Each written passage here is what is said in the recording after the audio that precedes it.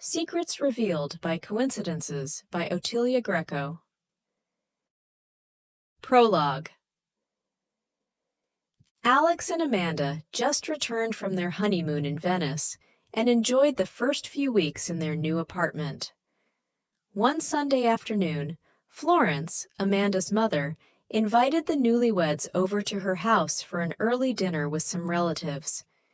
It was a sunny day in the fall. Amanda's cousin Susan, her fiancé Tony, Uncle Joe, and a small group of old friends were waiting for the young couple's arrival in the garden.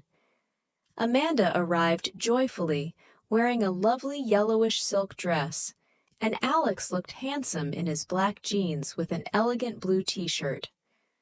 After a cool drink was served, and everyone had congratulated the young happy couple, they entered into Florence's cozy living room and sat around the tea table near the fireplace, chatting and exchanging some local news. 1 hour later, Florence gets up, walks very slowly towards the piano, and steps behind the piano. Is she going to play the piano? Her guests expect some mask. No. She turns around facing the wall behind the piano, pulls the sleeves of her blue blouse back, looks around, then gently lifts both arms and unhooks the large painting hanging over her piano. Each of her movements seem like a ritual. Her face shows a mysterious smile. Why is she taking that painting off the wall? What is she up to? All conversations suddenly stopped, and everyone was observing her. A little dust falls off the painting's golden frame, and on the empty wall, the outline of the painting is visible as a dark shadow.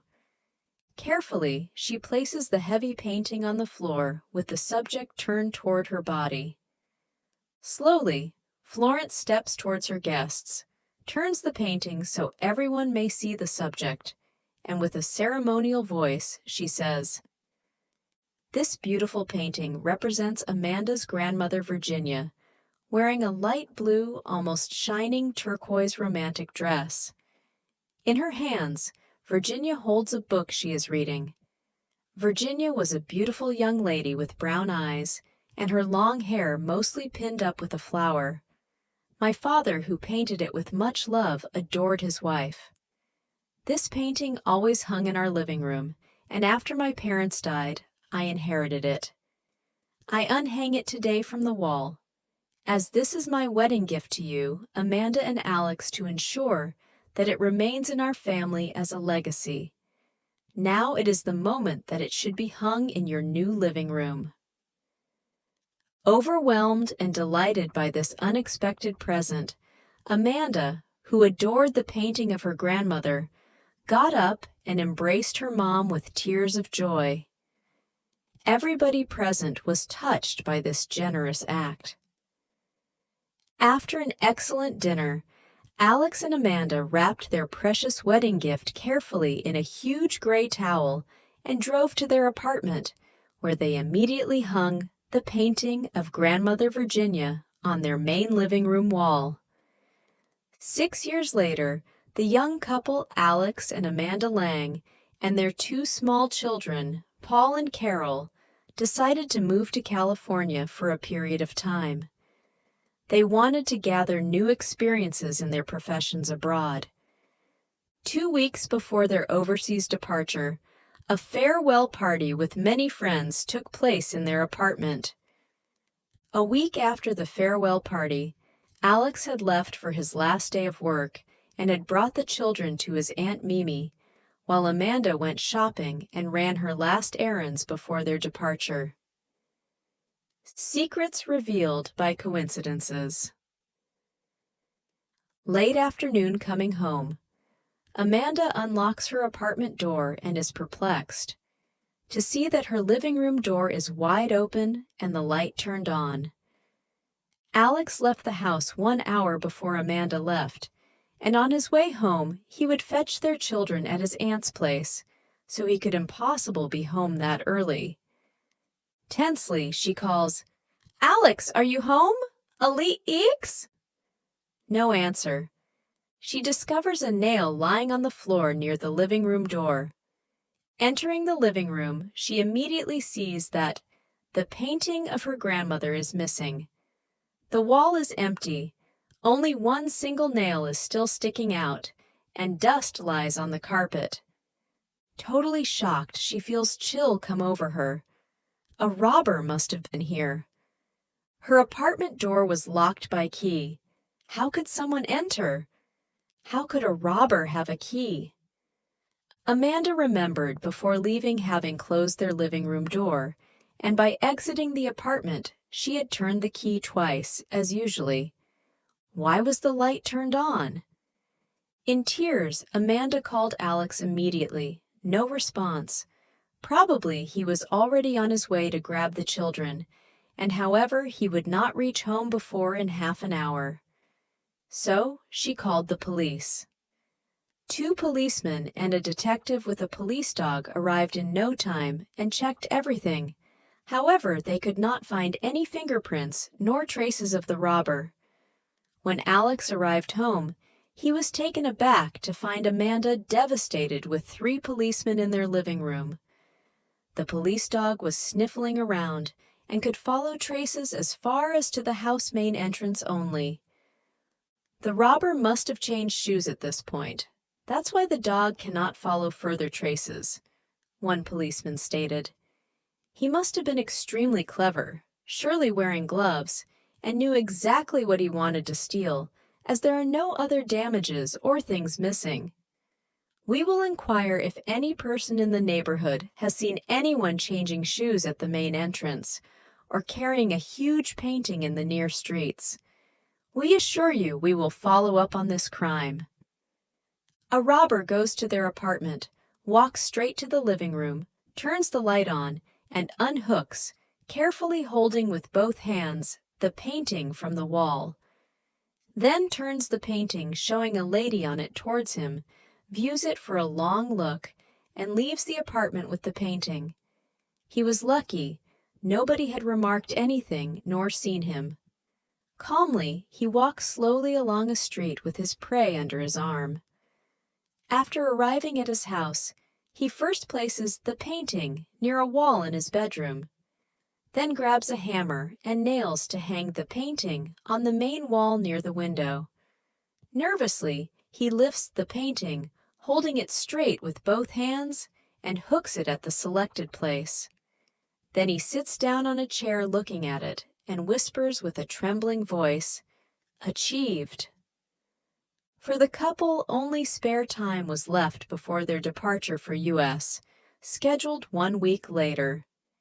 Even after Alex, Amanda, and their 2 children had left for U.S., the police did every possible research to resolve the mysterious robbery, however, with no results. Alex and Amanda in California. Alex and Amanda had a good start in California and loved the Bay Area. Both were happy to have found very interesting jobs. They rented a nice house with a big garden in a good neighborhood and soon made several good friends. The children loved the new environment, especially their large garden, and adapted well in kindergarten, improving their learning of the English language. It was an exciting period of time. In everyone's mind was the upcoming event of Apollo's moon landing. Finally, on July 16, 1969, both sat in front of their TV, watching this extraordinary achievement. Late at night, Amanda and Alex sat in bed, still commenting on this historical event and the incredible technical success they had just watched. Both were unable to sleep, being highly overwhelmed by this great accomplishment. Their 2 children, Paul and Carol, had been asleep for hours. Outside, the air had cooled down, and a light breeze was playing with the leaves of the trees in their garden. The night was dark, except the moon was popping in and out behind some fluffy clouds, blown by the wind. Most of the streetlights were turned off. At this late hour, all neighbors would be at home. The quiet atmosphere of the night enveloped their house located at a dead-end road. From far away, a dog was howling. Or was it a coyote? Suddenly the phone rang and rang. Amanda jumps out of bed, but hesitates to pick up the phone. Who would call this late? It is 11:45 p.m. Should I pick it up or not? She asked Alex, kind of worried. Probably someone got a wrong number. Just let it ring, Alex responded. The phone stopped ringing. Amanda crawls back to bed and snuggles into Alex's arms. No noises are heard. All is peaceful. Alex, if it rings again, maybe we should pick it up. Who knows if something happened to our relatives back in Europe? The minute Amanda turned the light off, the phone rings again. Amanda gets up and answers the phone, saying a short, "Hello?" Mrs. Lang, please excuse my late phone call. My name is Max Weiss. I am the ambassador at the Consulate General of Switzerland in San Francisco. We are about to send someone to your home to comfort you and your children. We realize that this must be terribly hard on you," said a deep, trustful voice at the other end of the line. Amanda, taken aback, answers with an unfriendly voice, "What do you mean? Is this a bad joke? What is it all about?" Please accept our deepest sympathy for the sudden loss of your husband. The Consulate General of Switzerland will assist and help you through this difficult time in any possible way. Amanda did not let Mr. Weiss finish his sentence. My husband dead? What are you telling me? My husband is sitting next to me. We are about to sleep.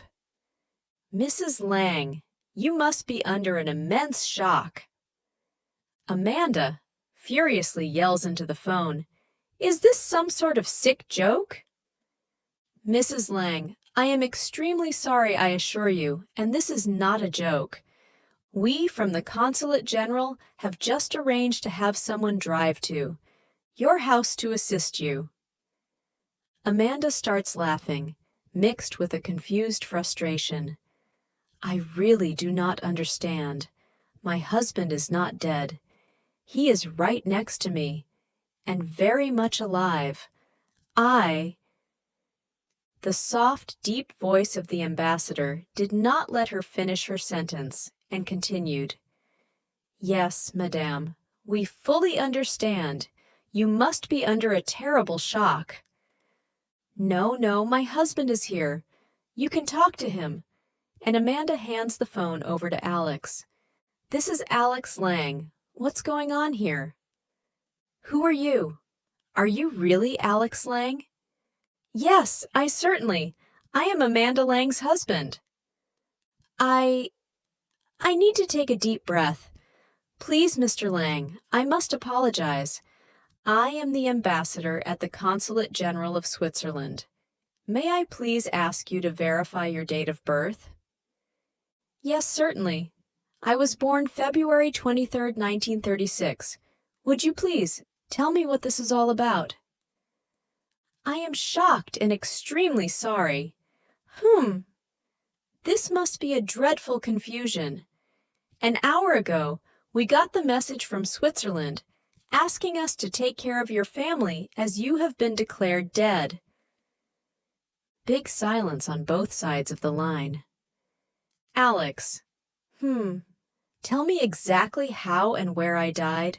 I am feeling great, happy, and extremely healthy. This sounds weird or like an evil joke. Ambassador, awful. How could such a mistake ever occur? And after a deep breath, anyhow, I am more than relieved that this message is false. After another deep breath, the ambassador continued, In this case, there is no need to send anyone to take care of your family. I assure you this was not a joke. We need immediately to find out where this incredible error derives from. Is it possible for you and your wife to come tomorrow afternoon to the consulate, say at 4 p.m.? Please bring your passports along. Together, We absolutely must investigate how such a deplorable error could ever have happened. Yes, certainly. We will be there tomorrow at 4 p.m. I would like to know who would create such an outrageous lie. I am alive and feeling very well. Alex replied, "The ambassador, I am more than relieved, Mr. Lang, and look forward meeting you and your wife tomorrow at 4 p.m. I am terribly embarrassed that such a horrible misunderstanding ever occurred. Now I wish you and your wife a good night's sleep. See you tomorrow." And he hung up. Confused, Amanda and Alex looked at each other. Then Alex breaks out in laughter. How can I be dead and alive at the same time? This mysterious rumor of my death has been greatly exaggerated. How could such a message ever become public, and more so involve the Swiss Consulate General? Alex, a handsome young man, took his beloved wife in his arms. "See, my darling, we are, thanks God, both alive, and will continue to enjoy every single day. I am sure this can only be an administration error. We both need a glass of wine to calm down and finally go to sleep." Amanda, still confused, agreed. She felt more than relieved to be held in Alex's arms. Next morning at work, after Alex told his boss about the mistaken report of his death, the boss gave him the whole afternoon off for driving to the embassy. Amanda, a charming, sensitive woman, 29 years old, with soft brown eyes and long fair hair, wore a nice light green summer dress. She collected all their personal documents, the Swiss passports, Idaho cards, their green cards, and placed them into her dark blue leather purse. Alex, a tall, good-looking man in his early 30s, with brown eyes and black curly hair, decided to wear dark blue slacks, a light blue shirt with a tie and a jacket, for meeting the ambassador in San Francisco. While driving downtown, the couple tried to guess how such an absurd error could ever occur. Alex started joking. "I never thought that a dead person is able to drive a car. The whole story is ridiculous. Who knows if being dead one can drive a car on the clouds? Ha, ha!" Amanda, "Stop joking. This is not at all amusing. At least you would have to grow wings. And this would take a long time. In my opinion, you are much too young for growing wings. Now let's be serious and see if the ambassador found out where this lie came about." At the Consulate General of Switzerland. When Alex and Amanda arrived at the consulate, a clerk was waiting at the entrance and guided them into the ambassador's office, a finely furnished room with a large print of the Swiss Alps with snow-covered tops hung next to the Swiss flag on the wall behind the ambassador's desk. "Please have a seat," the clerk politely said, and left the room. Small Swiss chocolates in a silver dish were placed on the teak table.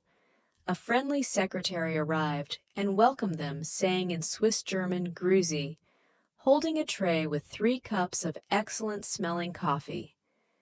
An instant later, the ambassador, Mr. Weiss, entered, an elegant man in his early 60s, with blue eyes and his black hair slightly turning white. With a gentle handshake, he greeted his guests warmly. His trustful voice made Amanda and Alex instantly feel comfortable. "Nice to see you here. Let's have our coffee first, and then start to resolve this bizarre story as best we can." The ambassador started. "Please, Mr. Lang, may I see your passport first, so I'm able to verify your birth date?" Alex handed him his passport. In the meantime, the ambassador had investigated and found out where Alex worked and continued. "I assume you are enjoying your stay in California. I understand that you are very respected professionally by your boss and that you have been promoted recently to a junior partner in the company." Then he looked at Amanda. "Mrs. Lang, I hope that you like living here and adapting well in California. For your children, I trust the move was not too hard. Children adjust fast to new situations. At first, Amanda was very nervous. However, she felt supported and relieved by this gentleman and answered, "Yes, Mr. Weiss, we are very happy living in California and have adapted well. We love the area and are not sorry to have made the move overseas." The ambassador had called the Swiss Ministry of Foreign Affairs in Switzerland. However, his investigation did not lead to any results. All they communicated at the Swiss Department for Foreign Affairs was that they received a message by an unknown source who assured that Mr. Alex Lang had died in a car accident in California. After finding out that Alex Lang had moved somewhere near the Bay Area with his family, they requested our Consulate General to search for Mrs. Lang's exact address and to offer immediate help, which I did by calling you last night. Such tasks are part of our duty. The long discussion and investigation with the ambassador ended with no valuable results, and he mentioned, "I am more than relieved that this statement is not reality. The remaining questions are, how could such a mistaken report ever occur? Who would report Alex's Lang dead, and why? Is there any reason? The embassy will absolutely do the best to find out more about this mystery." The ambassador took a deep breath, then had a smile on his face and suggested, "Let's go and enjoy a good dinner together." All three were ready for dinner and walked to a nearby restaurant in downtown San Francisco. The ambassador, Mr. Weiss, started to make jokes. They had a stimulating conversation about being alive or dead and how to handle a world full of rumors, lies, crimes, secrets, dreams, and illusions. Alex explained the reason for their move to California was to increase his knowledge in his engineering field and work on new systems for solving SIX. Secrets revealed by coincidences. Foundation problems against earthquakes, combined with the challenge to work in a foreign country. He was lucky to have found a job at a company where he could resolve difficult tasks for new projects and where his European knowledge was appreciated. Amanda shared that it was a pleasure to have the chance to explore the easygoing life and work part-time with an interior architect. She loved sunny California. The children adapted fast to preschool and were improving with their English. "We have very nice neighbors with the same age children and made new friends. We were lucky and truly appreciate being here." Mr. Weiss told them that he originated from the city of Bern in Switzerland and loves working in San Francisco, known for its beautiful setting on the bay. He as well enjoys the atmosphere of the Californian way of life. Late in the evening, upon arriving at their home, Alex and Amanda checked on their children, who had spent a good day with the neighbor's children. Walter, the neighbor, had brought them home, put them to bed, and was still sitting in Alex's living room reading the newspaper and commenting, "Your children didn't miss their daily goodnight story. Thereafter they immediately fell asleep, exhausted after playing and running around with our dog. How was your trip to the city? Hope you enjoyed your day off shopping downtown." Amanda and Alex never told the neighbors the real reason of their visit downtown. After this emotional day, Amanda and Alex were exhausted and went straight to bed. However, Alex was not able to find any sleep. He continued to guess reasons for that confusing, foolish report about his statement to be dead. He got up, went in their living trying to read a book, but he was unable to concentrate, so he decided to look into some old newspapers ready for dumping. Suddenly, he found an article about an accident that happened on Highway 99 3 weeks ago.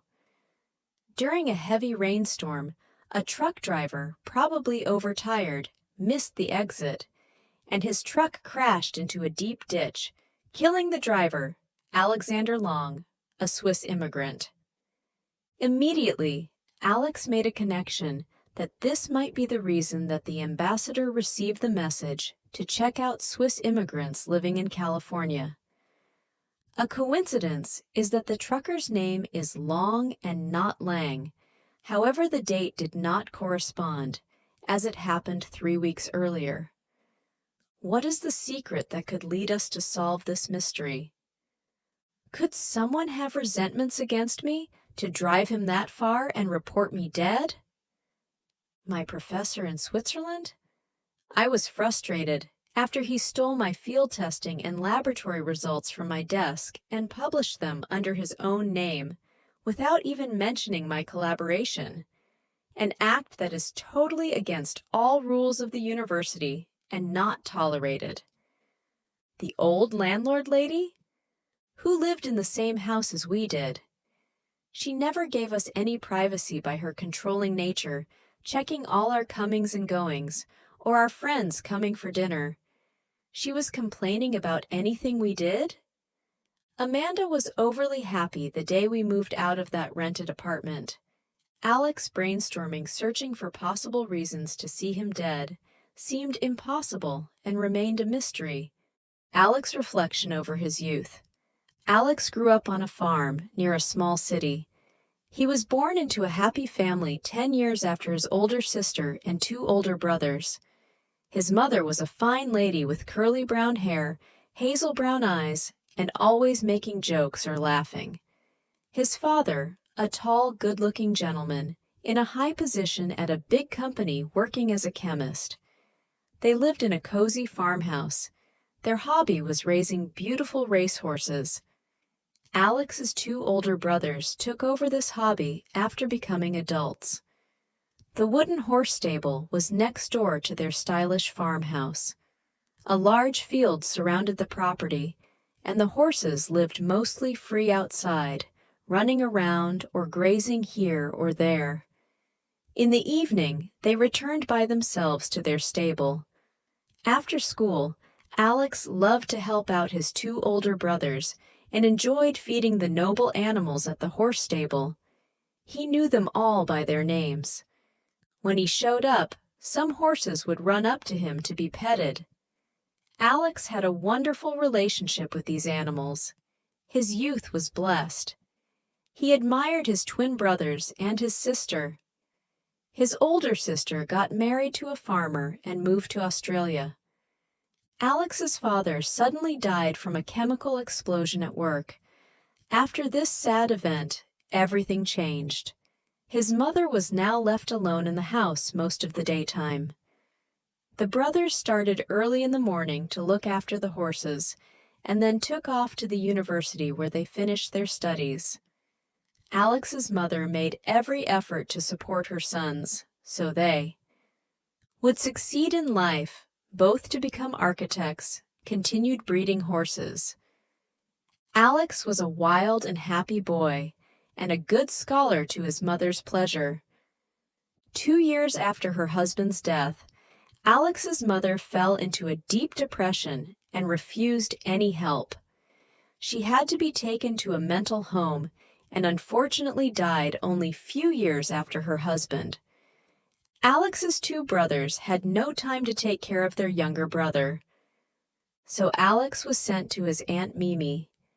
The aunt was single, a nice but very strict person, and Alex had to perform. Besides being a good student, he had to earn money by walking the rich neighbors' dogs or mowing their lawn on Saturday afternoons. Growing older, Alex completed his engineering studies and was helping young students with their mathematic homework. After graduation, he became a research assistant at the university. He was successful. After he realized that his boss was stealing his lab results and published them without even mentioning his collaboration, He was deeply disappointed and hurt. During his final studies, he met Amanda on a hike with other students. Amanda had finished her studies as an interior architect. Amanda's attitude fascinated him. She was open-minded and positive. Amanda was attracted by Alex as well, due to his perseverance in his job and his wish to explore the world. They had many common interests and fell in love. Both had the intention to travel abroad to get more experience in their jobs and get acquainted with other mentalities and ways of life by exploring other parts of the world. Soon, they decided to get married, share their desire to travel, be open to new experiences, and meet people from other countries. Some years later, they decided to move to California for a certain period of time. Alex, still wanting to understand today's mysterious incident of his proclaimed death, an episode came to his mind, which happened 6 years ago shortly before moving overseas. The couple had decided to bring a few pieces of furniture and other valuable objects into storage at Amanda's parents' house. Among them was the painting showing Amanda's grandmother, which meant a lot to them. Only few days before they started moving, the painting was literally removed from their living room wall. The police made thorough investigations. Nothing was damaged. They had questioned the neighbors. However, no one had heard a sound or seen a suspicious person around the house. The robber obviously was focused on that painting only. Amanda had mentioned to the police at the time, "The painting has no real commercial value. We plan to store it at my mother's house, where she would keep it safely for the time we intend to remain overseas." Alex remembered calming Amanda, saying, "There is no solution. Life has to go on. Maybe we will find the painting unexpectedly someday. We need to forget that incident." Refreshing all those old memories did not help Alex find a clue to today's bizarre story declaring him dead. Alex decided never to mention that surreal story again. Finally, after hours, he fell sound asleep beside his beloved wife, Amanda. In a dark room, the robber sits on a chair facing the painting, whispering, "After my successful act, I carried the painting to my bedroom and finally hang it carefully on a wall near the window. Virginia, you have always been my secret love. I adore your mystic smile. Let's listen together to the song Mona Lisa Smile by Nat King Cole. I always was listening to until the day you finally became mine. Mona Lisa, Mona Lisa, with the mystic smile? Do you smile to tempt a lover, Mona Lisa? Or is this your way to hide a broken heart? Many dreams have been brought to your doorstep. They just lie there and they die there." Life in California. The Lang family adored living in California, spending the weekends in their garden, and especially having friends over at any time of the year. Sometimes with their neighbors, they took off together with their children on a camping trip to a beautiful national park. The children, Paul and Carol, enjoyed exploring new regions and playing in small, gushing rivers. They could not wait to take off for their next camping trip. One day, they traveled to a small campground in a nearby valley. Paul was eager to put up their tent and sleep in it. By 9 p.m., the tent was ready to place their sleeping bags inside, when Paul suddenly started crying and protesting to sleep in that tent. Alex is angry. "What is it, Paul? You were impatient to sleep in a tent for days and couldn't wait until it was set up. What is this theater all about now? Stop crying and crawl inside immediately." Paul was screaming louder than anybody had heard him cry before. "I will not sleep tonight in that tent. You cannot force me, and I will rather sleep in the car." there was no way to change Paul's mind. He insisted and did not care about any punishment or presents promised by Amanda. Paul started shivering, and there was no way to calm him down. By 10 p.m., irritated by Paul's attitude, everybody was worn out trying to convince Paul with absolutely no success. Finally, Amanda gave up trying to calm the boy and decided to check in with the whole family at a nearby small motel. Paul entered the motel room, relieved. He hugged his parents, lay on one of the beds, and fell sound asleep within minutes. Next morning after breakfast, the Lang family returned to the camping ground and, traumatized, found their tent torn in pieces and a lot of destruction around it. Feathers from a torn-apart sleeping bag mixed with bits of a rubber pad, including Paul's overall, lay in the mud. Footprints of an animal proved that it was greedy in search for food. The family living in a trailer nearby explained still being under shock. We woke up at 2 a.m. hearing strange noises and observed through our small window how a black bear ripped your tent in pieces checking for food. In rage, it tossed pieces of material with its paws around and made strange noises. We were terrified to be its spectators and not knowing if the bear is going to attack our camper as well. Immediately, we called the rangers for help. 2 rangers came within shortly and shot the bear. They reported not to have seen any bears around this area for decades. See, one ranger sits dozing over there. He wanted to speak with you folks in person. Lang's family walked over to the ranger, dozing on a bench, waiting to report what had happened during the night. He got up and showed them the dead animal lying under a bush nearby. Everyone was totally shocked and relieved at the same time. How could Paul ever feel that it was unsafe to sleep in the tent last night? He forced us to go to the motel, his sister Carol asked. Mom and Dad were speechless and thankful for Paul's intuition.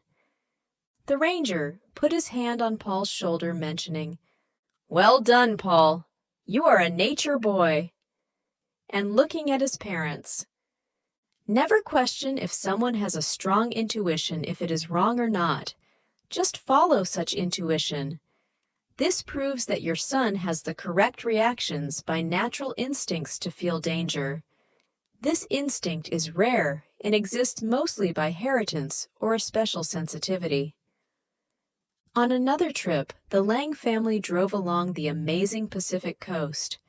The children loved to watch the many seals and giant elephant seals laying lazy along the sandy beach, seagulls catching fish, and observe the movement of huge waves crashing onto big rocks. Due to a large landslide at some point, the street was demolished and its repair underway. A red light was signalizing one-way driving only. Near the one-way sign, a car blocked all traffic due to a flat tire. Some men helped pulling that car aside, however it took quite a while, and the night was approaching fast. Fortunately, a nice resort was nearby, and some travelers decided to return and check in there instead of waiting at the roadside. So did Alex's family. They were lucky to get the last available bungalow sitting on a rock overlooking the sea. The Lang family enjoyed the unexpected occasion to spend the night there and observe the dramatic rhythm of the waves breaking against the shore.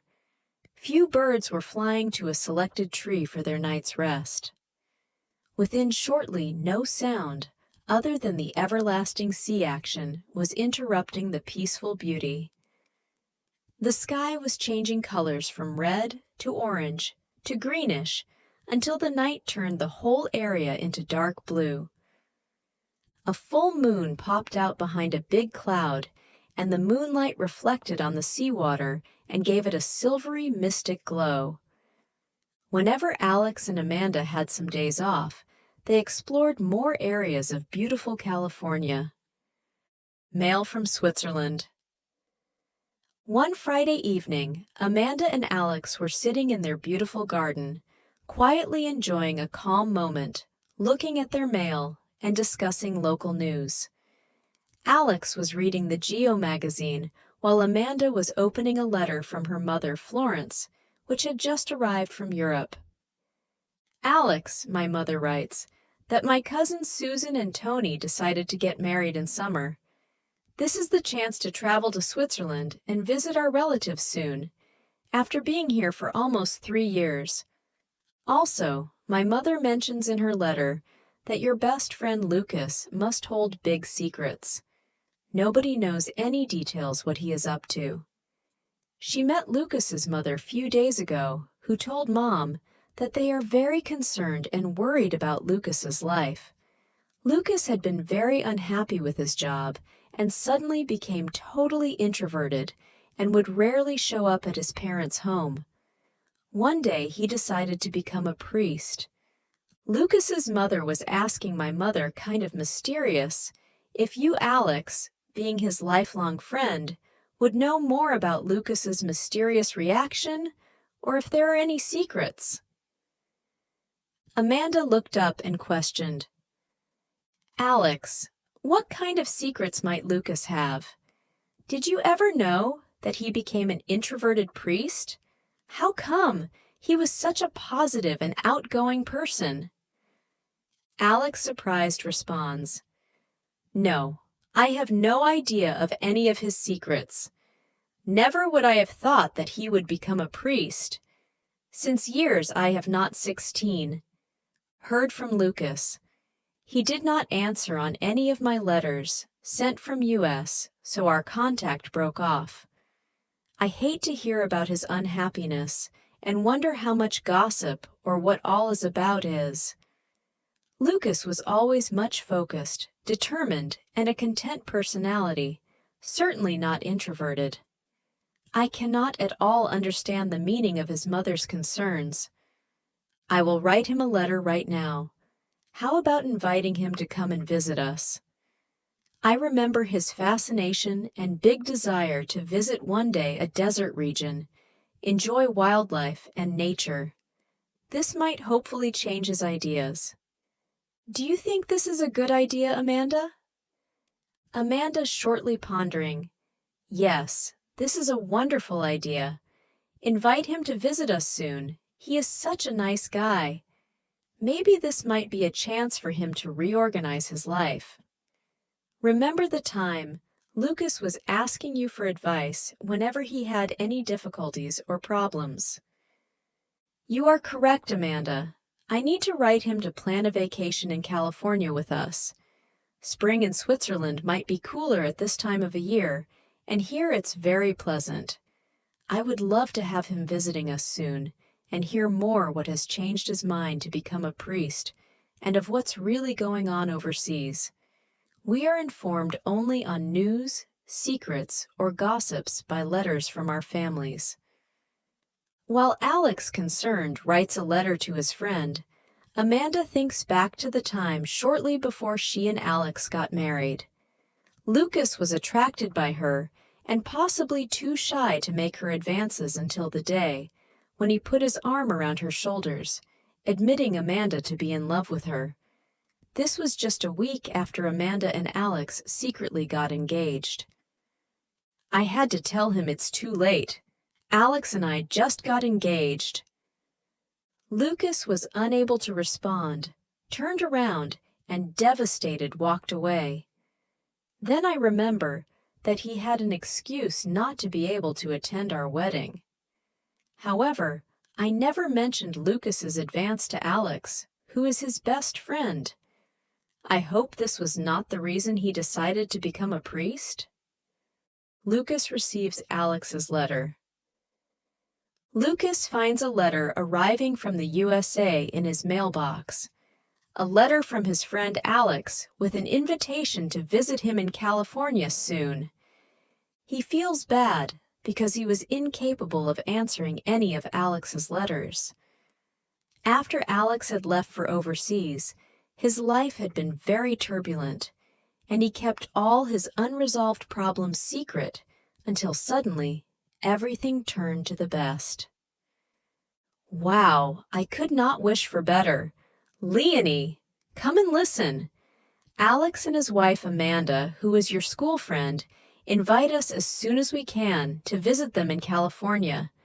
They have no idea that we are married. I asked my parents not to mention it to Alex, and not even tell a word to Amanda's mother, as we intended to surprise them when they come to Europe for Susan and Tony's wedding. We must keep it a secret. As we are ready to plan our honeymoon vacation, let's accept the invitation. I am so excited. I always wanted to explore the West Coast. What do you think of that idea? Leonie, yes, this sounds very exciting. I am ready to take off soon. My vacation starts in 2 weeks. Do you think we can find flight tickets so quickly? Lucas, yes, I am sure. I will call Alex right now and ask him if this fits to their schedule. I will tell him that I got married and bring my wife along, without mentioning my wife's name. This must remain a secret. This will be a big surprise for them. Imagine, at our arrival, Alex and Amanda will discover that you, Leonie, Amanda's best girlfriend, are my wife. Would you agree? Yes, this is a perfect surprise. Please call him right away. Right now is a good time to call California. We are 9 hours ahead of California time. Lucas excited. Leonie, please let's first have a glass of wine. I need to calm my enthusiasm before I am able to talk to Alex. For several years, I never answered his letters because I felt unable to confess him all my ups and downs. Leonie walks to the kitchen, pours white wine into 2 glasses, and brings them to their living room. Meanwhile, Lucas reads Alex's letter again and again. Both raise their glasses and kiss each other. Cheers, my love. I must speak to Alex now. 10 minutes later, Lucas dials the long phone number and waits until it rings and rings. Hello, this is the Langs. Here, Lucas. Alex, is it you? Yes. Lucas, what a pleasure to hear your voice. Did you get my letter? How are you? I did not hear a single word from you for such a long time. Are you able to visit us soon? Many questions went through Alex's mind. Alex, I am feeling terrible for not answering your letters since years. I must apologize. Alex, yes, your letter arrived today. I read it 3 times, and I am totally excited by your invitation. My wife and I were just planning a trip for our honeymoon to France or Italy. However, the West Coast has always been a destination I dreamed of. If you and Amanda really mean it, we would love to accept your invitation. Alex, there are so many things I have to tell you. Alex puzzled and surprised. Lucas, you are married? How exciting! Is it a secret? When can you take off? Please come as soon as possible. Lucas, yes, we got married shortly. It's a long, long story. I will tell you all about when we see each other. My wife's vacation starts in 2 weeks, and I am able to take off at any time. Alex, super.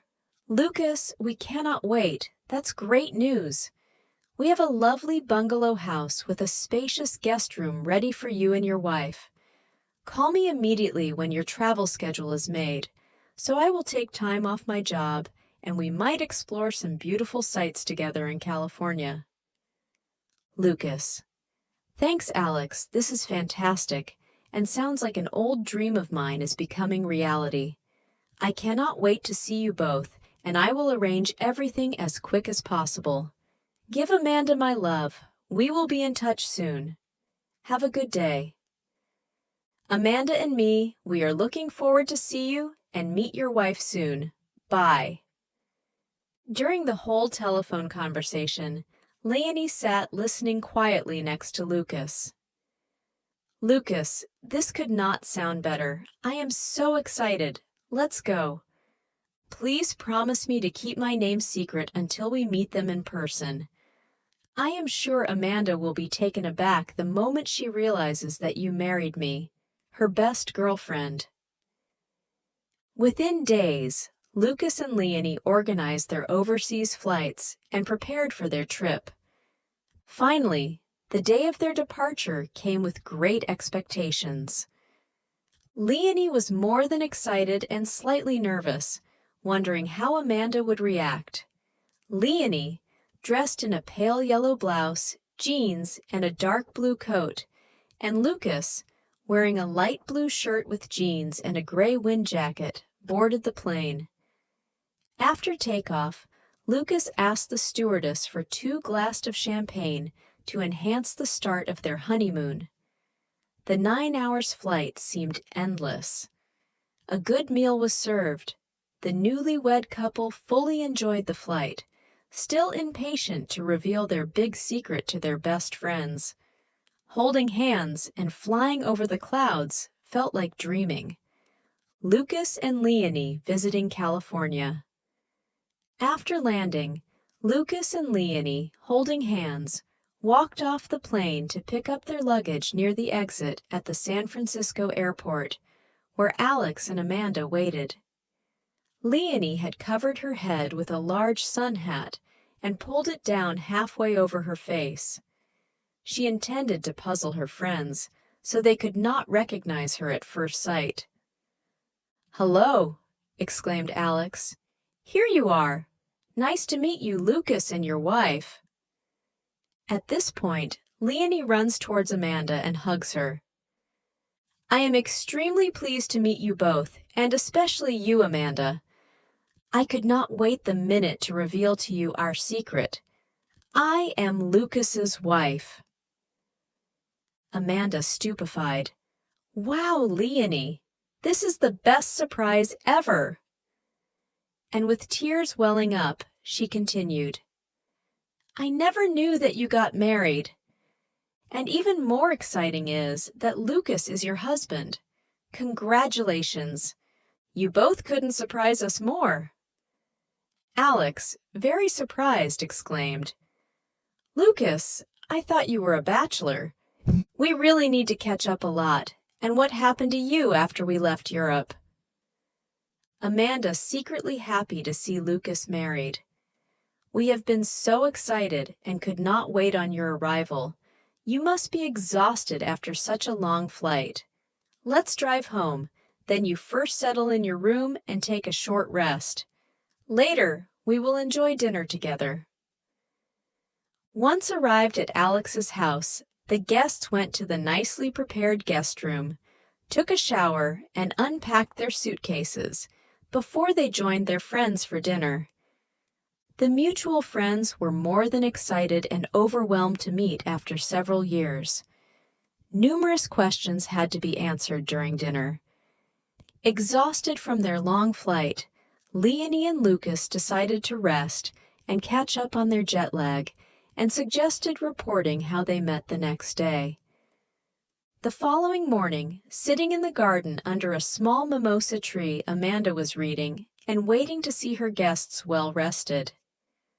"Wow, Leonie, you both look great!" Amanda jumped up from her chair and gave Leonie a big hug. "I still cannot believe that you, Leonie, became Lucas's wife. What a fantastic surprise!" Then she hugged Lucas. "Take a seat. I will call Alex. He is in the house. Then we will enjoy our Sunday morning breakfast." Leonie remarked, or was it an illusion that Lucas seemed kind of uncomfortable kissing Amanda, and her thoughts went back to the time when Lucas told her that he became a priest because he could not overcome a big disappointment? Could it be that he was once in love with Amanda? However, she knew that Amanda only dated Alex. Amanda as well realized Lucas being kind of nervous. Possibly it is because I rejected him at the time? Amanda run into the house. "Alex, where are you? Come, everybody is ready for breakfast." Everybody was ready for a late breakfast. In her spare time, Leonie looked around and was impressed by the beautiful garden with many flowers blooming, and the idyllic place in the shade under a tree with a table and fancy garden chairs. She was amazed by the spacious lot. Lucas waited until Amanda was in the house. Then he opened up towards Leonie. "Leonie, I need to admit that at the time I was secretly in love with Amanda, but too shy to let her know it. I did not realize that she might be in love with my best friend Alex. When I finally made an approach, she, 22, revealed me that they just got engaged. As always, I realize too late when I am on the wrong track, until I met you, my love." Leonie answered him with a big kiss and expressed her love by sitting on Lucas' knees.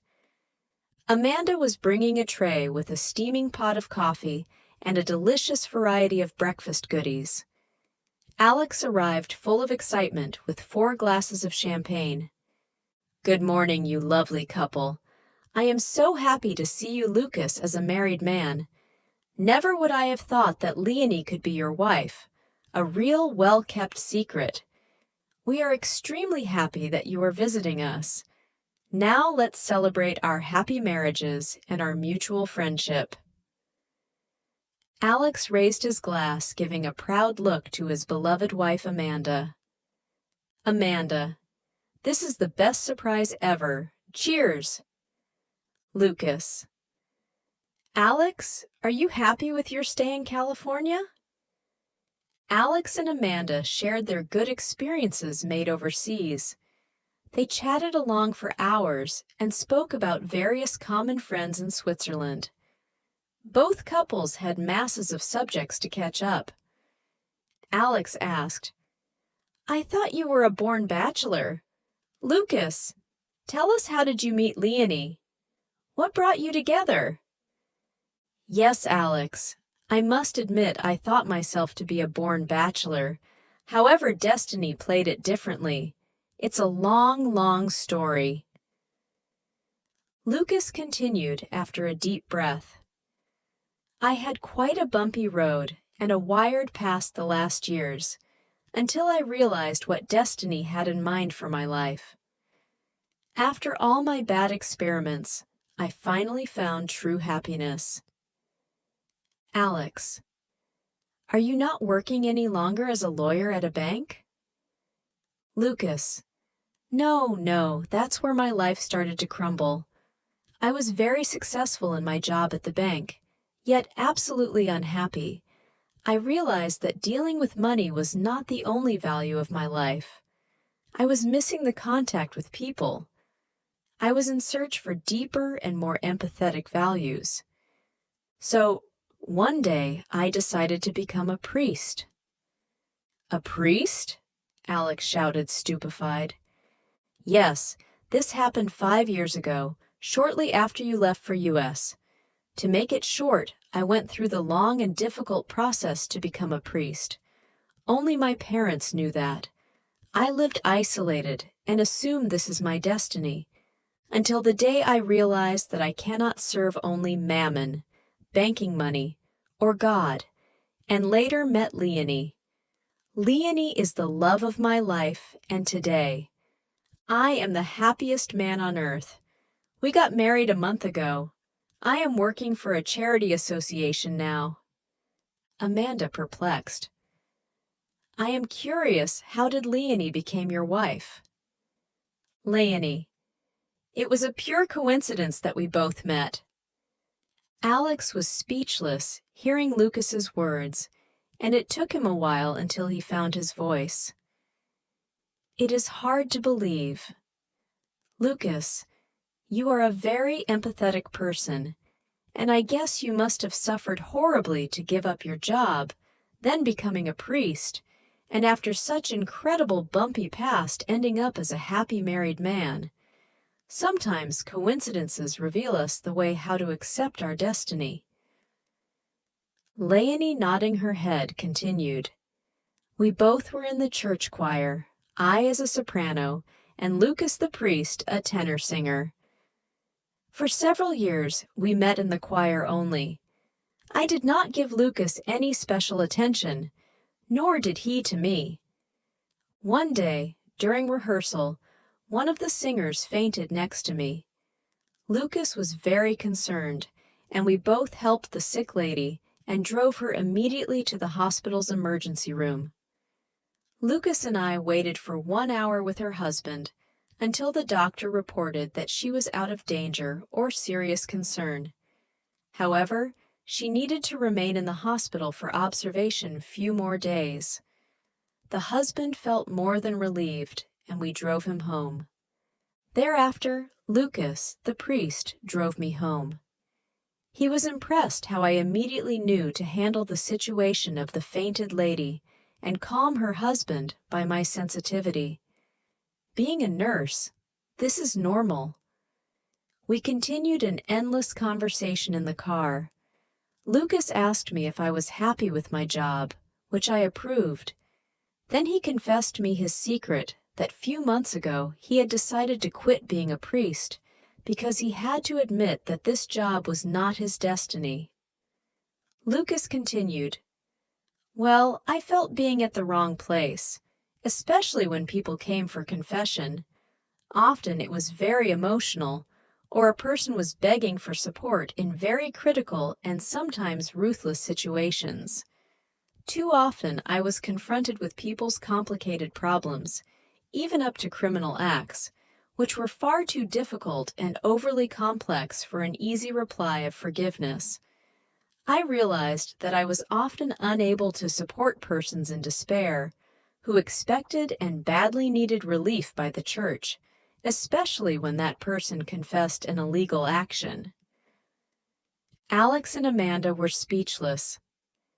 Lucas added, "See, Alex, before working at the bank, I studied law. Being a lawyer, how could I tolerate forgiveness to someone who seriously harmed other persons? My main conflict was to let anyone get away by confession of clearly illegal or even criminal acts. Persons expect help from a priest and the church by confessing secrets. My inner fight with my personal opinion of justice ended in months of high fever, and I had to admit that I was in a total wrong position.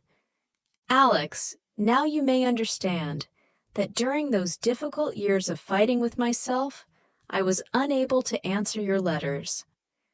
I did not want to see anyone and did very seldom contact my parents.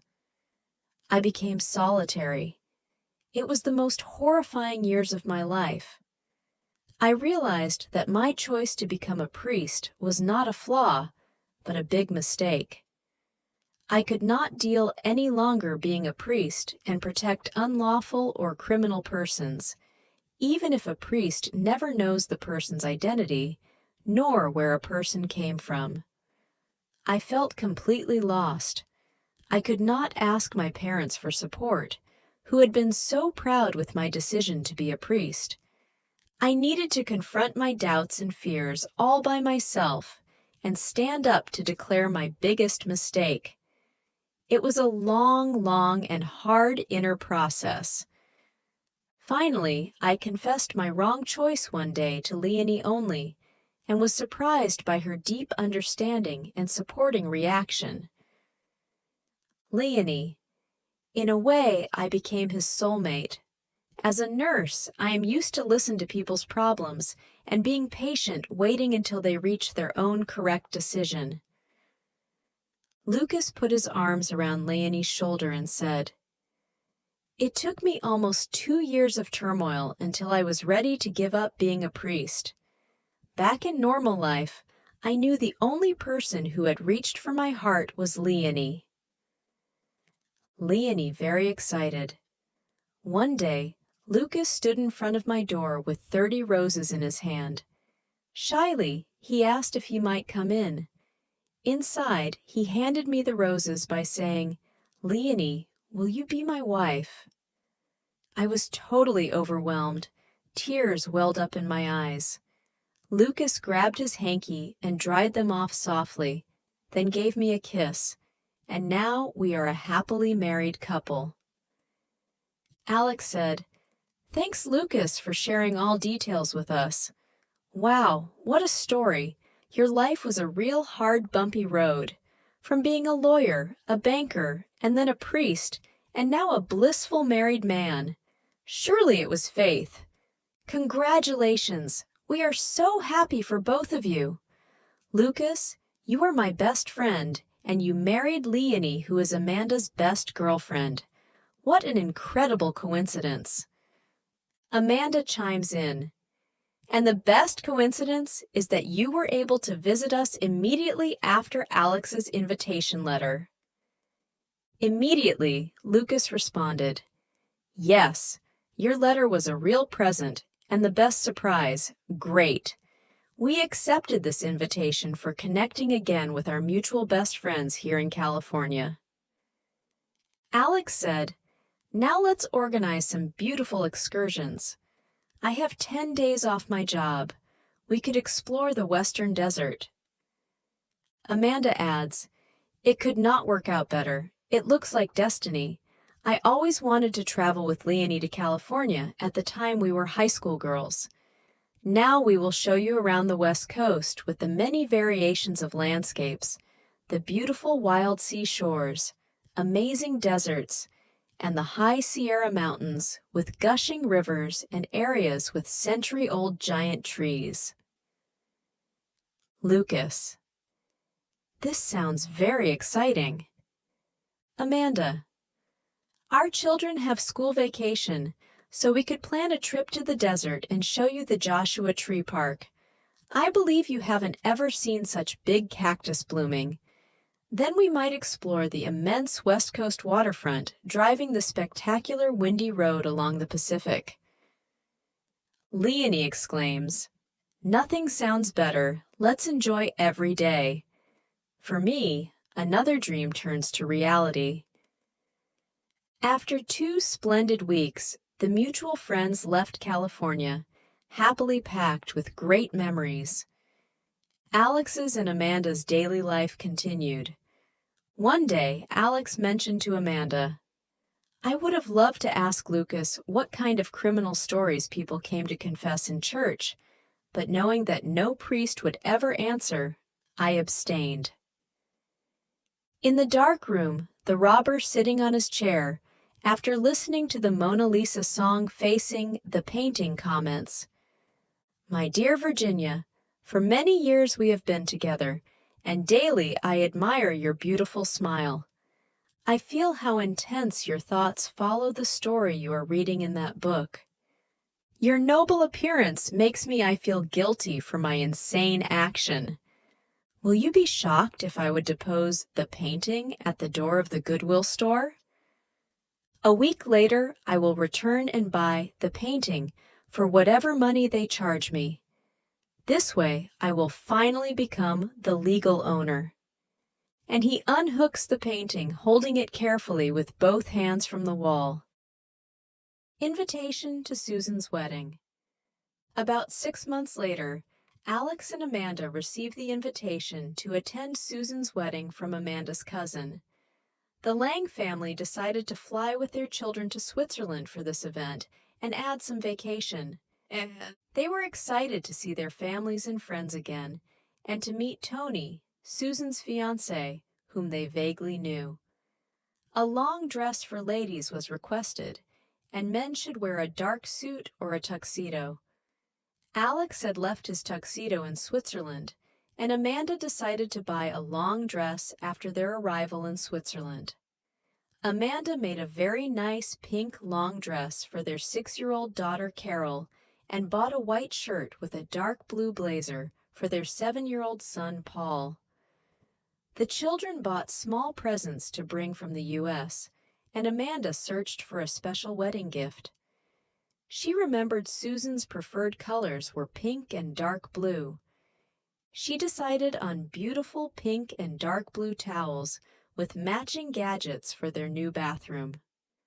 Amanda accumulated special small presents to bring to her mother, Alex's Aunt Mimi, and some special friends. Packing suitcases was a real task, as was fitting all presents and clothing in. The children had to minimize the number of toys to bring along. In Switzerland, Amanda's mother, Florence, was very excited to have the family Lang arriving soon. She had cleaned up her entire house and prepared freshly painted bedrooms with new blue sheets and bed covers. In a cupboard of her attic, she found a beautiful long light blue silk dress, which her mother, Virginia, wore at the time. She thought this beautiful dress might fit Amanda, and she could wear it at Susan and Tony's wedding. After Amanda's arrival, her mom suggested, "Amanda, on our attic, I found this beautiful long dress your grandmother owned. I assume it might fit you. It could be a great occasion to wear it on Susan's wedding. What do you think?" Amanda tried the dress on. "Amanda, wow, it's a beautiful dress and it fits perfectly. I am truly proud to wear grandmother's dress at the wedding. This is a memorable moment. Mom, you always have great ideas. By the way, is Tony a nice person? I just met him shortly before we left for California. Where did Susan meet him?" Florence answered, "Well, we did not know Tony before she dated him. He is a very handsome, generous, and friendly gentleman. Tony is a dentist and 8 years older than Susan. She met him during a vacation. He is a good match for Susan. Both are very happy and have a lot of common interests. You both will love him. He is easygoing and a lovely person." In the dark room, the robber sits on his chair facing the empty wall in his bedroom, musing over earlier times, listening to the Mona Lisa song and wiping tears from his eyes. "My secret love, I will never forget your lovely smile. Please forgive me that we had to separate. The deal with the Goodwill store did not work. In the meantime, I got in big financial troubles and wanted to sell the painting for cash, but this failed due to different very unpleasant circumstances."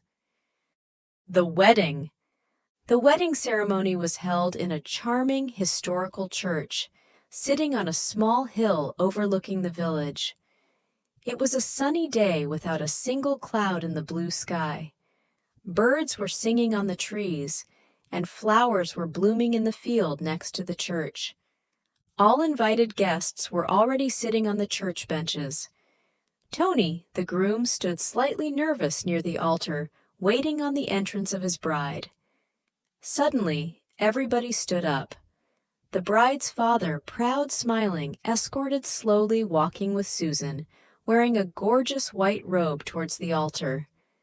Susan looked stunning in her long white dress, holding a bouquet of beautiful pink roses in her hand. Tony, excited, was in awe admiring his bride and held out his hand to join him near the altar. On their faces, one could see their deep love.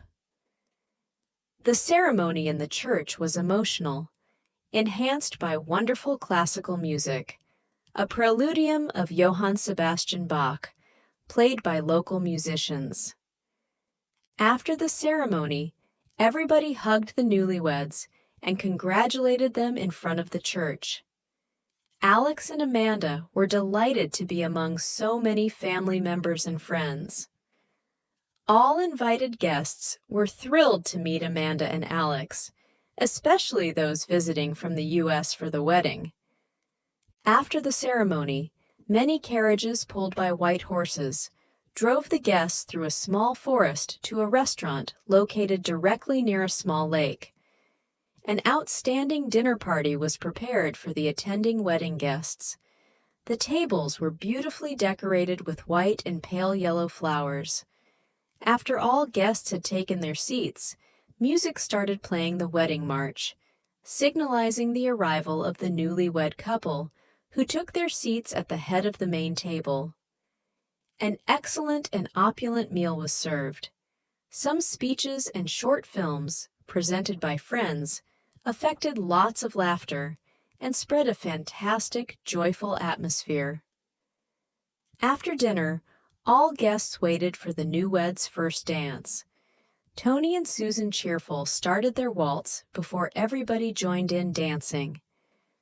Alex and Amanda loved to dance and enjoyed to see so many couples dancing, the ladies wearing elegant long dresses and attractive-looking men in tuxedos. Both were delighted to meet many family members, old school friends, and the neighbors they had missed during their absence.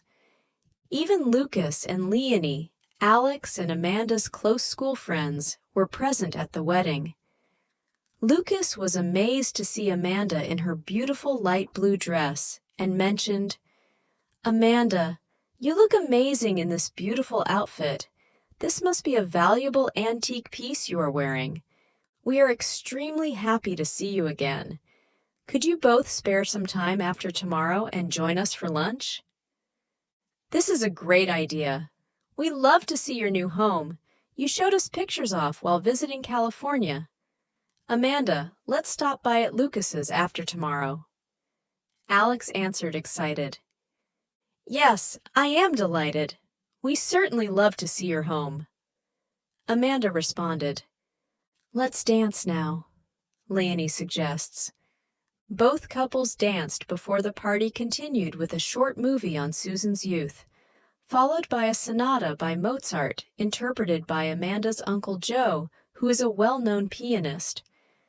Alex spots Tony the Broom, standing in a corner of the room near the dessert buffet, talking to a group of people. He walks over to join their conversation. Walking by his wife, he mentions, "Amanda, join me after you have talked to your girlfriend Leonie."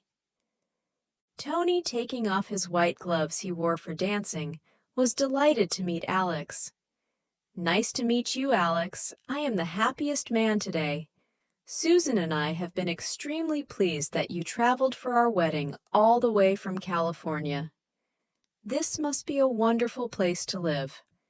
May I introduce you to my parents, Marlon and George Weiss, and my uncle Max Weiss? Is Alex Lang, Amanda's husband. She is Susan's cousin. They came especially from U.S. for our wedding." Mr. Max Weiss looked perplexed at Alex and said, "Mr. Lang, didn't we meet in San Francisco? What a coincidence." "Alex, are you the Swiss ambassador?" "Yes, and I am Tony's uncle. He is the son of my brother George.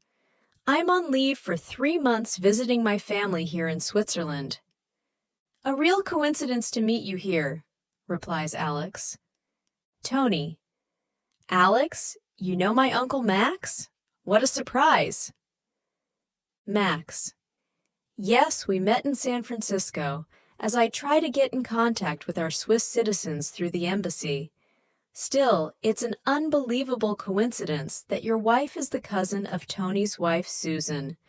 What a small world. And here joins us Thomas Payne, a former neighbor." Alex shakes hands with Thomas, who is very surprised to see Alex. "Long time no see. What a surprise to see you here. Are you visiting from the States? Do you intend to move back to Europe?" "Ah, now I understand Amanda is Susan's cousin, so you came especially for the wedding." "Yes, this was the perfect occasion to visit our family and friends, after several years being overseas." Alex waved Amanda to meet the ambassador Mr. Weiss and Thomas, an old family friend. "Here Amanda comes, rushing through the room," Alex proudly said. "Hi, so nice to meet you Thomas here at the wedding." Smiling, Amanda holds out her hand and shakes it. "Hi, a man." Thomas's voice abruptly stopped. He turned white, tumbled to the side, and seemed to faint. Alex could grab Thomas's arm. "Thomas, are you dizzy? Do you feel any pain, or did you drink too much wine?" Thomas was unable to speak. Alex and Max Weiss escorted him to a chair in the hallway near the exit, where he fainted. Alex and Mr. Weiss helped carry old Thomas outside in the fresh air. Thomas needed a doctor. Consequently, The receptionist immediately called the ambulance, and Thomas was taken as soon as the ambulance arrived by the paramedics right away to the nearby hospital. Luckily, only few people saw the incident, which would have disturbed the good atmosphere at the wedding party. Max Weiss commented, "It looks as the old man might have a heart attack. So, you know him? Is he related to your wife Amanda?" Alex, "No, he is not related to Amanda. He was a friend of Amanda's grandparents and became kind of a family member, being present at their home often. After her grandparents passed away, he remained in contact with our family." Max Weiss explained, "I grew up in the city of Bern. I know Thomas Paine. He was our neighbor's son, about 10 years older than me. At the time, he was kind of eccentric, telling me and my brother unbelievable stories. Being teenagers, Thomas impressed us by his bragging. His father was super rich, owned a castle in France, where a secret ghost appeared once in a while, as he told us.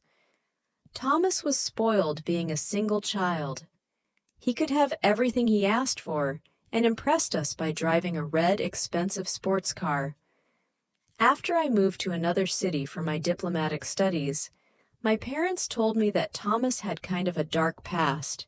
He was keen of rich girls, smoked a lot, and drank too much alcohol. Because of too much partying, he never completed his studies. After my parents moved to another city, I lost contact with Thomas and his parents.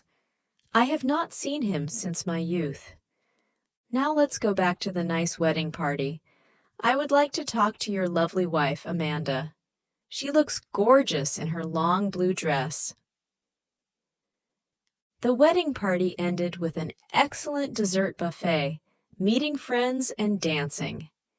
Everybody was delighted to see the newlyweds leaving late in the evening for their honeymoon. Lunch at Lucas and Leonie's.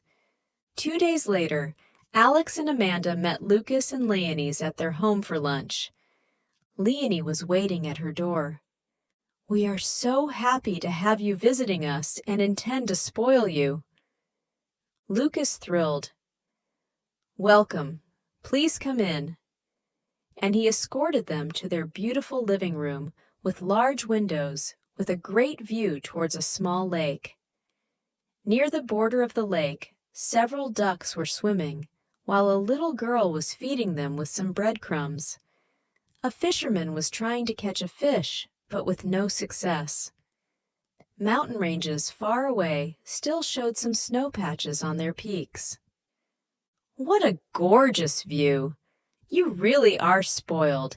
It feels like being in a fairyland," exclaimed Amanda. 4 glasses of champagne had been prepared on a silver tray out on the deck of their patio. "Please, let's toast to our friendship, our happy marriages, and our mutual fantastic vacation in California," said Lucas, with a proud look towards Leonie. Amanda chimes in, "We really had a good time traveling together, exploring the desert and other places in California. Super memories." Leonie, "Right. With our husbands, we did the most wonderful trips together. Nobody would guess that we 2 girlfriends would end up marrying.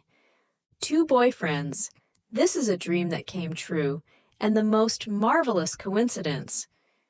Susan and Tony's wedding was the perfect occasion to see you back in Switzerland." Entering from the patio, Lucas showed them around in their nice apartment. As they came into the dining room, Amanda stopped stunned in front of the painting hanging at the wall showing her grandmother Virginia. Shocked, shaky, and white as a sheet. For minutes she was speechless.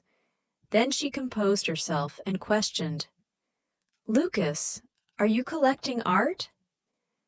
Lucas was still standing next to the door, chatting with Alex, and answers, "Yes, this is one of my latest hobbies. Sometimes I go to auctions and get a good deal." Look at that beautiful painting I bought recently. Lucas walks with Alex towards Amanda. Alex, froze and mastering his emotion, grabs Amanda's shaking hand. Lucas continues, Amanda, you looked gorgeous in your long dress at the wedding. Nearly as beautiful as the lady on this painting? Alex, bewildered, his brain flashed back to the day the painting was stolen. Lucas? Lucas the robber? Amanda, still standing frozen in front of the painting, answered with trembling voice and tears in her eyes. Lucas, I truly wore exactly the same dress as the lady wore on that painting. This painting shows my grandmother Virginia. My mother found her dress in a cupboard in our attic and wanted me to wear it at the wedding party. Amanda's tears were rolling over her cheeks. After a deep breath, Alex remarked at low voice, This painting was stolen from our living room shortly before we left for the States. Lucas, taken aback, exclaimed, This cannot be true. I am speechless. I now recall the dress you wore yesterday looked alike. I am totally shocked. Alex, who composed himself, Amanda's mother offered us this painting for our wedding, mentioning that Amanda had much in common with her grandmother. Amanda's grandfather painted it. He was an artist. Totally dumbfounded, Lucas stumbles. This sounds criminal. You are telling me the lady on the painting is Amanda's grandmother, and this painting was stolen from your apartment? Amanda was only able to nod her head with tears in her eyes. After a pause, in this case, the painting belongs to you. I bought it 1 month ago at an auction in the next town. The auction house could not tell where the painting came from, nor knew the auction dealer the painter's name, so only few people were bidding on it. I just loved the colors and the composition of the lady being so concentrated in her reading, and I had the chance to buy it. Leonie, shocked with a salad bowl in her hands, rushes in the room shouting, How come? What I hear is shocking and like of a dreadful crime. Please take a seat at the table. I agree. This is a terrible crime. Amanda, I am willing to return the painting to you. Lucas confirmed. Leonie, still confused, ready to serve lunch, mentioned, Since you brought my attention to it, I noticed that the lady on the painting is wearing exactly the same beautiful light blue outfit you wore at Susan's wedding. Now I see the resemblance with your grandmother. Lucas, this truly was a scandalous sale of a stolen painting. You must immediately report it to the auction house. They need to trace back where this painting came from and advise the police to find out more on this issue. Lucas, still stupefied. I still cannot imagine how the painting ever made it to the auction. Normally, they check everything very thoroughly before bringing anything to auctions. Anyway, this is said. Amanda, the painting is yours. Amanda, still with tears in her eyes. I do not know what to say. Actually, I am so happy to see it again. I never imagined it would ever be found. Lucas, I am happy you bought it. We will reimburse you. Lucas, no way. It is your painting which has been stolen from your apartment, as you said. How could I live with a stolen painting? By any chance, would you have a picture of it from the time it hung in your living room? This would confirm my complaint to that auction house, and now it's their task to search for its origins. Amanda, yes, on my mother's desk is a picture of it. I will bring it over tomorrow. Lucas, It is indispensable for me to find out how the painting, representing your grandmother, traveled from your living room all the way before it to end up in our dining room. You mentioned it was stolen from your apartment before you left for US. This means several years ago, and it was sold to me only last month. Where could it have been in the meantime? I will immediately contact the auction house and find out if they are able to trace back whoever was its owner before it came to the auction.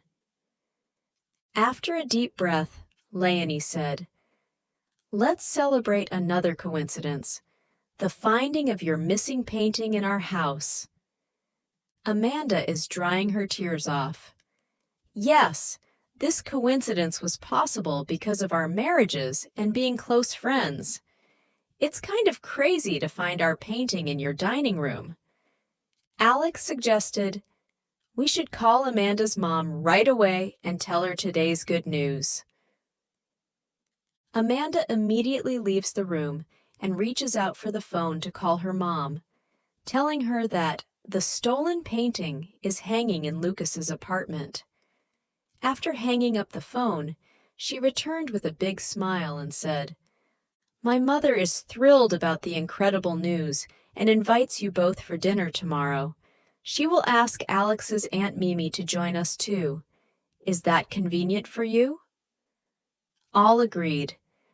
While driving home along an alley they lived in before moving overseas, Amanda and Alex discovered many newly built houses and kids running around the area. The sun was hiding behind a cloud. From far, dogs were barking and a child was screaming. After a long silence, Amanda mentioned, "Alex, I was shaky and taken aback to see the painting of my grandmother Virginia hanging in Lucas's dining room. How could our stolen painting ever make its way to that auction house where Lucas bought it?" Alex, my first reaction was Lucas the robber? But immediately I realized that he had never seen the painting in our apartment because he never visited us after our wedding. As well, I got an immense shock when I saw the painting hanging in his dining room. Amanda, Alex, remember shortly after we left for California, Lucas was probably planning to become a priest. Alex, I need to confess you something. After a pause. Only 1 week or 2 after you asked me to become your wife, and it still was our secret and not official, Lucas declared that he is in love with me. I had to tell him our secret engagement. He left the room speechless, totally devastated. Now you might understand his reason and excuses to be unable to attend our wedding. Relieved, Alex responded, "Lucas was always shy towards girls. I never realized that he admired you. Anyway, this is past and forgotten. Now he is overly happy with Leonie. Besides, it proves that he is totally fair-minded, wanting to return the painting immediately to you." Amanda, do you have any idea what inspired the painter, your grandfather August, to paint his wife in that special blue dress? As you know, my grandfather adored his charming wife. He painted her fairly often. Maybe my mother might have the backstory on it. Let's find out. In the dark room, the robber looks at his empty bedroom wall. "Sorry, my love. We had to separate, as I needed to eliminate my traces, and I had to escape from my immoral doings. However, since that day, I cannot stop questioning where you might be." At Amanda's mother, Florence. Amanda's mother, an elegant lady, was sitting in her nicely furnished living room near a large window with many blooming geranium flower pots on the window shelf. The sun was shining on her face and her silvery hair while she was reading a book. She was excited to see Amanda and Alex returning home from the lunch they had at their friend's house. Looking up from her book, she asks, "How was your lunch at Lucas's?" I am sure you had a lot to talk about, being all four old schoolmates. Tell me, the painting you saw in their dining room, is it really the painting showing your grandmother Virginia? I hardly can believe this mystery. Wasn't Lucas a priest before he got married? Why would a priest buy a painting of a lady? Alex. Lucas bought the painting only shortly after he was married with Leonie. Florence. I am looking forward to host your friends tomorrow for dinner and hear how a priest becomes a happy married man. Yes, Mom, this is a mysterious story by itself. Besides, nobody ever expected to find our stolen painting in their dining room. Lucas told us that he had bought the painting less than a month ago at an auction. We all wonder how the painting made it to that auction house. Lucas was extremely shocked, realizing he had bought a stolen painting and insists to return it to me. Amanda continued. Amanda's mother. What an incredible coincidence. It certainly would be interesting to find out who robbed it and the secret how it ended up in that auction. Mom, do you have any idea why my grandfather painted my grandmother in that special light blue robe at the time? Let me think. I remember my father was greatly in love with my mother Virginia and admired her beauty. My parents had a very happy marriage. Yet Mom's parents were uncertain that she had made the right choice by marrying an artist. However, no one was able to change your grandmother Virginia's mind. She was very determined. My mom Virginia was an intelligent, attractive young lady with long light blonde hair, mostly pinned up, with a very calm and positive attitude. She pleased her parents in almost anything she did. She had the most beautiful voice, so when she was an adult, her parents decided to send her to an exclusive teacher for singing lessons to Paris. In Paris, Virginia enjoyed being far from her aristocratic home with lots of strict rules. She became a soprano singer and gave concerts with a successful pianist. After a concert, she met the young artist August, my father, and they fell in love. However, an artist was not the right type of husband Mom's parents intended for their daughter Virginia.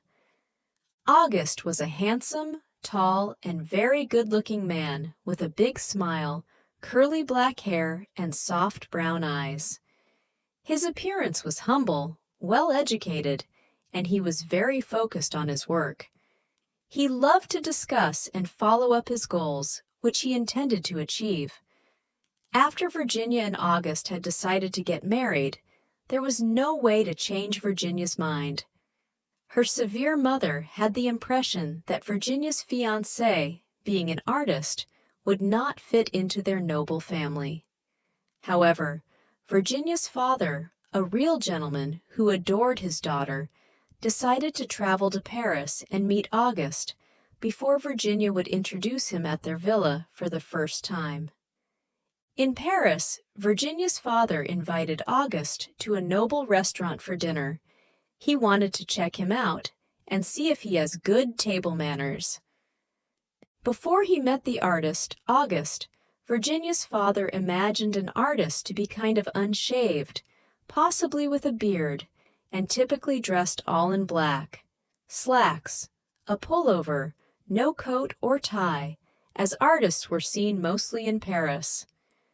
When August showed up at the restaurant, Virginia's father was more than surprised by his noble appearance. August was neatly dressed.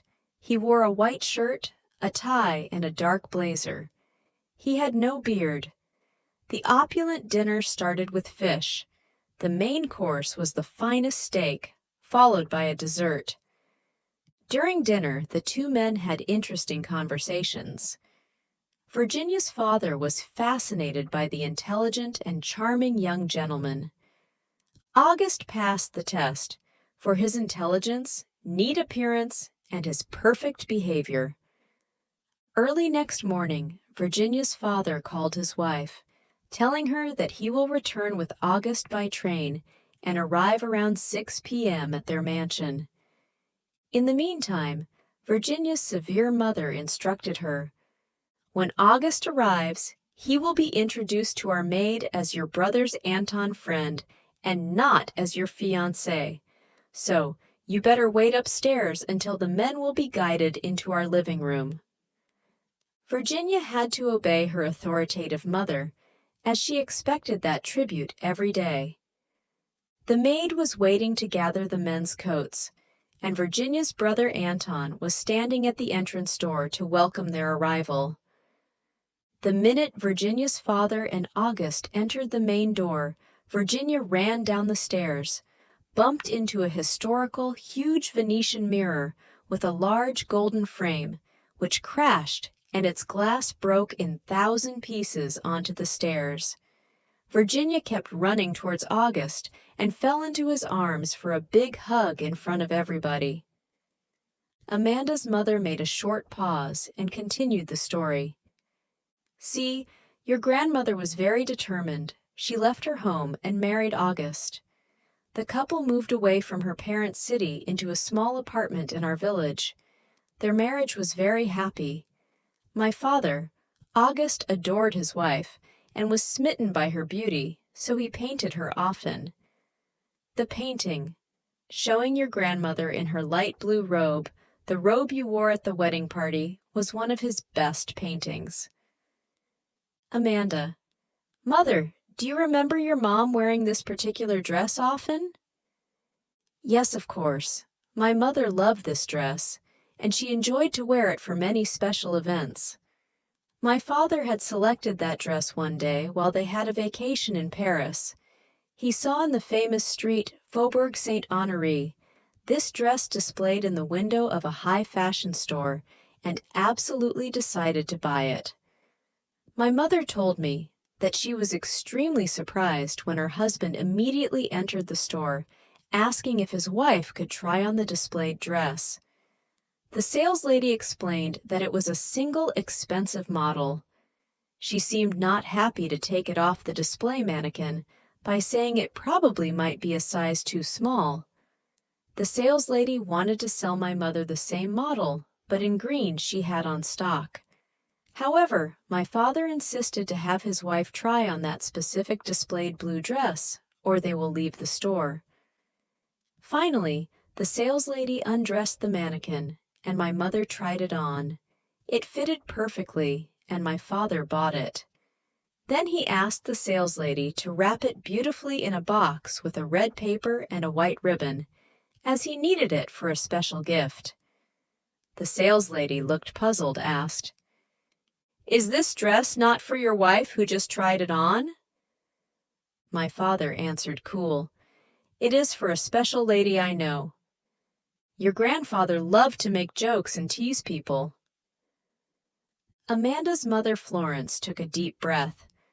"Amanda, you really looked stunning in grandmother's dress at the wedding party. It made me remember how unhappy you were the day the painting was stolen." Alex: "We hope that Lucas finds out the secrets voyages. The stolen painting traveled from our apartment to the auction house until it ended up in Lucas's dining room." Diner at Amanda's mother, Florence. Amanda was helping her mother set the table with nice china and preparing a tasty dinner. Amanda's mother was more than delighted to host the young couple, as was Lucas's Aunt Mimi, with whom he grew up. When the doorbell rang, Amanda's mother opened the door. "Here you are." "Hello, Lucas and Leonie. My congratulations. I am so pleased to see you as a couple. Welcome, Mimi. We surely will have a lot to talk about tonight." To start the evening, a cocktail was served, and many exciting conversations about recent events started. Amanda showed Lucas the promised photo of the painting from the time it still was hanging in their apartment. The photo, framed in a silver frame, was placed on her mother's piano. Lucas asked to be excused for a moment. Few minutes later, he returned carrying the painting carefully into the room, mentioning, Amanda, it is yours. I am very happy that the painting is back to its original owner. I admired you at the wedding party wearing a gorgeous blue dress and never made any relation with the lady wearing it on the painting hanging in our dining room. Amanda with big tears. Lucas, it is wonderful. We need to reimburse you or find a way to thank you. No, no way. It's yours. I don't want anything for it. It is an incredible coincidence that your stolen painting was found in our home. I bought the painting because I was fascinated by the way the lady is absorbed reading, and I loved its fresh colors. Only now I see the stunning resemblance between you and your grandmother.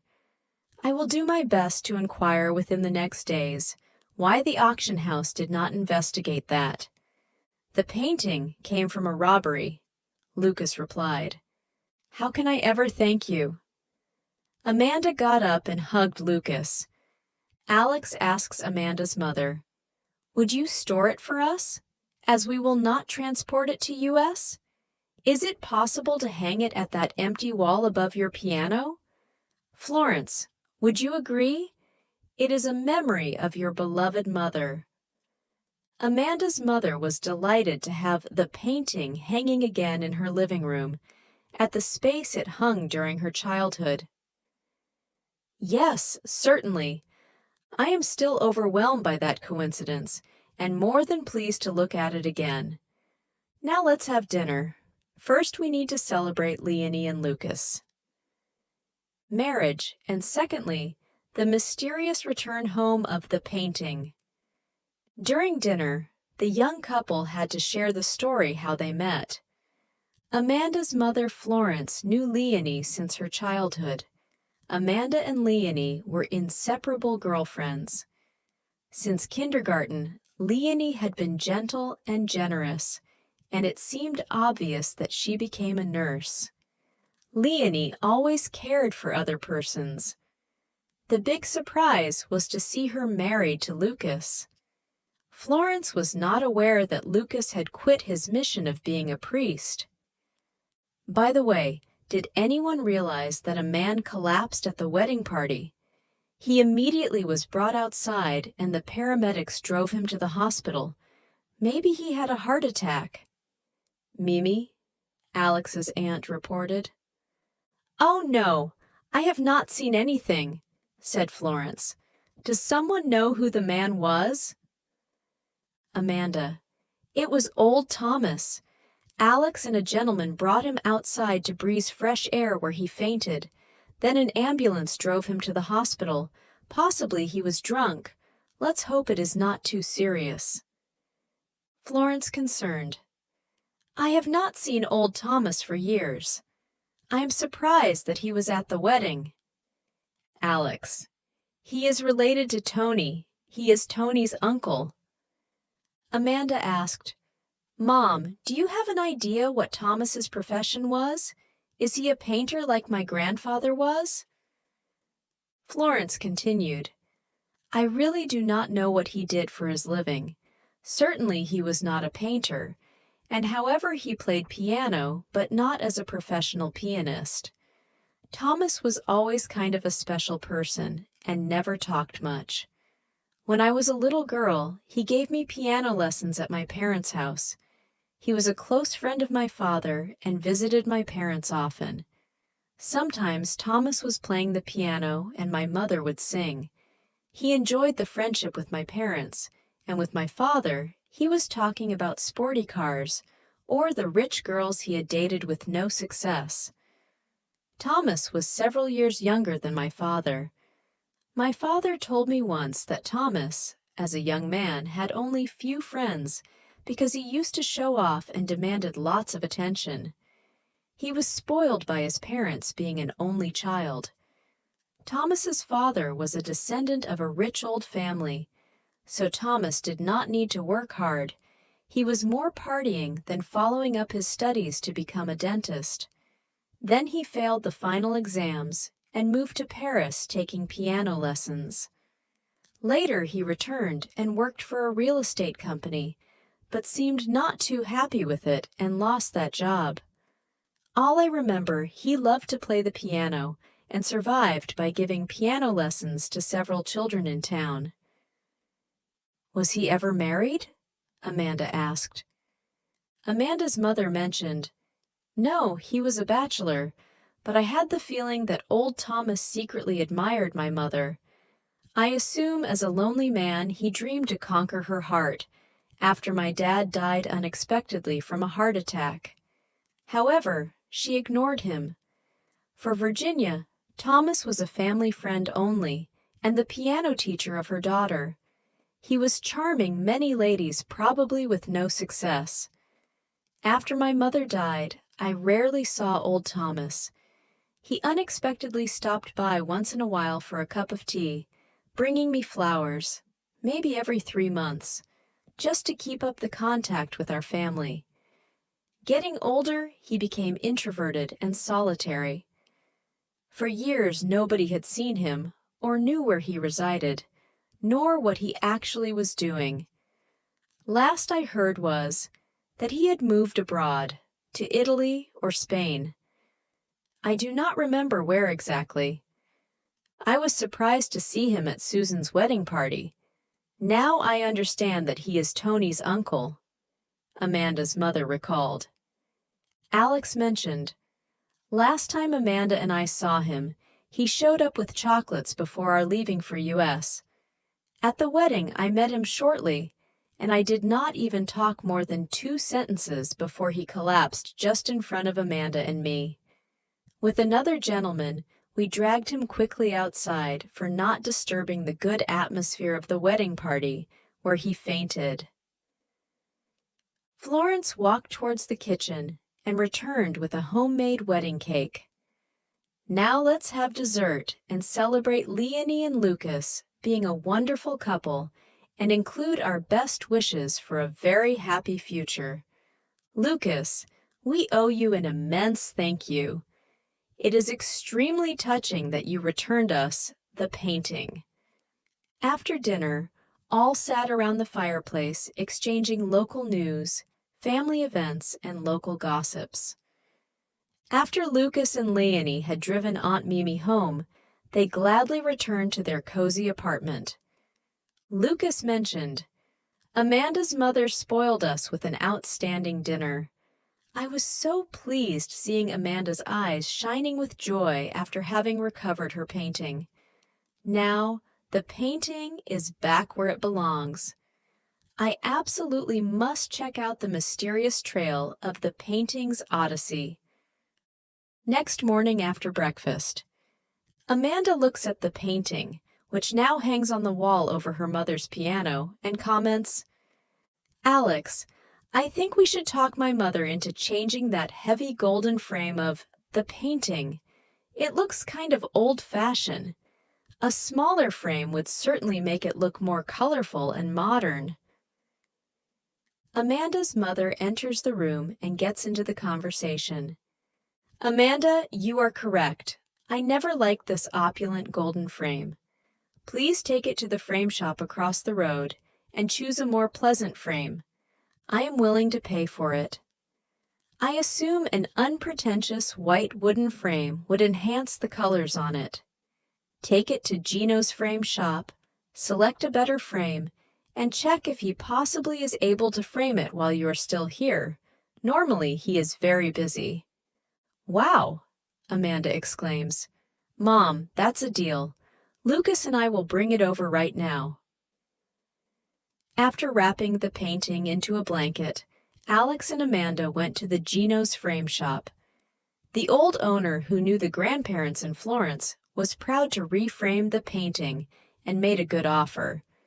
However, he was not able to frame it immediately because of too many orders he needed to deliver within the next weeks. Amanda, we will select the frame now, and you frame it when it fits your schedule. Then please deliver it to my mother's house. Gino, that's a deal. When it's done, I will bring it over personally and hang it onto her wall.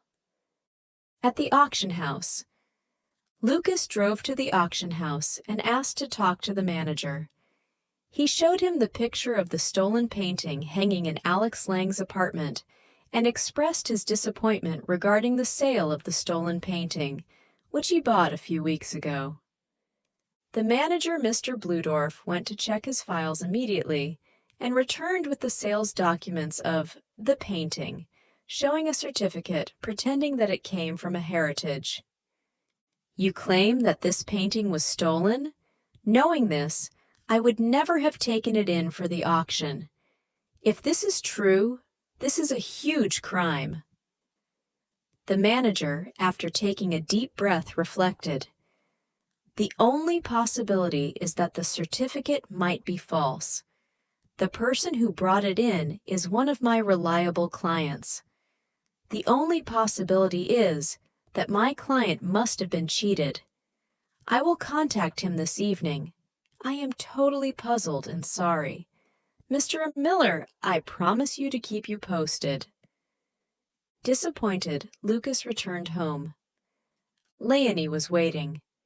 "Did your inquisition bring any results?" "No.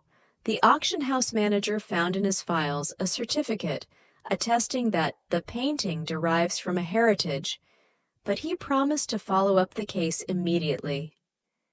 It took only few days, and the auction house manager called Lucas back. "I am talking to Mr. Miller?" "Yes, this is Lucas Miller." "Mr. Miller, I had a long conversation with my client who brought the painting to the auction. He explained that the painting came from an old collector out of France with the existing certificate. My client did investigate the old family's heritage. The only son, living somewhere abroad, had given the order to sell the entire collection in his absence after his father's death and send the money collected from it to a poor family. Nobody knew the address of that specific son. Immediately, my client started an investigation and included the police.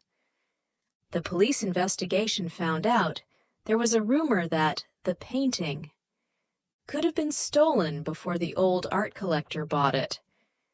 The French police guesses that the thief possibly was unable to sell it, so he was ready to burn it. The painting was found hidden in a shack near the woods. From there, no traces could be found how the painting made it to the old art collector. Mr. Miller, I must apologize, but at this point there is no way to find out more. Anyway, I will reimburse you out of my own purse, as the money was sent right away to a poor family to respect the wish of the deceased old collector." Lucas hung up the phone and mentioned to Leonie, "There is no way to find out how, when, and where the painting changed hands before I bought it. Still, it remains a secret who the robber was. He must have known about the painting or the painter." After pondering for a minute, Lucas continued, "Now I recall an incident from the time I was a priest. A confused person confessing a big crime and asking the church for forgiveness and a way to overcome jealousy. Still, such confessions remain secret, as a priest never sees or knows who the person confessing is. Sham. At least. The painting is back where it belongs. Let's forget the rest." Alex and Amanda had spent a good time in Europe visiting many friends and had seen their relatives. They had hiked with their children on a high mountain where the children could touch snow and admire the huge ice glacier. The children loved to throw snowballs to one another and giggled a lot. At the end, both were wet and feeling cold. The next day, they walked around a lake, having picnic in the nearby forest, grilled steaks on the open fire, and ate Amanda's mother fresh homemade bread. Nothing was better than eating out in the wilderness and breathing the fresh mountain air. Paul was excited to spot a deer grazing behind a tree, while Carol was feeding ducks floating on the little mountain lake. With Amanda's mother, Florence, the children took a passenger boat's ride on the Lake of Zurich. They were amazed to see many sailboats and motorboats passing by. The boat stopped at a small island, and the children walked with Grandma up a hill to a small restaurant where she bought them ice cream cones. Once back on the passenger's boat, they continued their trip to a small city located at the far end of the lake with a castle on the hill's top. Later in the afternoon, the boat started its way back to Zurich. Paul and Carol loved to sit on the sun deck and enjoy the wind blowing through their hair. The children also visited the zoo with their grandmother and were fascinated watching flamingos, tigers, elephants, and several other exotic animals. The vacation days in Switzerland had been a highlight for the whole Lang family. At the hospital, old Thomas woke up in a hospital bed with a painful headache. He could not understand how and why he ended up in the hospital. The doctor diagnosed a light, not alarming stroke. His forehead was bandaged due to an injury that needed 3 stitches. Gradually, he remembered that he attended Tony's wedding party. The last thing Thomas recalled was a sudden, severe pain in his chest, and that 2 men dragged him outside. Exhausted, he went back to sleep. The moment Alex showed up at the hospital, Thomas woke up for a short time. Alex explained him what happened. However, Thomas did not remember having met Alex and asked, "Alex, did you move back from United States?" "No, we just flew over for Susan and Tony's wedding. Amanda is Susan's cousin. At the wedding party we both met, the minute you fainted almost in my arms. With the help of another man, we brought you outside while the receptionist called the ambulance. Did you feel any pain or feeling sick? Could it be from too much alcohol?" "Ah, now I remember being at Tony's wedding and suddenly having an awful pain in my chest and—" Old Thomas went back to sleep without another word. Alex decided to visit the old man another day. Alex visited the old man just days before their departure to U.S., but he was sound asleep and did not even realize that someone had entered his hospital room. After a tearful goodbye with their relatives, the Lang family boarded the plane and returned back to California with many wonderful memories. Gino's frame shop calls Amanda's mother. A week after the Langs had left, Gino, the owner of the frame shop, was ready to fulfill the order of reframing the painting. While removing the old golden frame, Gino was surprised to find some notes stuck between the frame and the canvas of the painting. After a second look, he was stunned by its content. Gino discovered several secret messages certainly nobody was aware of. Gino knew Virginia and her husband August since he started his frame shop. It was Gino who framed the painting himself with that golden frame at the time. Could Virginia, such a noble lady, have a lover besides her beloved husband August? Impossible! Old Gino found himself in an uneasy situation. He needed to talk about his findings to Florence, Virginia's daughter. It took him some moments to think over how to explain what he had found before he picked up the phone to call Florence. "Florence, do you have a moment to stop over at my shop? Please come over as we need to discuss the painting's frame. There is something I need to discuss in person with you, and it will take some time." Florence agreed and walked to the nearby shop. Once there, Gino guided her into a side room and served her a cup of tea.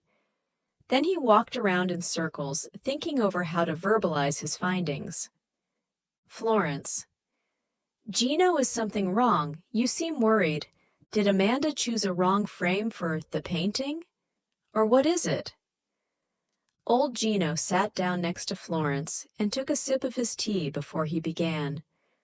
"Florence, The painting representing your mother, Virginia, is a gorgeous painting, and I am proud to reframe it. However, I do not know how to explain this to you. We need to talk about what I found hidden behind that painting. Gino, what does this mean? Well, Florence, this means revealing secrets, which I believe have to remain absolutely between you and me. See, it's kind of embarrassing. Maybe it is destiny that I could start working on it only after your daughter and Alex have returned to California, so we might exclude them of these secrets. What is it all about? What secrets? Florence asked impatient Gino. Your daughter brought the painting and told me it was sold at an auction and returned to her as a present. How could this painting ever be sold at an auction? Was it not kept in your family all the time? Florence responded, Correct. See Gino years ago, just before Amanda and her husband left for USA, it was stolen from their apartment. The police never found any traces of the robber. A miraculous coincidence happened few weeks ago, the day Amanda and Alex were invited at Lucas Miller House, who had bought it at an auction. You mean Lucas Miller the priest? Gino exclaimed, shaking his head. How come a priest would buy a painting of a woman? Florence, Lucas Miller is no longer a priest. He quit some time ago. Who knows why? And now he is married. Lucas Miller was dazed when Amanda and Alex remarked, the painting hanging in his dining room. Amanda was under shock and in tears when she mentioned that the painting was theirs, stolen from their apartment shortly before they left overseas. Lucas Miller, taken aback and very upset to have bought a stolen painting, brought it immediately over to my house. Now, Lucas Miller is tracing back, including the police, to find out how the painting ever made it to that auction house. Florence continued, By the way, we all disliked the original golden frame and decided to choose a simple white frame. Is this frame a problem? No, it's not that. It's extremely embarrassing, as I said before. When I started to deframe the painting, I found HM, 7 love notes and 2 letters hidden sticking between the golden frame and the canvas. Those notes must be from a secret admirer of your mother. Maybe you are able to identify the writing. Florence, taken aback, asking, Secret notes?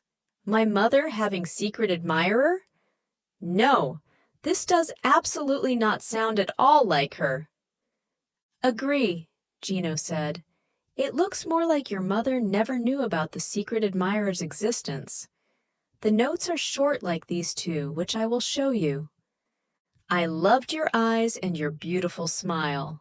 Or, you are and will always remain my secret love. Surprised, Florence asked, Are all notes so romantic? Yes. Florence, all 7 notes are similar. Each note has been written, as you see, in capital letters only, on different pieces of color paper with a different color pencil. The first note is on yellow paper written with a blue pencil, and the second is on red paper written with a pink pencil. I guess the admirer was writing those notes and letters after Virginia had passed away. It looks to me as if he was talking or writing about the painting. Florence asked, What about the 2 letters?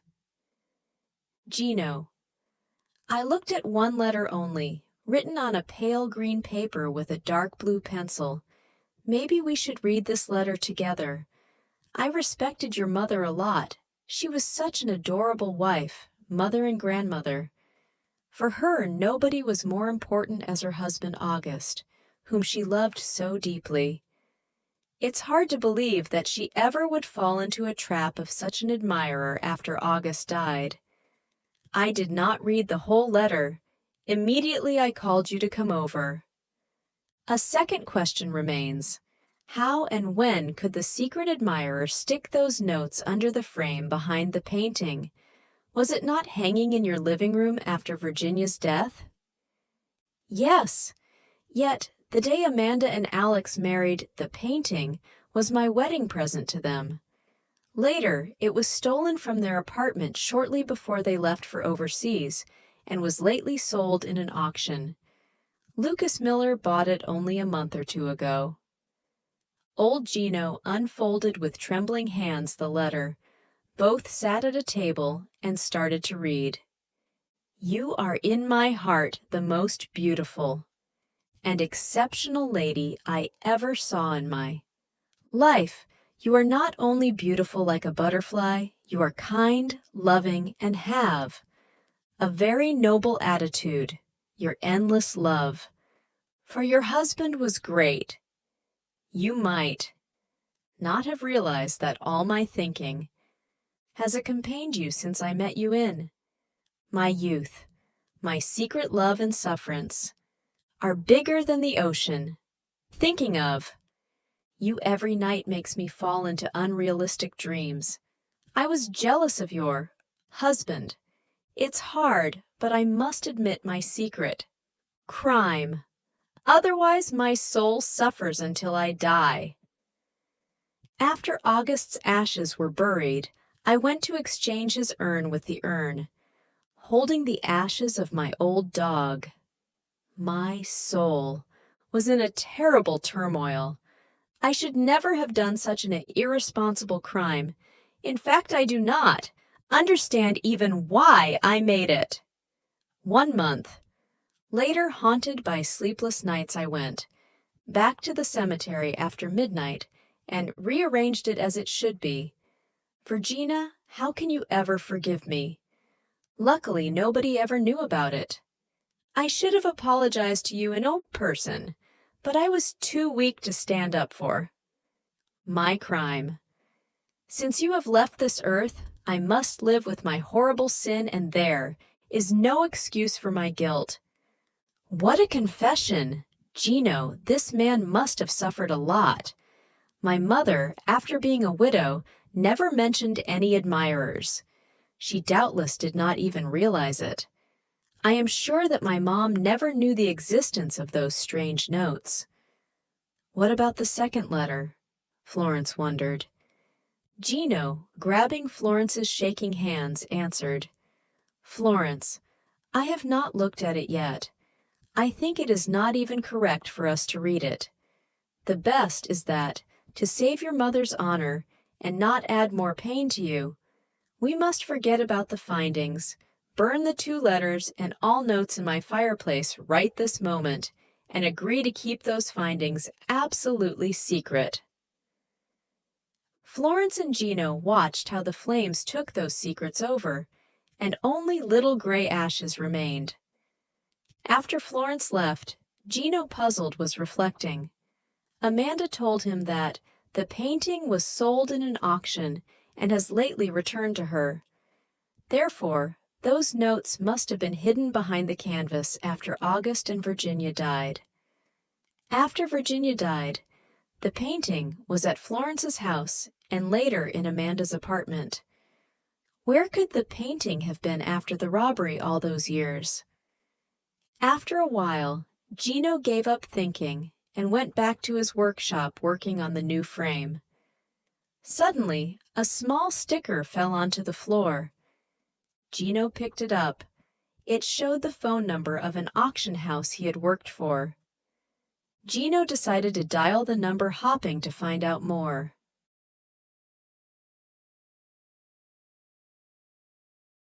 Gino's phone call. Mr. Bludorf sits in his office preparing a catalog for his next auction when the phone rings. Hello? This is the Bludorf's auction house. How can I help you? Good afternoon, Mr. Bludorf. This is Gino from the frame shop. Oh, hello. How are you, Gino? Fine. I just have a question for you. I was given an order to reframe a painting for one of my clients and found a sticker with your phone number on it. So, I guess the painting of a lady in a blue dress was sold at your auction house. I framed the same painting decades ago for the deceased Mr. August Stone, the painter. His daughter, Florence, told me that she had given the painting to her daughter Amanda, where it was stolen from her apartment some years ago. Do you have any idea where it came from, or who the owner was who brought it to your auction house? Gino, this is really mysterious. Only a few days ago, I had a call from the buyer of that painting who claims we sold him a stolen painting. But I have a certificate that it came from a heritage. After his call, I contacted the police, and they found out that the certificate was false. I think it's best if I give you the number of the police officer. Maybe this might help. Gino immediately called the local police officer who was assigned to the case. The police officer told him, Mr. Bludorf's client, an art-respectful evaluator, had brought the painting into the auction with a certificate. The deceased ex-owner originally had stipulated on the certificate to donate the money to support poor families from his collection sales. Well, after Mr. Bludorf told me about the burglary, I traced back starting from the Bludorf's auction house. The deceased collector's certificate was sent at the time to an art expert for evaluation. The expert marked it with a sticker glued on the frame, "Made in Switzerland," and the painting was sent for sale to Bludorf's auction house. Mr. Bludorf's auction house sold the painting, and to fulfill the will of the deceased collector, sent the money to a poor family in France. That was how the painting was sold. Now, only few weeks ago, the buyer of the painting had showed up at the Bludorf's auction house, proving that the painting was stolen. He showed a picture of the same painting hanging in Mr. and Mrs. Lang's living room. The police officer continued, In the meantime, we found out that the certificate was manipulated and false. Up to this day, no traces have been found how and who had stolen the painting. It was found several months ago in a shack near the woods. There is no way to know why the painting was there. Years ago, we had been involved in a burglary at Mr. Alex Lang's apartment. However, no traces of the thief could be found. The latest owner, Mr. Lucas Miller, who bought the painting at the auction, confirmed that he has returned the painting to his friends Mr.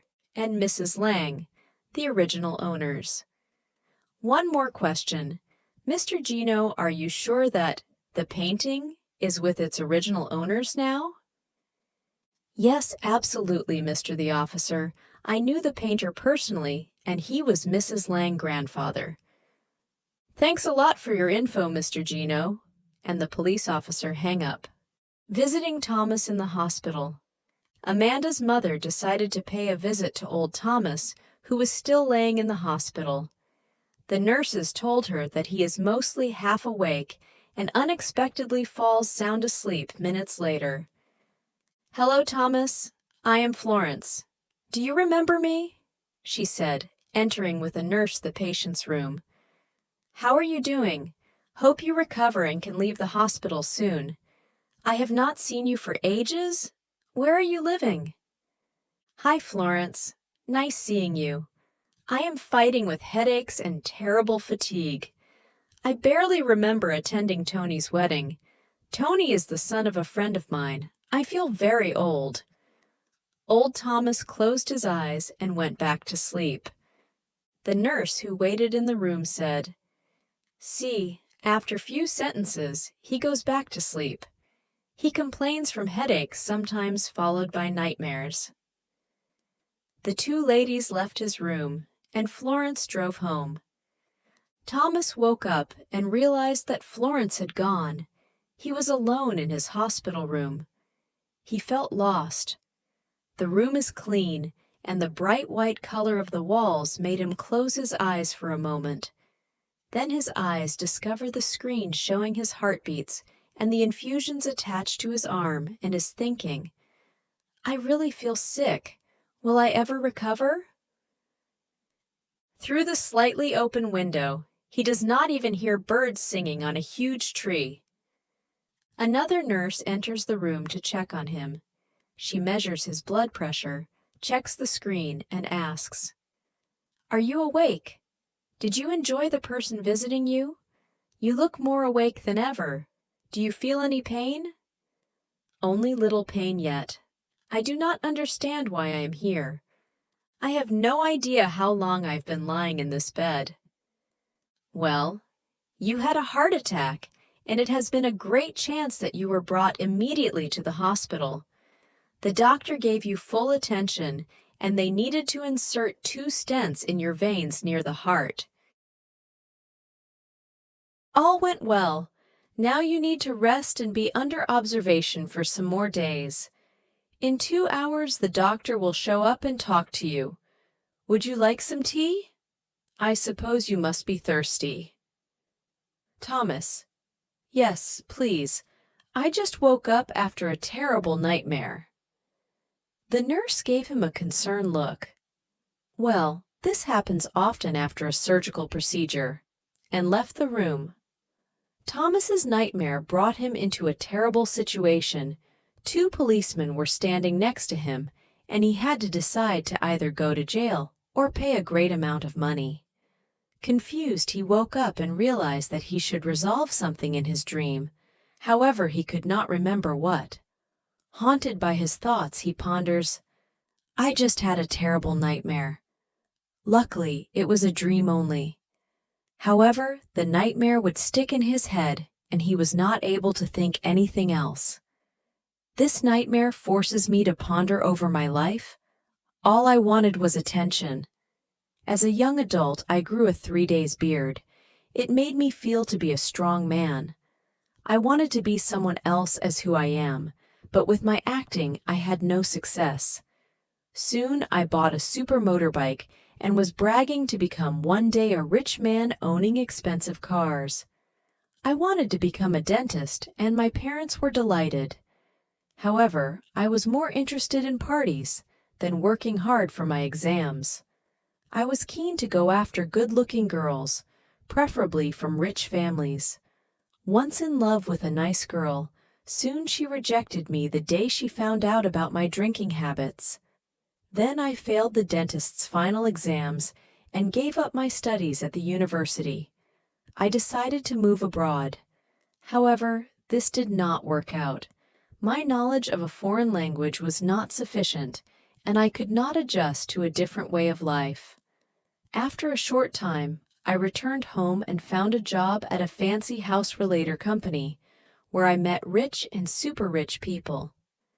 My dream was to own a beautiful villa and be as rich as most of the company's customers one day. I failed again because my boss did not accept my show-off character. Later, I bought a large house to impress people. I wanted to be considered rich. I had money but no real friends, and I became kind of lonely. Thomas, exhausted, went back to sleep. "Hello, Mr. Payne. How are you feeling?" The doctor with his assistant doctor and 2 nurses entered Thomas's room. "You look tired. A nurse told me that you had a terrible nightmare. You were very lucky that friends organized the transport to the hospital immediately, so we could save your life by inserting 2 stents in your veins. There was no need for open heart surgery. Do you remember how all started?" "Yes, I had a sudden pain, and remember that I was at a wedding party, that's all." "Okay, I can tell you that the surgical treatment went well. However, you must remain for some time at the hospital, as we need to check on each improvement.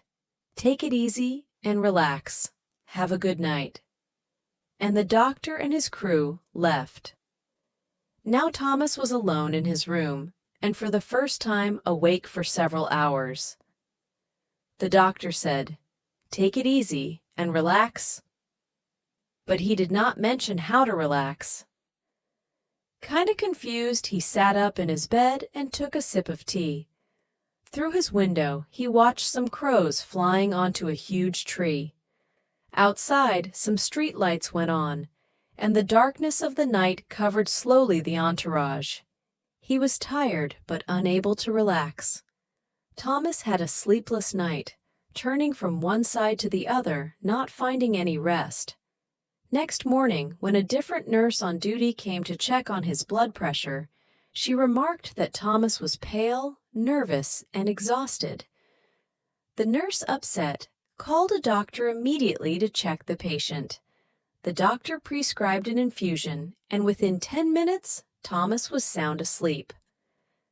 "This patient has fever, and you need to check on him every hour. Please call me if you see any other disturbances," said the doctor, and left. At her next checking, the nurse realized that he was talking weird words, accusing himself in his dreams, so she called the doctor. The doctor arrived and supposed that this man must fight with some personal problem, besides his illness. Hours later, when Thomas woke up the moment when a priest entered his room. "Good morning, Mr. Payne. I was visiting other patients on this floor. It is part of my duty to check on all patients. Is there anything you would like to tell me? The doctor mentioned you suffer from nightmares." Thomas answered, bewildered, "I do not need a priest. No priest can help me." Thomas closed his eyes, pretending to be asleep. Max Weiss visiting Thomas at the hospital. Max Weiss decided to pay Thomas a visit. He knew Thomas since childhood. They have been neighbors. However, Max had not seen Thomas for years and met him again at Tony's wedding, where Thomas fainted. Old Thomas was sitting in his bed looking at a picture of a lady. Surprised by someone entering his room, Thomas quickly hid the picture under the sheets. Thomas was amazed and pleased to see his former neighbor. "Hi, Max. What a surprise to see you. I have not seen you since ages. I owe you a big thank you for helping me when I fainted. I try to recall what happened at the wedding party. First I recognize you, then I felt kind of a terrible sting, and vaguely remember that you grabbed my arm." Max Weiss. "Hi, Thomas. Glad to see you recover. I heard that you had a slight heart attack and a bruise on your forehead. How are you feeling now?" "Well, I would do better without my terrible nightmares." Max. "Thomas, do you recall what your nightmares are about? I remember when my brother and I were children, you frightened us talking about a ghost living in a castle your father owned. Could that ghost bother you?" "Not really. I am surprised that you still remember that stupid story I told you when you were boys." After a short breath, Thomas continued, "Max, may I still call you Max after you became an important ambassador?" "Sure, it's okay." "Max, it's kind of you to visit me here at the hospital. It makes me feel comfortable and remembers me of our youth. At that time, it was not at all fair to frighten you two boys with ghosts. I only wanted to impress you with the wealth of my father's castle, kind of jokes and flaws I did during my earlier life."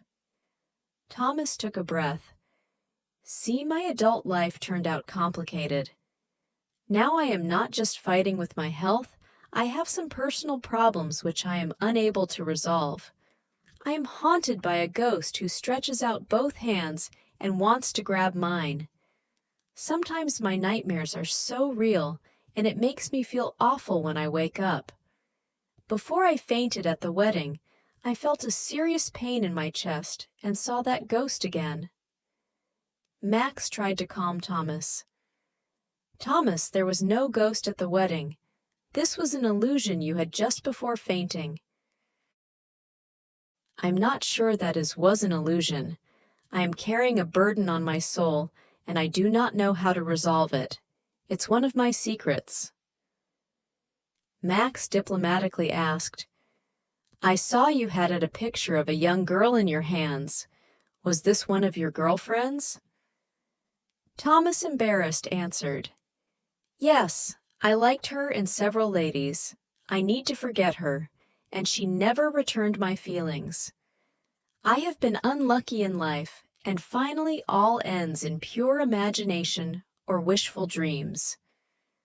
Thomas, maybe you should change the pattern and try to find the good sides of your life and its beauty, instead of looking at the dark moments. Max tried to comfort him. See, Max, I have been imbalanced, often unfair, and even committed secret criminal acts. I need HM. And Thomas collapsed onto his pillow and immediately was sound asleep. Max wondered, what secrets could Thomas hide? Too bad he fell asleep. I must return another day? If he could reveal some of his secrets, there might be a chance to improve his health? After a few minutes of watching old Thomas's troubled face and his nervous, closed eye movements, Max had no choice but to leave the hospital and return to his brother's house. As he left the patient's room, Max bumped into Thomas's doctor, who was on his way to visit his patient. Hello, you just visited Mr. Payne. Are you a relative of him? Do you know Mr. Payne well? Max. My name is Max Weiss. I'm not a relative. However, I knew Mr. Payne quite well at the time when I was a youngster. He was our neighbor. Since the time I left for the university, I did not see him until shortly, when he fainted in front of me at the wedding party of my nephew. Mr. Weiss, maybe you can be of some help. See, Mr. Payne behaves sometimes unexpectedly weird, and we do not understand if this causes from his stroke. He is awake and talks to us normally. Then sudden, in middle of a sentence or even a word, he collapses into a deep sleep.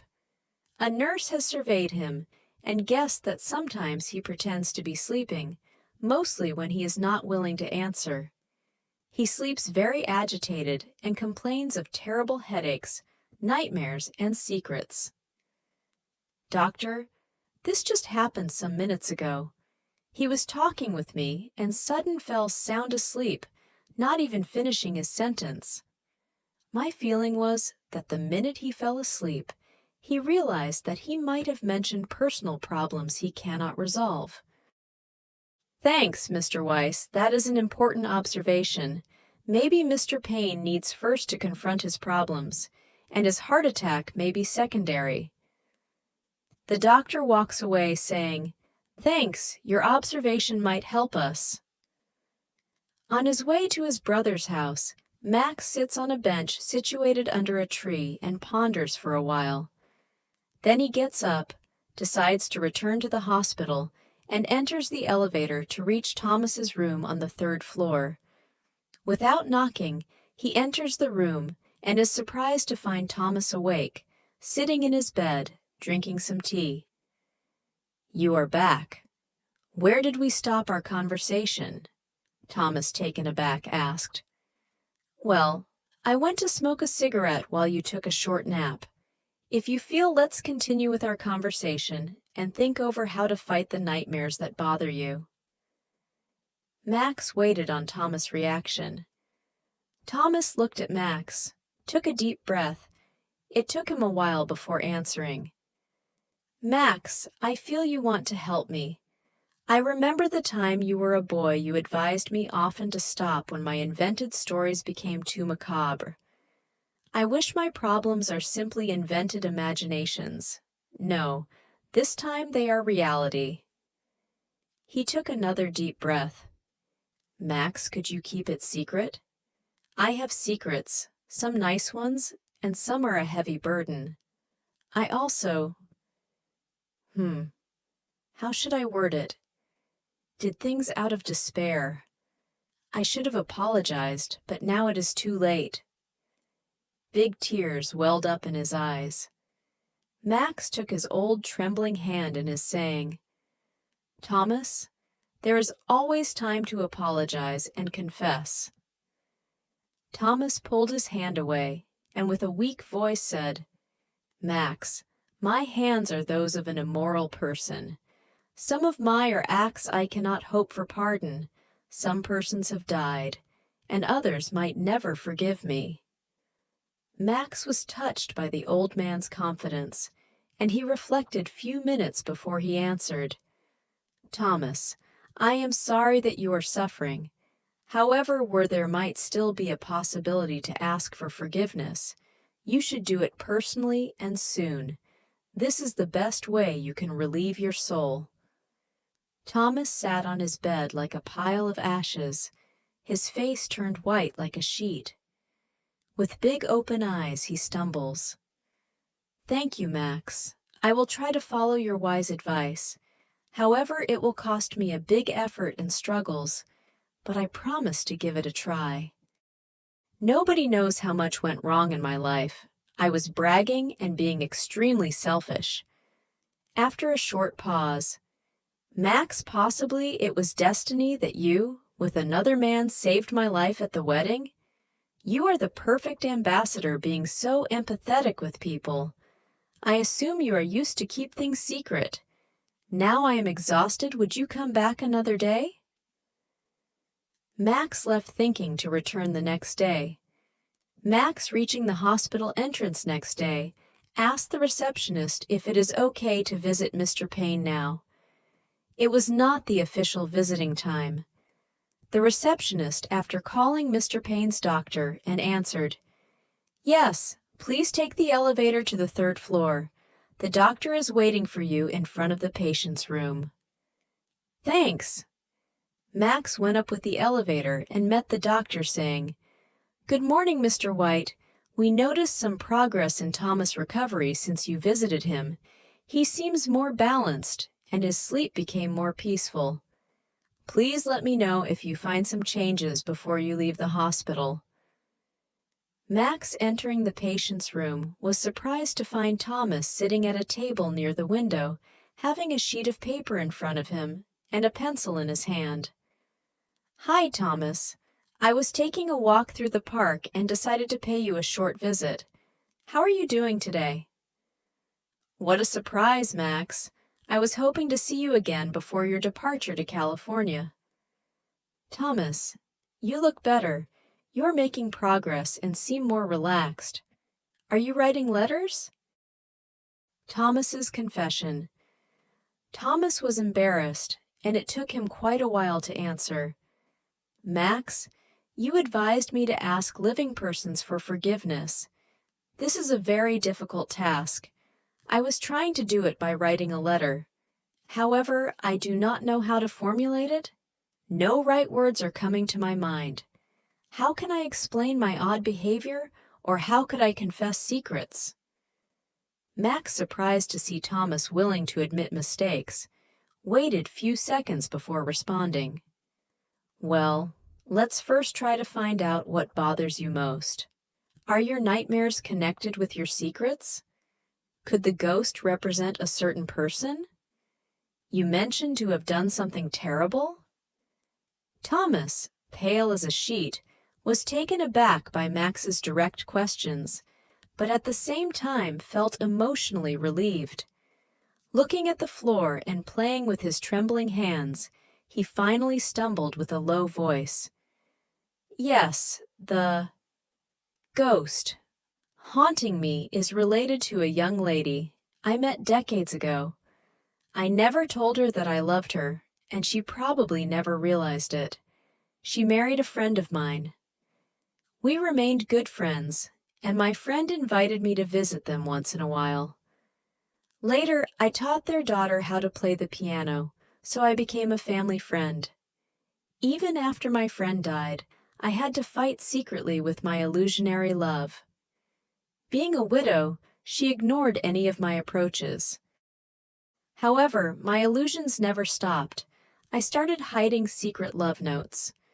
Now I am very concerned that someone could find them. She died 15 years ago. Since her death, the ghost haunts me in my dreams, asking me to eliminate those notes, but I have no idea if those notes still exist. I am afraid that if someone finds them, Will this person ever believe that all was my own illusion only? Sometimes the ghost forces me to confess another of my secrets by traveling far away, or either I am persecuted, ending up in jail. Max tactfully was waiting for more confessions. Max, a criminal act I did in a moment of total despair was that I exchanged the urn of my friend's ashes with a box holding the ashes of my deceased old dog. Ashamed of my uncontrolled doing, I decided to confess it at our church. However, the priest had no solution for such criminal act, as no prayer could change the fact. Finally, finding no other solution, I decided to return one night after midnight to the graveyard and exchange the two ashes correctly. No person saw me and knows about my crazy action done out of pure jealousy. To calm my soul, I should have admitted this to my friend's widow, yet I was far too coward to confess it before she died. This secret remains a heavy burden I have to carry. The ghost asks me to confess personally another irrational act I did. However, I doubt that my confession will find acceptance, and I am sure the harmed person will reject me in pure disgust. Big tears dropped onto his sheet of paper before Thomas was able to continue. Max, there is no help for me. I was foolish and handled my feelings unwise. All was driven by my insane secret love. Haunted by nightmares, I have to deal with my unresolvable sins up to my death. Thomas was sobbing like a little boy. Max, overwhelmed by Thomas's confessions, tried to calm him by grabbing his hand and suggested, "Let's think it over together calmly. The crazy action about the ashes you confessed in church. Then you went back to rearrange it properly. Nobody up to this day ever remarked it, as you told me. Yes, you have been a coward, not to admit it to your adored person while she was alive. This sin can remain your secret, as there is no harm done to any concerned person alive. Secondly, to admit about your notes and confess that it was only your illusionary secret love.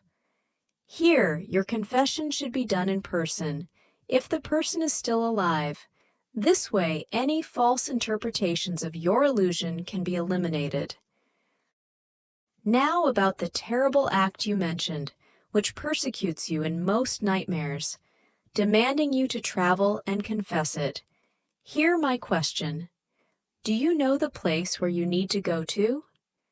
If yes, I suggest, go there in person to confess it as soon as possible. In a week, you will be out of the hospital. This is the only way you will be relieved by this burden. I would need to travel to U.S., Thomas answered. Do it. There is no other solution. Max replied. Okay, I will try. After a pause. Max, when are you returning to San Francisco? Well, my vacation will be over in 3 weeks. Old Thomas, grabbing Max's hand, asked with a look as a child, waiting for its punishment. Max, would you allow me to travel with you to California? This would help me to jump over my own shadow and meet the person I need to confess and apologize before my life ends. If that helps you, let's plan to take the same plane. I will check it out and arrange for a ticket. Thomas got up from his chair and hugged Max, wiping tears off, answering, Max, thank you. You helped me so much. It must be coincidence that you are my rescue angel, visiting me on the worst moment of my life. After a deep breath, Max, may I ask you an odd question? Certainly. I saw a ghost in a beautiful dress at the wedding party rushing towards us with a big smile, holding a hand out to greet me just seconds before I fainted.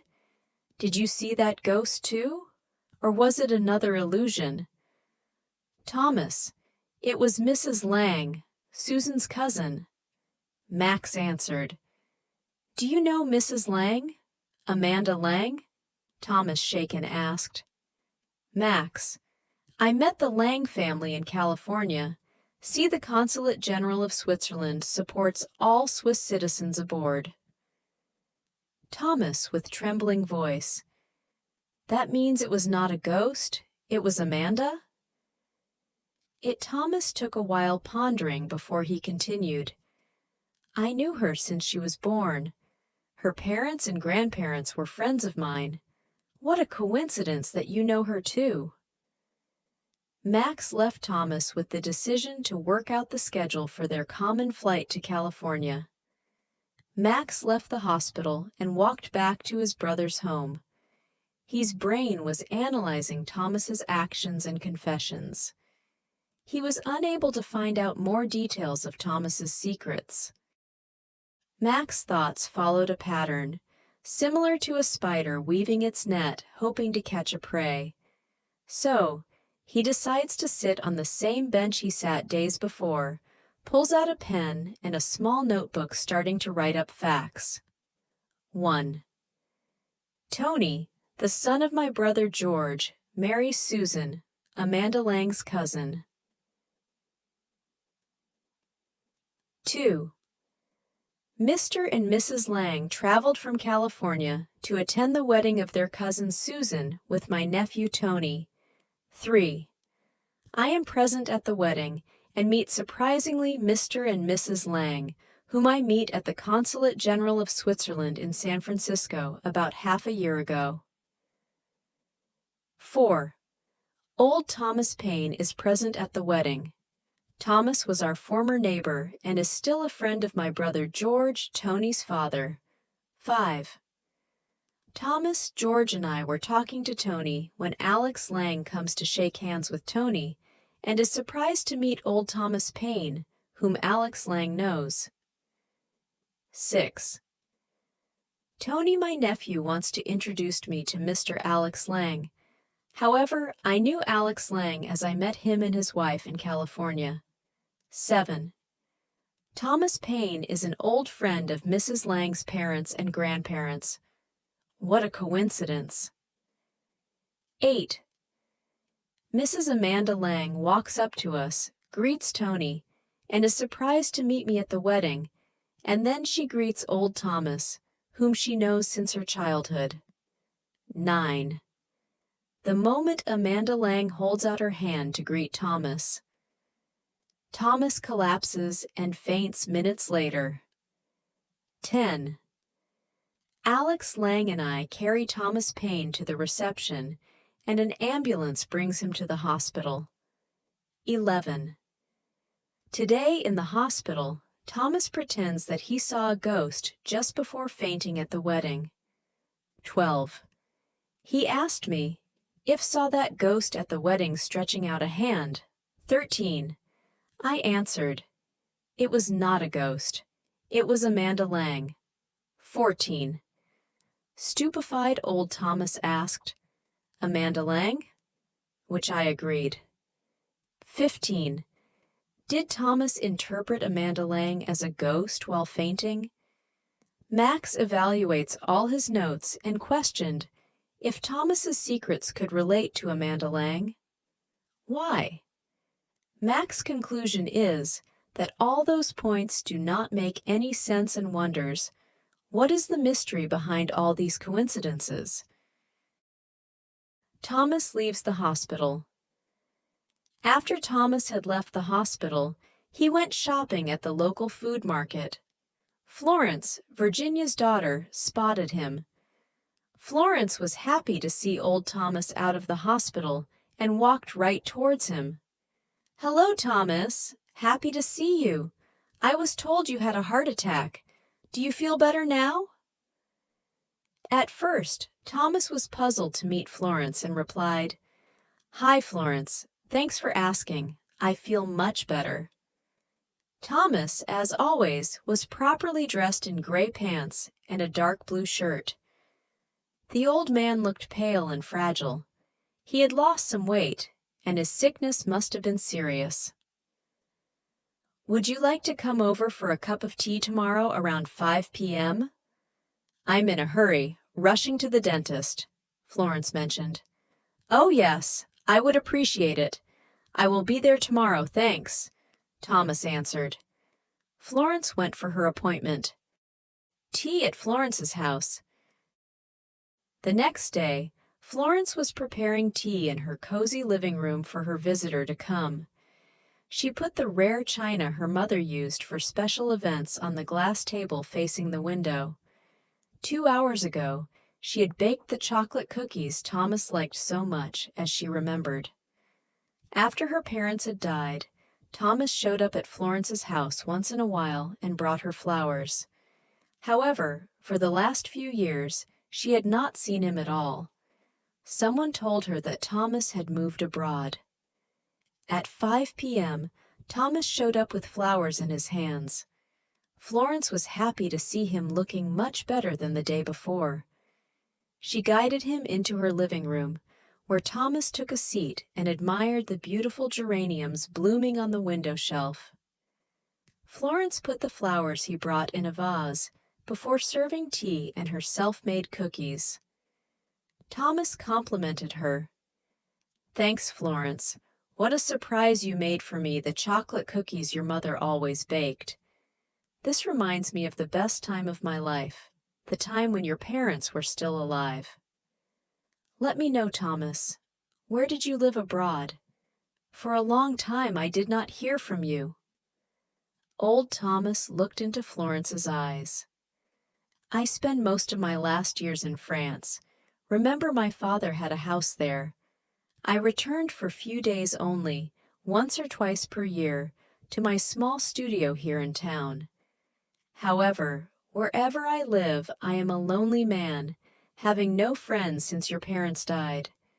This time, I came for the wedding of Susan and Tony Weiss.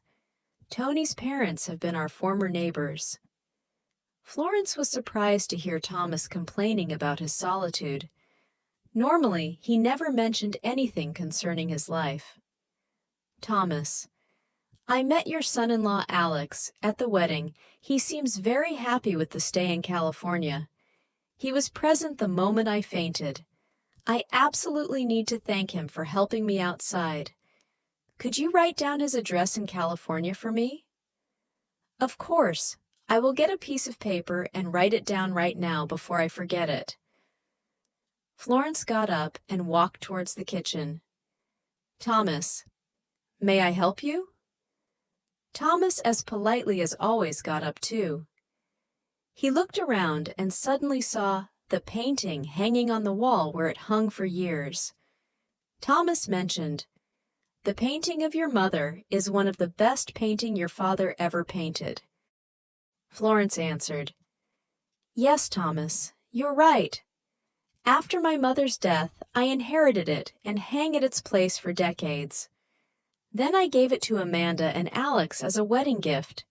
You cannot imagine what strange odyssey this painting made. Shortly before they moved to California, it was stolen from their apartment. Amanda was devastated, as she loved the painting showing her grandmother she adored. The police could never solve the burglary. Strange enough, after Susan and Tony's wedding, Amanda and Alex were invited at an old school friend's house for lunch, where Amanda discovered the painting hanging in their apartment. She was completely shocked. Alex's school old friend, Lucas Miller, had bought it at an auction, and nobody at the auction house seemed to know that it had been a stolen piece of art. Immediately after Alex's friend Lucas realized that it was a stolen painting, he returned it to Amanda. She asked me to hang it at this wall, where it hung for years, until they decided to move back from California. This was the most unexpected, wonderful coincidence. All of us are extremely happy to have my mother's portrait back. Holding one hand with the other, Thomas was attentively listening to the painting's odyssey. His eyes always focused towards the painting. After a pause, Thomas's first words were, Didn't the painting have a different frame? Yes, we just had it reframed, as the old opulent golden frame looked kind of outdated. "Do you like it?" Thomas, taking another sip of his tea, dropped the cup. His hands were shaking. "Oh, Florence, I am embarrassed and sorry. See, I am now old and worthless." "Never mind, you are still reconvalescent. This can happen." And Florence bent down and dried the spilled tea with her paper napkin off the floor. "Sorry again, Florence." Tears welled up in his eyes before Thomas continued. "I need to— Florence, I do not know how to start. It's about the frame." Florence patiently waited. She felt Thomas's pain to find his words. After a long silence, Thomas spoke with a trembling voice. "Florence, I have to confess that I had written at the time several notes to this painting showing your mother Virginia, and placed them between the frame and the canvas. I adored your mother and was secretly in love with her. However, she never realized it. I was writing my love notes to the painting only. Those notes could have been found during the reframing." Thomas took a deep breath. "Florence, you need to know this, in case those notes might ever come into your hands. Do never have the impression that your mother had a love affair with a secret lover. She had absolutely no idea of my dreams and my secret sufferance.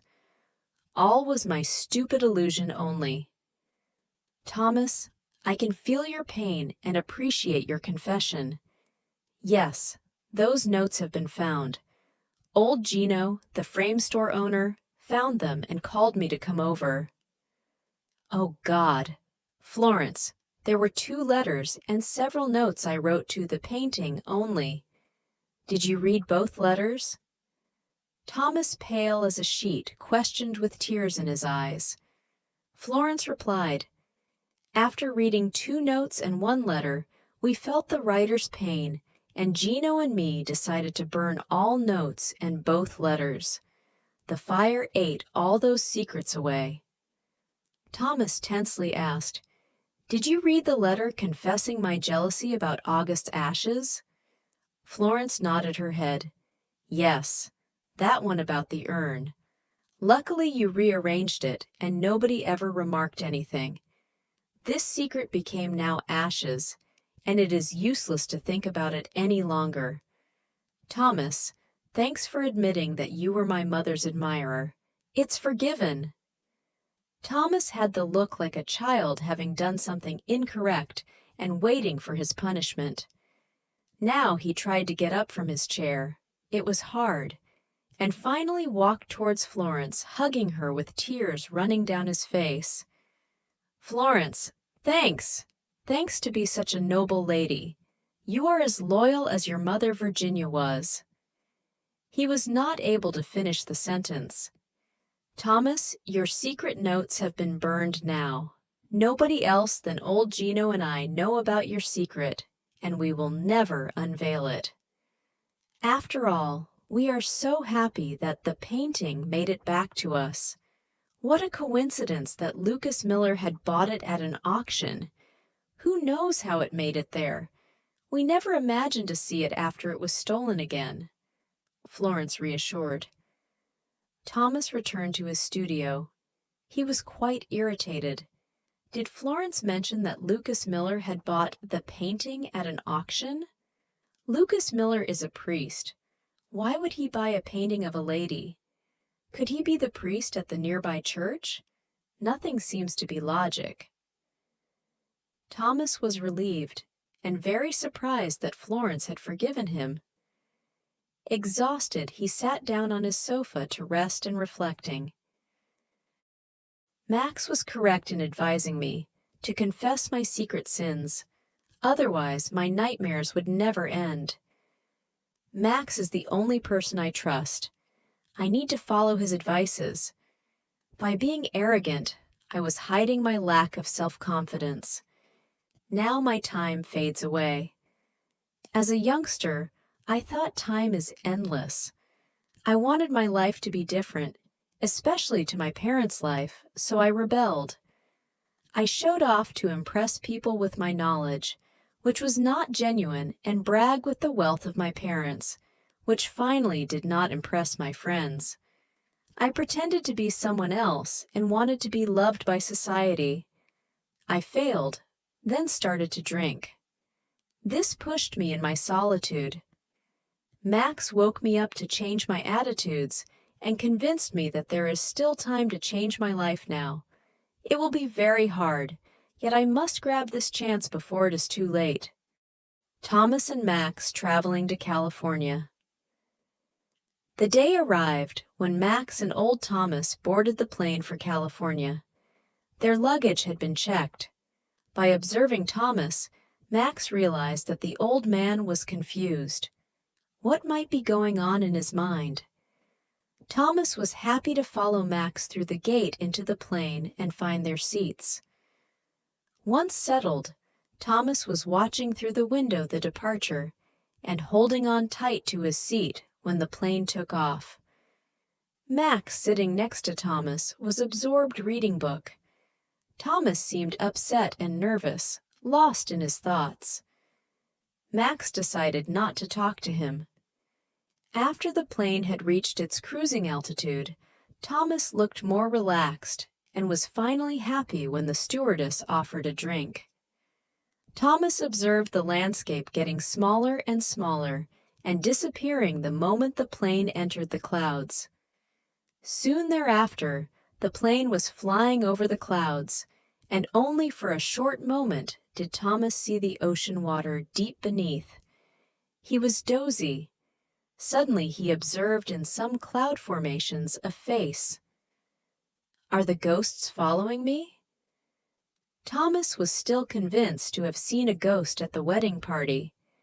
Thomas was brought back to reality when the stewardess handed out a hot meal. He was hungry, but could not finish up his meal. It felt like having something stuck in his throat. Max, realizing Thomas's pain, lifted his glass of wine, said, Thomas, cheers to your adventure flying to San Francisco. Are you feeling all right? Yes, I feel more relaxed sitting next to you, hour after hour on that flight. I live in a nice penthouse not far from the consulate, Max continued. Just across the street is a good hotel, where I'm sure that you could find a room if you want to reside downtown. Max, this is a perfect idea. Yes, I prefer to stay downtown San Francisco, and this allows me to explore the city.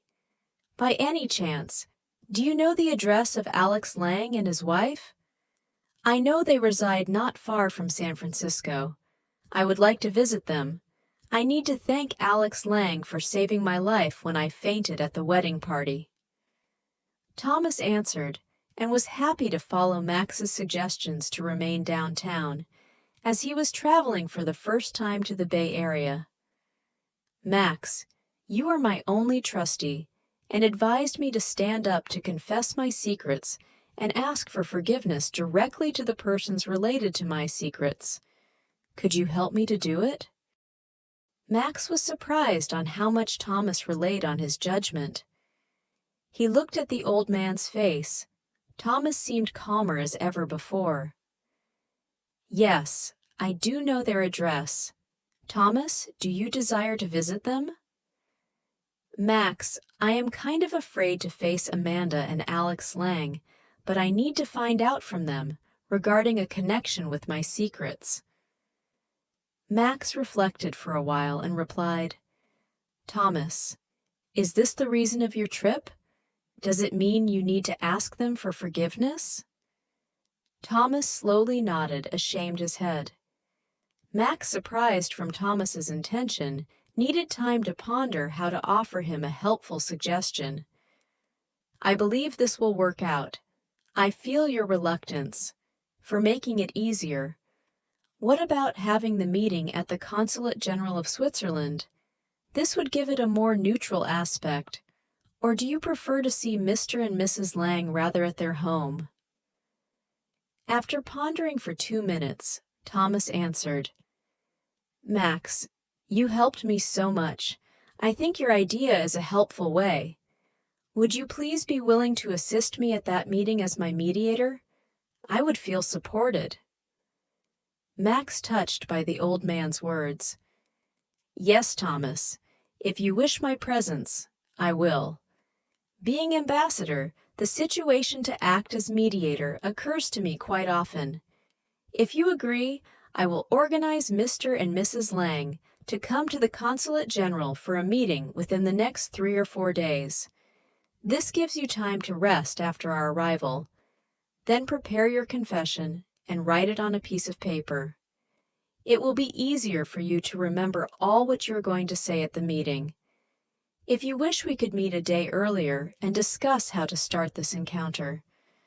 I need 2 or 3 days to reorganize my duties after my absence. Now let me know whether you would like to talk to them over the phone first, or would you prefer me to organize the meeting?" Max suggested.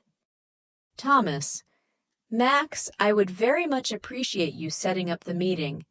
Otherwise, I might be unable to express my wish to see Alex and Amanda Lang in person, or even I might chicken out last minute.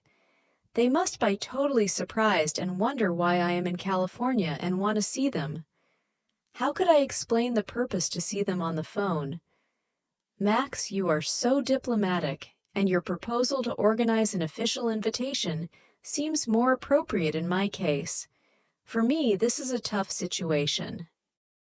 Thomas in his hotel room downtown. Thomas sits in his hotel room in downtown San Francisco and listens to the many cars driving by on the busy streets. 2 hours ago, he woke up from a deep night's sleep. Since years, he never had such a relaxing rest without nightmares or ghosts appearing in his dreams. He decides to order his breakfast in his room. After having 2 cups of coffee, a piece of toasted bread, and a soft-boiled egg, he sits in the cozy armchair next to the window and contemplates a picture of the Golden Gate Bridge hanging on the wall over his bed. He feels relieved that Max will support him. Now he needs to ponder how to word and write down his confession for the upcoming meeting. He places his elbow on the little table next to the armchair and holds his forehead in his left hand. Eyes closed. He muses how to act at the meeting. Then he starts to make short notes on a piece of paper, ready to discuss them with Max. Thomas was clearly relieved that Max had suggested to have an early dinner at his private home for preparing the meeting. There nobody would disturb them. Few days after arriving in California, Max called Mrs. Lang, telling her that Thomas is visiting San Francisco and would like to meet her with her husband, if possible downtown. What about at the embassy? He wants to discuss with them something concerning his friendship with Amanda's grandparents. Amanda Lang was surprised to hear that old Thomas has traveled to California for a short visit and agrees to meet him with Alex at the embassy. The meeting was arranged for Friday late afternoon, including a common dinner downtown. Dinner at Mac's townhouse. Max, the ambassador, had ordered a good dinner to be brought to his home and was expecting Thomas to show up soon. As Thomas arrives, Max leads him into his living room and serves him a glass of Californian Cabernet. He feels Thomas's tension and starts with some small talk. "Thomas, how do you like San Francisco? I hope you took some time to visit the city, and did you see the Golden Gate Bridge? You seem to be more relaxed. Maybe it is the Californian way of life, just to take it as it comes." Thomas: "I was strolling around in town and walked all the way across the Golden Gate Bridge. Later, I took a ride on a cable car. What a great experience. By the way, Max, how long have you known Mr. and Mrs. Lang?" Max hands Thomas a second glass of wine, seeing its effect on relaxing him, saying, "I know them for a short time only. Swiss citizens met occasionally at the consulate. It was a pure coincidence I met them again at Tony's wedding. I never knew that Amanda Lang was Susan's cousin. Thomas, let's now plan the meeting. Max proposes to start the meeting by saying that Thomas wanted to visit California and had the desire to see Mr. and Mrs. Lang. He wanted to thank Alex in person for helping him the day he fainted and therefore saving his life. Also, Thomas wanted to reveal some secrets, which might explain the reason for his visit. Max, without your help, I would never be able to confess my enormous weight I am carrying along for decades, which need to get off my soul. I will try hard to confess bad secrets at that meeting. It might be shocking for you, and even more for the Langs. At the Consulate General of Switzerland in San Francisco, Amanda and Alex Lang arrived on time, and the ambassador's secretary led them into the nice meeting room, where Max Weiss, the ambassador, was already waiting with Thomas Paine, sitting next to him. Both men got up to the challenge of the coming guests. Amanda immediately said, "Hi, Thomas. What a surprise to see you here. We were delighted to hear that you are visiting California and expressed the wish to see us." Max, the ambassador, with his soft voice, greeted his guests. "Mr. and Mrs. Lang, thanks for coming. Please take a seat and grab a cup of coffee. Did you enjoy your trip to Switzerland? Hope you had a good time with your families and met many of your old friends. The wedding of your cousin Susan and my nephew Tony was a true coincidence to meet you again. Another coincidence was to realize that our former neighbor, Thomas Paine, is an old friend of your family. First at all, I want to explain the wish of Mr. Paine to meet you here. He has many things to tell you after his heart attack, and I am assisting him the best I can. I know Thomas since I was a boy, and know that sometimes he has difficulty to express himself. Thomas decided to fly overseas to thank you, Mr. Lang, for saving his life." Amanda and Alex, surprised, waited patiently until Thomas collected his notes, then stood up and talked slowly, word by word. "I am happy to see you here. Alex, I owe you and Max a big thank you. You saved my life at the wedding party the minute I felt a dreadful pain in my chest, followed by a strange vision. My recovery was hard after surgery. I was tormented by nightmares and haunted by ghosts in my dreams, followed by high fevers. One day, Max visited me at the hospital, and I complained about my nightmares. After his visit, I realized that my secrets drove me insane, and this resulted in becoming a lonely old man haunted by terrible nightmares." Thomas looked at the ambassador, and after a deep breath he continued, "Amanda, remember the time I gave you piano lessons at your grandparents' home? That was the best time of my life. Your grandfather August was my best friend I ever had. Now it gets difficult, but I will and must admit, we both got to know in our youth Virginia, your grandmother, in Paris, and admired her. She fell in love with August. Several years later, I met the happy couple again, and your grandfather invited me often at their house. I admired her and was secretly in love with Virginia all my life, but she was never aware of it." Thomas stopped to take a deep breath. "The day when Virginia passed away, I was totally lost and suffered terribly. Then I decided to move far away to France. 2 years later, I returned. Florence and you, Amanda, invited me over once in a while for a cup of tea, which highlighted my moments of loneliness." Thomas, still standing, needed to sit down. Amanda and Alex realized that Thomas has a hard time to formulate the continuation. Max diplomatically said, "Thomas, take a break, have a sip of coffee, and then let's find out why you had such terrible nightmares at the hospital." Thomas, with trembling hands, grabs his cup of coffee, takes a sip and looks at Max and starts to search in his notes. I promised Max to tell you in person about my faulty behavior. However, it is very difficult to confess it. Kind of hesitating and fighting with himself, he continues. Hmm. I met your mother Florence lately downtown. She invited me to come over for tea. There I was confronted with the striking painting of Virginia in her light blue robe, which hung for years and years in your grandparents' living room. Florence told me that the painting had been stolen and was just returned to you by a friend who bought it at an auction. Florence mentioned Mr. Lucas Miller had bought it. Isn't Lucas Miller a priest? Thomas, surprised, made a pause. Alex answered, Lucas Miller was a priest, but gave up his profession and is now married with a girlfriend of Amanda. Thomas, slightly confused. Oh, Let me continue. After I saw the painting of my secret love lately at your mother's house, I decided to fly with my friend Max to California. My desire is to meet you, Amanda. I have a question.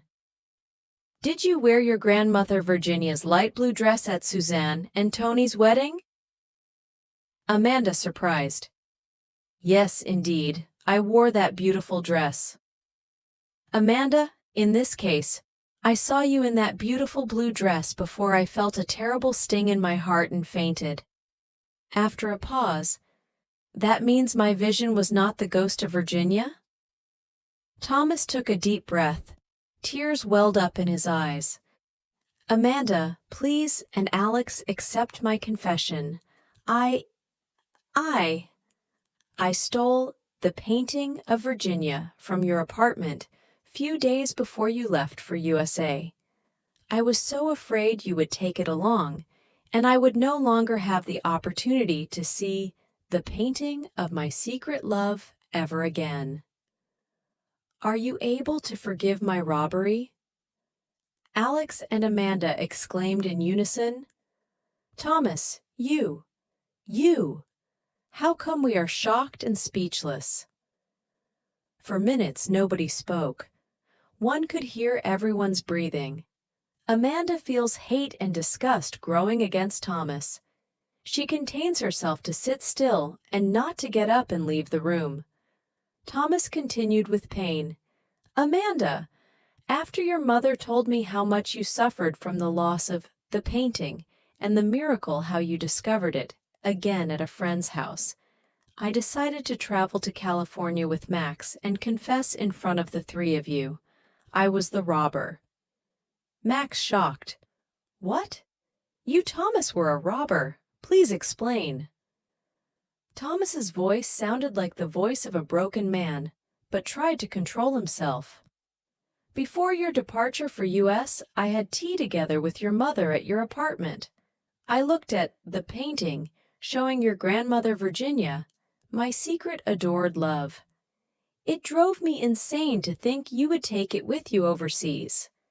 After your farewell party leaving your apartment, I picked a house key which lay on the counter, went immediately to copy it, and placed it within half an hour exactly where I grabbed it, and explained that my returning was to pick up my coat I forgot. Nobody had remarked my absence. Days later, when you both were at work, haunted by my foolishness, I went and stole the painting.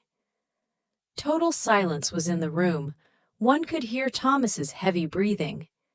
After a long pause, Thomas nervously continued.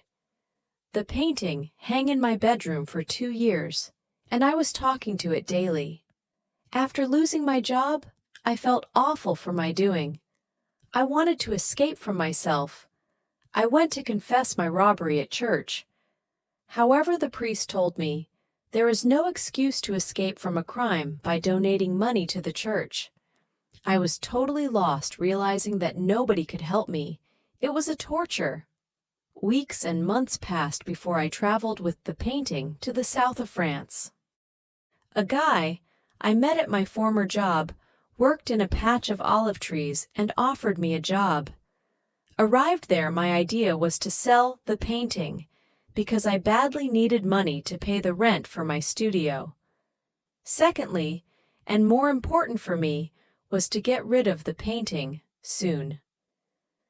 Finally, a visitor of my landlord was interested in buying the painting, and I felt relieved. 10 days later, the visitor returned the painting because I was not able to prove its origin with a certificate.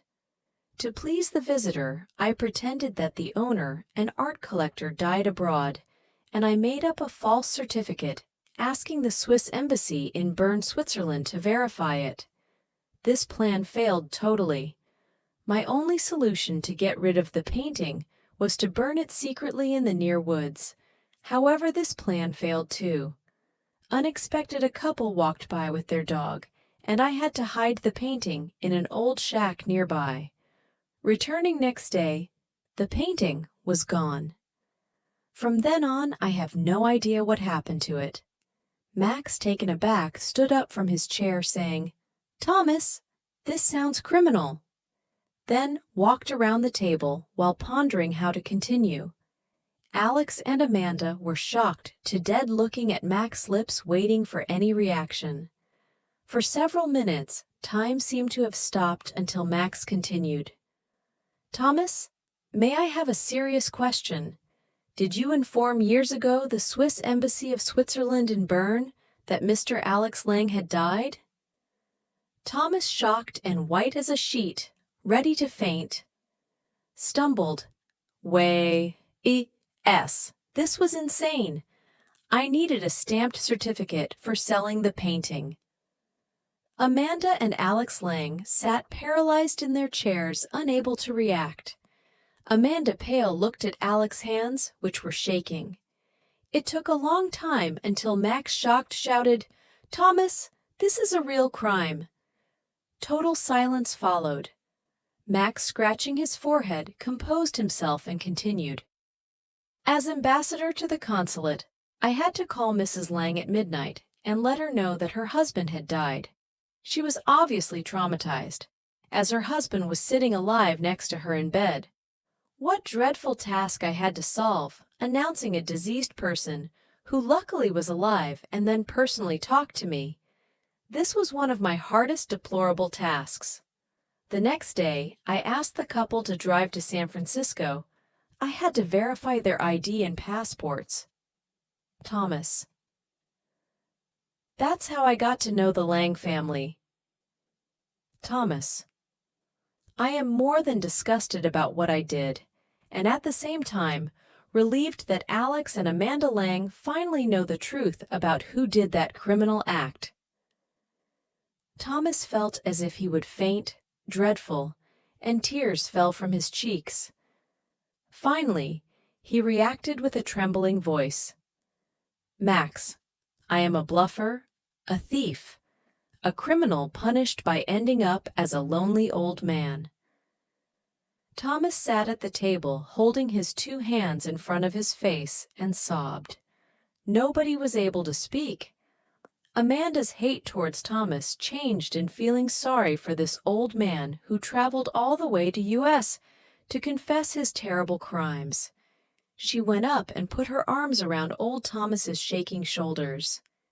"Thomas, thanks for confessing. I realize how very hard this confession was for you. However, we are relieved to know that you have been the robber. I understand your horrible pain to live with such foolish secrets. Certainly, it was the ghost of my beloved grandmother Virginia who forced you to come across the ocean and confess. She never liked secrets." Now it was Max's turn to break his the silence. "Thomas, I am extremely scandalized, but at the same time very proud that you did confess. Finally, we have the answer for that odious pretension that Alex Lang was declared dead, and my most unpleasant duty, to offer help middle in the night to Mrs. Lang. I assume that Alex and Amanda Lang are also relieved to learn the truth today. The only mystery remains how the painting made it from that shack to the auction house. We need to check it with the police, including the auction house where Mr. Miller's bought the painting? Alex stupefied over Amanda's reaction, and the ambassador's statement composed himself and commented, "Thomas, thank you for your confession. I tried to research without result. Who on earth could come up with such a criminal idea to declare me dead while I was healthy and strong? It took us many sleepless nights. After Amanda recognized her grandmother's painting at my friend's apartment, Lucas Miller checked immediately with the auction house and the police. They traced back the painting's odyssey up to the shack where the painting was ready to be burned. The couple with the dog walking by saw it and immediately noticed the police. The police found the painting, including the certificate and matches for lighting a fire. From there, the painting was sent by the police for evaluation to an expert. The painting made it, including its certificate of a deceased collector, to the auction for sale. The auction house contributed the money paid for the sale of the painting to a poor family, as stipulated on the certificate by the deceased collector. Lucas Miller, my school friend, bought the painting only a few weeks ago because he liked the composition and the vivid colors. It hung in their apartment where Amanda discovered it. After realizing it was our stolen painting, Lucas instantly returned it to Amanda. Now, after the painting's odyssey, it hangs again on the usual wall at Amanda's mother house until we move back to Europe. Thomas looked into all three faces and asks with low, trembling voice, "Are you able to forgive me for being a criminal, a thief, a coward holding many bad secrets? My sins punished me to become a lost, lonely old man. Hopefully, Virginia's noble spirit calms down after the painting made its way back to your family, and my nightmares and ghosts might no longer haunt me. It was very, very hard to fly to California and confess my sins. Without Max's diplomatic advices, I would never have been able to confess my evil secrets." Max: "Thomas, your confessions are a big achievement.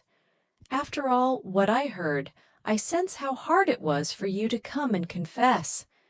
I am sure that Amanda and Alex Lang are relieved to know the painting's odyssey connected with the incredible coincidence how it made its way back to them. Now I realize why such bad nightmares have haunted you until you finally needed to admit your criminal secrets." Alex, relieved, got up and put his hand on Thomas' shoulder. "Thomas, we must respect and appreciate your confession." Amanda, speechless and with tears in her eyes, whispered, "Thomas, I would never have guessed that you could be the robber. I am deeply impressed and thankful that you had the guts to fly over the ocean to admit your criminalities." Thomas got up, holding his hand towards his heart. "I need to thank you all for giving me this last chance." Max calmly stated, "Everybody might hold secrets. We need to realize that secrets can grow to an enormous burden, so it is better to find ways to solve or confess them, because most secrets will be revealed sooner or later." Or Three Short Stories by Otilia Greco. The Butterfly by Otilia Greco. Helen and Oliver sat in front of their fireplace, enjoying a peaceful evening together. Helen had just finished reading the book about Cambodia she had owned for many years, the same book she had looked at several times. Helen's biggest desire had always been to visit the Cambodian temples of Angkor Wat someday. She was fascinated by reading about the mysterious reign and power of the Khmer kings. However, for many years, visiting Cambodia was impossible because the Red Khmer had started a violent terror regime, killing over 2 million people, almost 1/4 of the innocent Cambodian population. Pol Pot's political fanaticism in wanting to turn Cambodia into a perfect society of working rice farmers forced everyone to follow his doctrine. This meant the first task was getting rid of the so-called people's enemies by closing hospitals, schools, and universities, and systematically killing the entire generation of doctors, teachers, and technicians. This cruel extinction war went on for 3 years, 8 months, and 20 days, splitting up families and leaving thousands of orphans behind. If someone would find the killing harsh or non-human, he was immediately put into a concentration camp. One of them, Camp S-21, in the capital of Phnom Penh, is still kept to visitors for visualizing the tortures. 99. Helene and Oliver sat in their living room. Oliver, is your offer to fulfill one of my secret wishes for our upcoming anniversary still valid? Helen asked her husband. Oliver looked up from his newspaper, grabbed Helen's hand and said, "Yes, Helen, I have been waiting to hear what your wish might be. Please tell me what it is." She looked in his eyes, which showed his love for her. "It is a big wish, like a huge butterfly wandering about in my brain. It is not something you can buy in a store. It is something which has fascinated me for many years, and certainly it would be a great experience for both of us. The more you talk around it, the more it makes me eager to get to know your wish." Oliver added. She placed her hand on his lap and started. "Why not take a trip to Cambodia?" Oliver put his arm around her shoulder and said, "Great idea. This will be the perfect gift for our anniversary. Let's realize your wish." Both decided to travel to Cambodia soon. Helen commented, "How about asking Roberta to join us? This would be a wonderful change for her after she just became a widow when her husband, your best friend, died recently. It might help her to overcome her terrible pain." "This is a good idea." Oliver was very proud of his thoughtful, deep-hearted wife. She would always care for others or find good solutions in difficult situations. Helen, Oliver, and Roberta decided to sign up for university lectures on the ancient Khmer culture to learn more about its history. Their big desire asked for thorough preparation for the trip. In Switzerland, winter starts in November with occasional snowfall, so this was a good season to escape from the cold and wet days and take off to Cambodia. The takeoff was late in the evening, and not all group members had been introduced to one another. Helen met 2 couples and some ladies. The moment Helen, Oliver, and Roberta were sitting in the plane watching the gray November clouds loaded with fine snowflakes disappear, Helen realized the trip had become reality. Most passengers wanted to sleep. Planned was that the group would meet each other along with the Swiss history professor upon their arrival at the airport of Phnom Penh. Next to Roberta sat an old lady in her 80s, Arlette, who needed some help with the immigration form. Arlette obviously was a participant of the trip. In first class sat a couple looking kind of unhappy. Pia, as he called his wife, was arguing loud about the food. "Hope they will not join our group," Helen mentioned to Roberta. As the plane gained more altitude, Helen felt like she was being carried away by a wonderful dream. She watched the plane flying around immense white clouds, resembling big cotton balls. Some clouds looked like snow-topped mountains moving through the sky. The 3 passengers fell asleep, feeling the soft white foam carrying away all the stress and misery of the world. After a long overnight flight, they landed in Cambodia early next morning. At this time of the year, the climate in Cambodia was hot and extremely humid. For Helen, the heat and the different scent of humid air let her fully realize that her wish had turned into reality, and she was about to visit the fascinating country and experience more of the Buddhist philosophy. The travel group participants were scattered in many different rows in the plane. Shortly after landing, the group was gathered together. The guide, a history expert, introduced the group of very interested travelers, consisting of 6 couples, some middle-aged women, Arlette, a much older lady, and finally the couple sitting in first class, Albert with Pia, the lady who complained about the food on the plane. The guide started to explain the wonders of the ancient Cambodian Empire under the Khmer kings. Much of the old mystery was based on the mix of the 3 religions, Buddhism, Brahmanism, and Hinduism, living peacefully together for many centuries. The greatest impact came from Buddhism, which still is the most widely spread religion in Southeast Asia. In fact, it is rather a philosophy explaining that Buddha could be found in every single person. One just needs to live up to the ideal of that philosophy.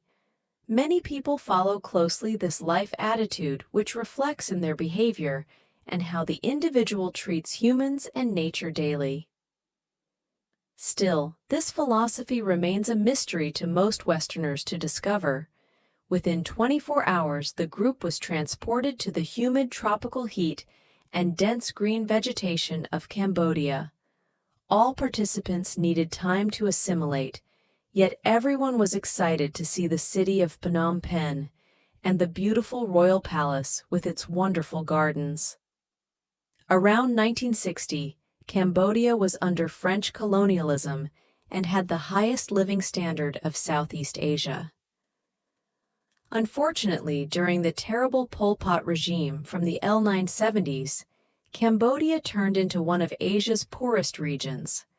Everyone in the group was shocked after visiting the terrible remains and testimonies of the concentration prison, S21.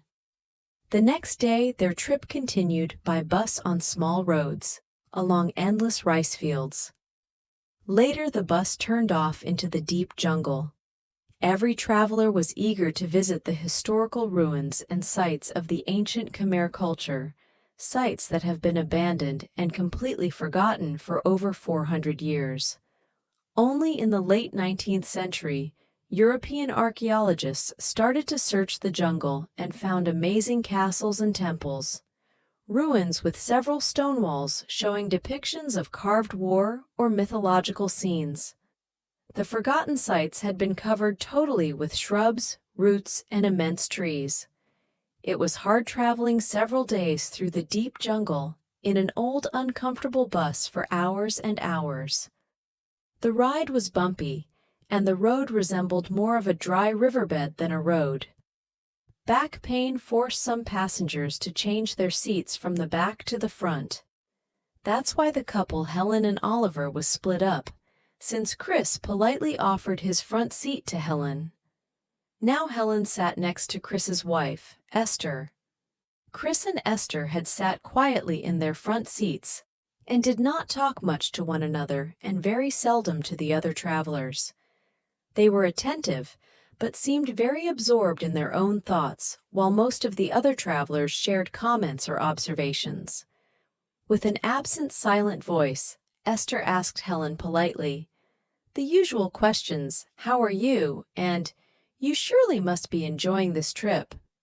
The conversation was sort of superficial. Esther sat quietly next to Helen, looking through the bus window at the exotic landscape passing by. Helen was convinced that something bothered this fragile lady sitting next to her, so she did not insist on having a conversation. Both ladies were contemplating the rural landscape. Once in a while, the bus crossed an area with primitive housing, mainly covered wooden platforms sitting on high pillars. Children were playing and laughing along the road. In front of each shack was a water pond growing beautiful lotus flowers. Ducks, chickens, and pigs wandered freely around in search for food, while some boys had fun by jumping and swimming in the rather dirty pond. Suddenly, Esther turned towards Helen and commented, "This is such a different culture compared to our hectic life in Europe. Still, all children, including their mothers, have such a relaxed and happy expression. They seem not to mind poverty." Helen shared how she enjoyed every single travel day, mentioning that this adventurous trip for her and Oliver was a great dream now becoming reality. Like you, Helen added, I am totally impressed by the local people with their radiant faces, their peaceful expression, and their kindness towards everyone. After all, these people suffered so much under the Pol Pot regime of the Red Khmer. Unlike our Western attitudes, there is almost no tension and little concern about personal problems. They sacrifice so much and still are ready to smile and help their neighbors. Esther just nodded, watching some children playing with sticks in the dirt. You are right, Esther agreed, turning her face away from Helen. Helen noticed some tears appearing in Esther's eyes. Helene's feeling was that Esther had to fight with a certain burden, which lay like a shadow over her. With no words, Helen placed her hand on Esther's arm. Minutes later, Esther turned her face with watering eyes towards Helen. Helen, may I tell you the reason Chris and I came to Cambodia? It is a very sad story, but I feel I need to tell it to someone, so it might give me a little more strength, even though we originally decided not to tell any part of it to anyone in the group. Of course, if you feel comfortable, tell it to me. Esther's husband, Chris, was sitting now in the back seat next to Oliver. Chris was very quiet, contemplating the countryside while chewing on a wooden toothpick. Chris, as well, did not participate at any conversation. Oliver thought he might be introverted or shy, possibly not much interested in the group's excursion to visit the temples in the deep forest. This turned out to be a total false estimation. Chris was fighting hard with his own problems. Esther was clearly relieved, having found a soulmate in Helen who would listen to her, allowing her to open up. Chris and I were unable to have children of our own. Still, we wanted to share our life with children, so we adopted a little orphan boy from Cambodia, a country we did not know at all. We named him Mark and loved him very much. We had a good family life, and Mark adapted well to our Western way of life.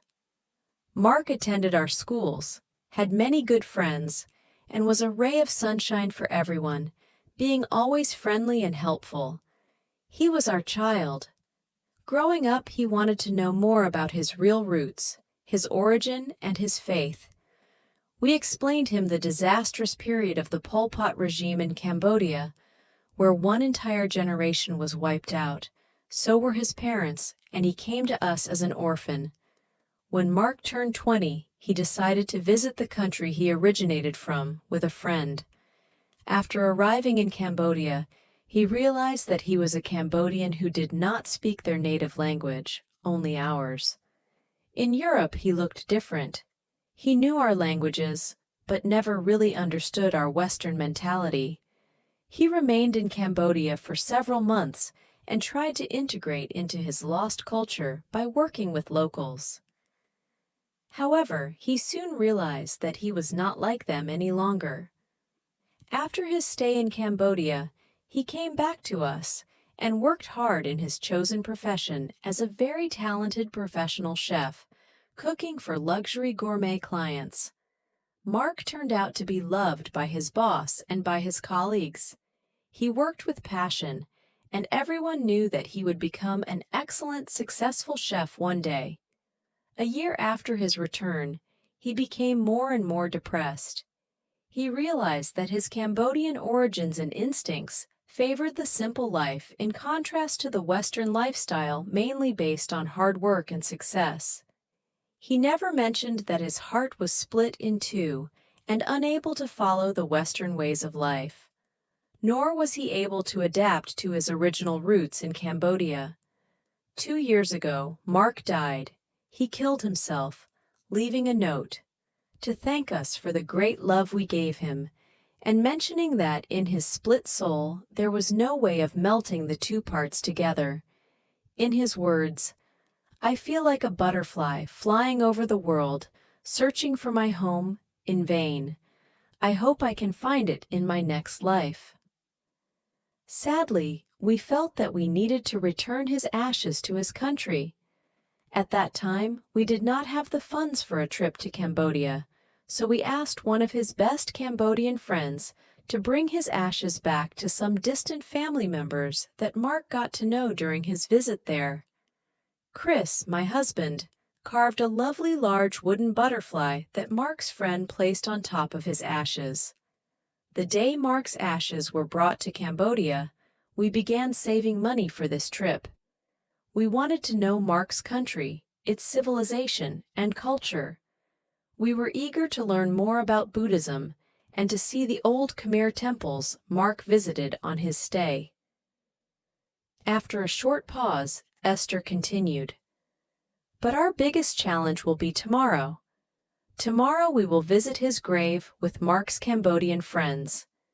This will be a difficult moment, and simultaneously it might be a beautiful experience. We both are very concerned about this encounter with people we have never known." Helen squeezed Esther's arm. After a short while, Esther took Helen's hand and said, "Thank you so much. I am so relieved that I could tell this to you. I now feel having gained more strength to face the day of tomorrow." Helen was extremely touched to become so involved with Esther's experience. Now she fully understood why this couple was so introverted.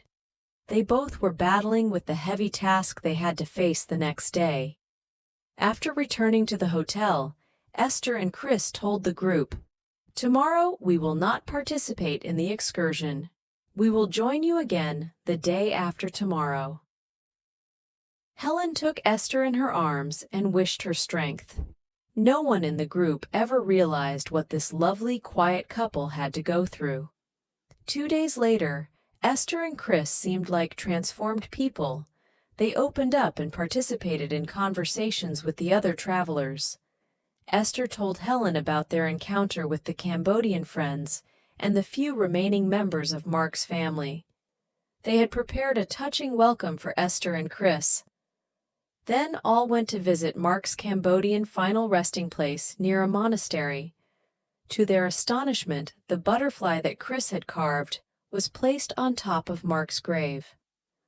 A Buddhist priest held a short ceremony. This all helped Esther and Chris to understand that Mark's wish to return to his homeland was fate. Now Mark's Western-loving parents were relieved from their immense burden and were ready to let Mark's soul fly away. Esther and Chris understood that the Cambodian soul is soft, loving, and with no prejudice towards others. Buddhism had taught them respect and tolerance since their youth. Sharing those precious moments became so meaningful. Helen was extremely pleased to see the couple relieved. Next day's excursion was quite adventurous.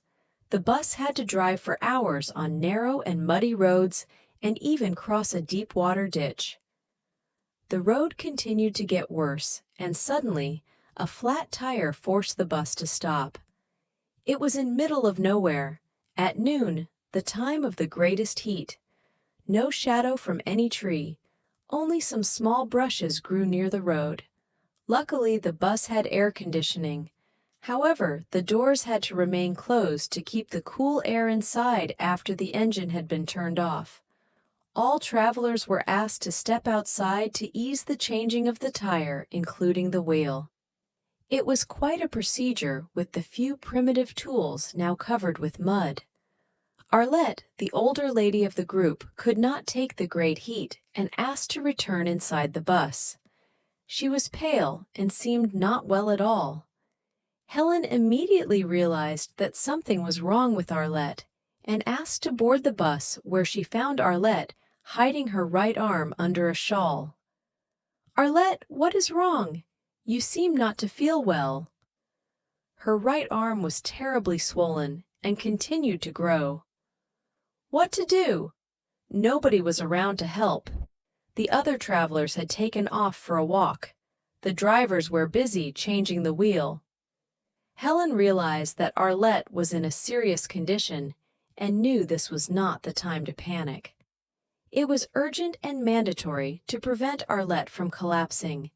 This would force the bus and the entire group to drive back several hours to the city for medical help.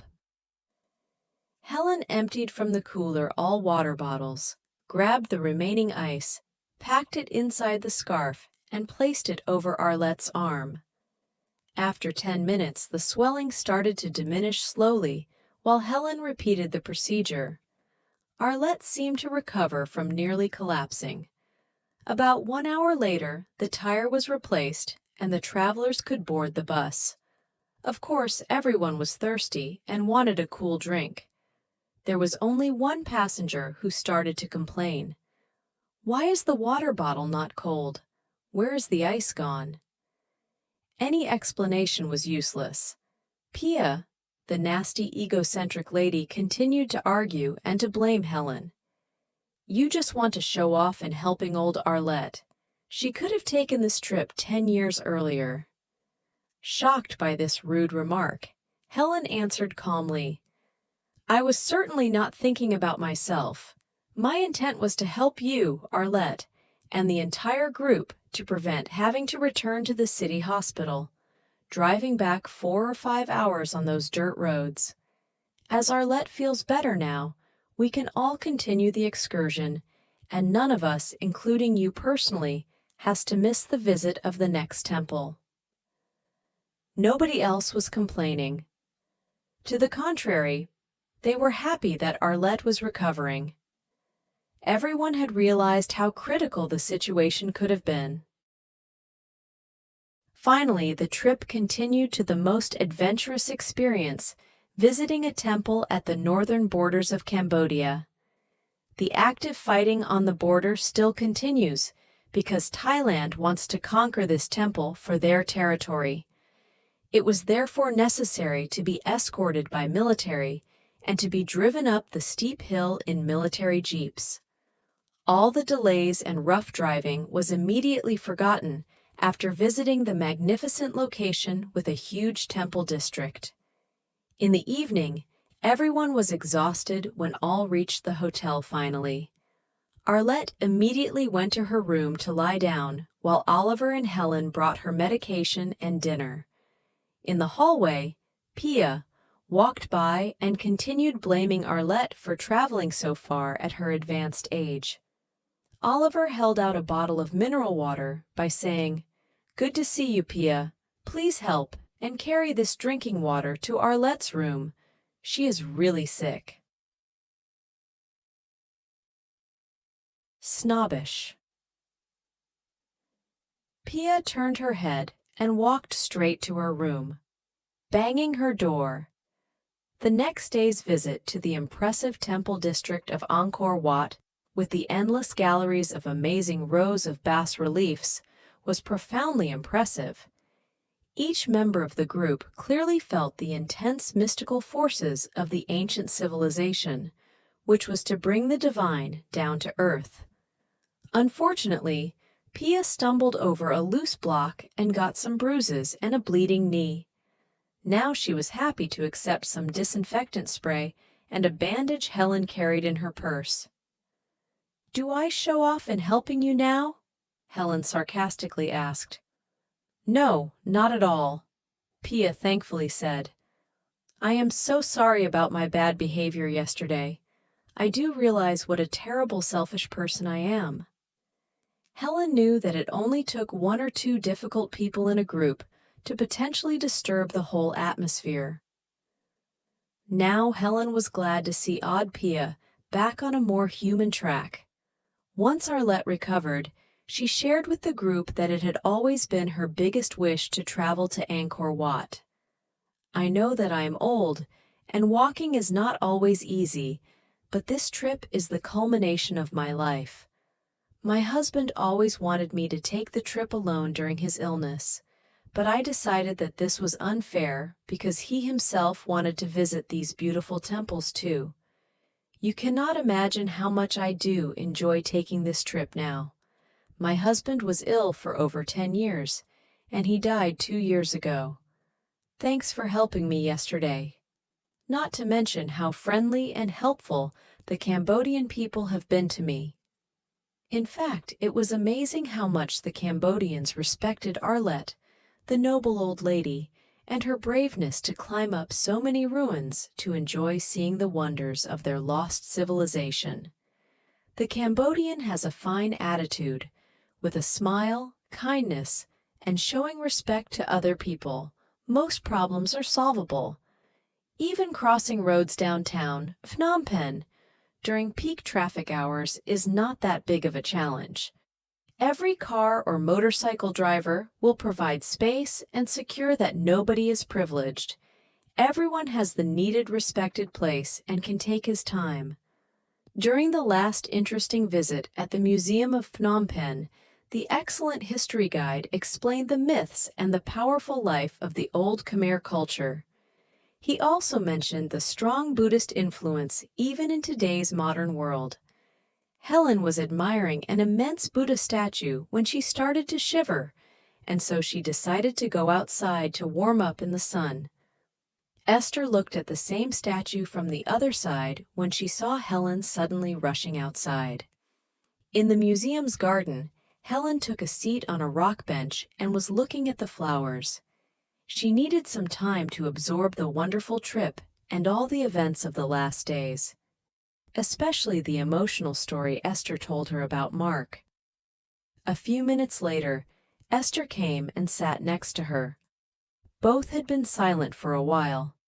Then Esther spoke. "I saw you shivering near the Buddha statue, and guess what? I started shivering too. There was no reason as it is terribly hot inside the museum. I felt a great power coming from the statue, which forced me to come out here and sit next to you." Helen had the same powerful feeling, but was unable to reply. Instead, she changed subject. "Esther, watch how beautiful these red flowers are, and how peaceful the bees and butterflies sit on them. It feels good to be out here in the fresh air." Suddenly, the most beautiful yellow butterfly landed on Esther's knee, remained there for quite a while, and then took slowly off, flying up towards the blue sky. Esther placed her hand on Helen's arm, saying, "Helen, I feel so relieved and happy. This wonderful trip and today's amazing experience here at the museum helped me to finally let Mark's soul fly away."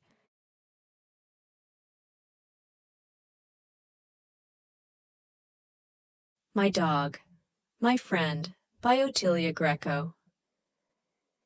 It was mid-January on a Sunday afternoon after lunch, and I was at my parents' friend's house, the local village doctor and his wife.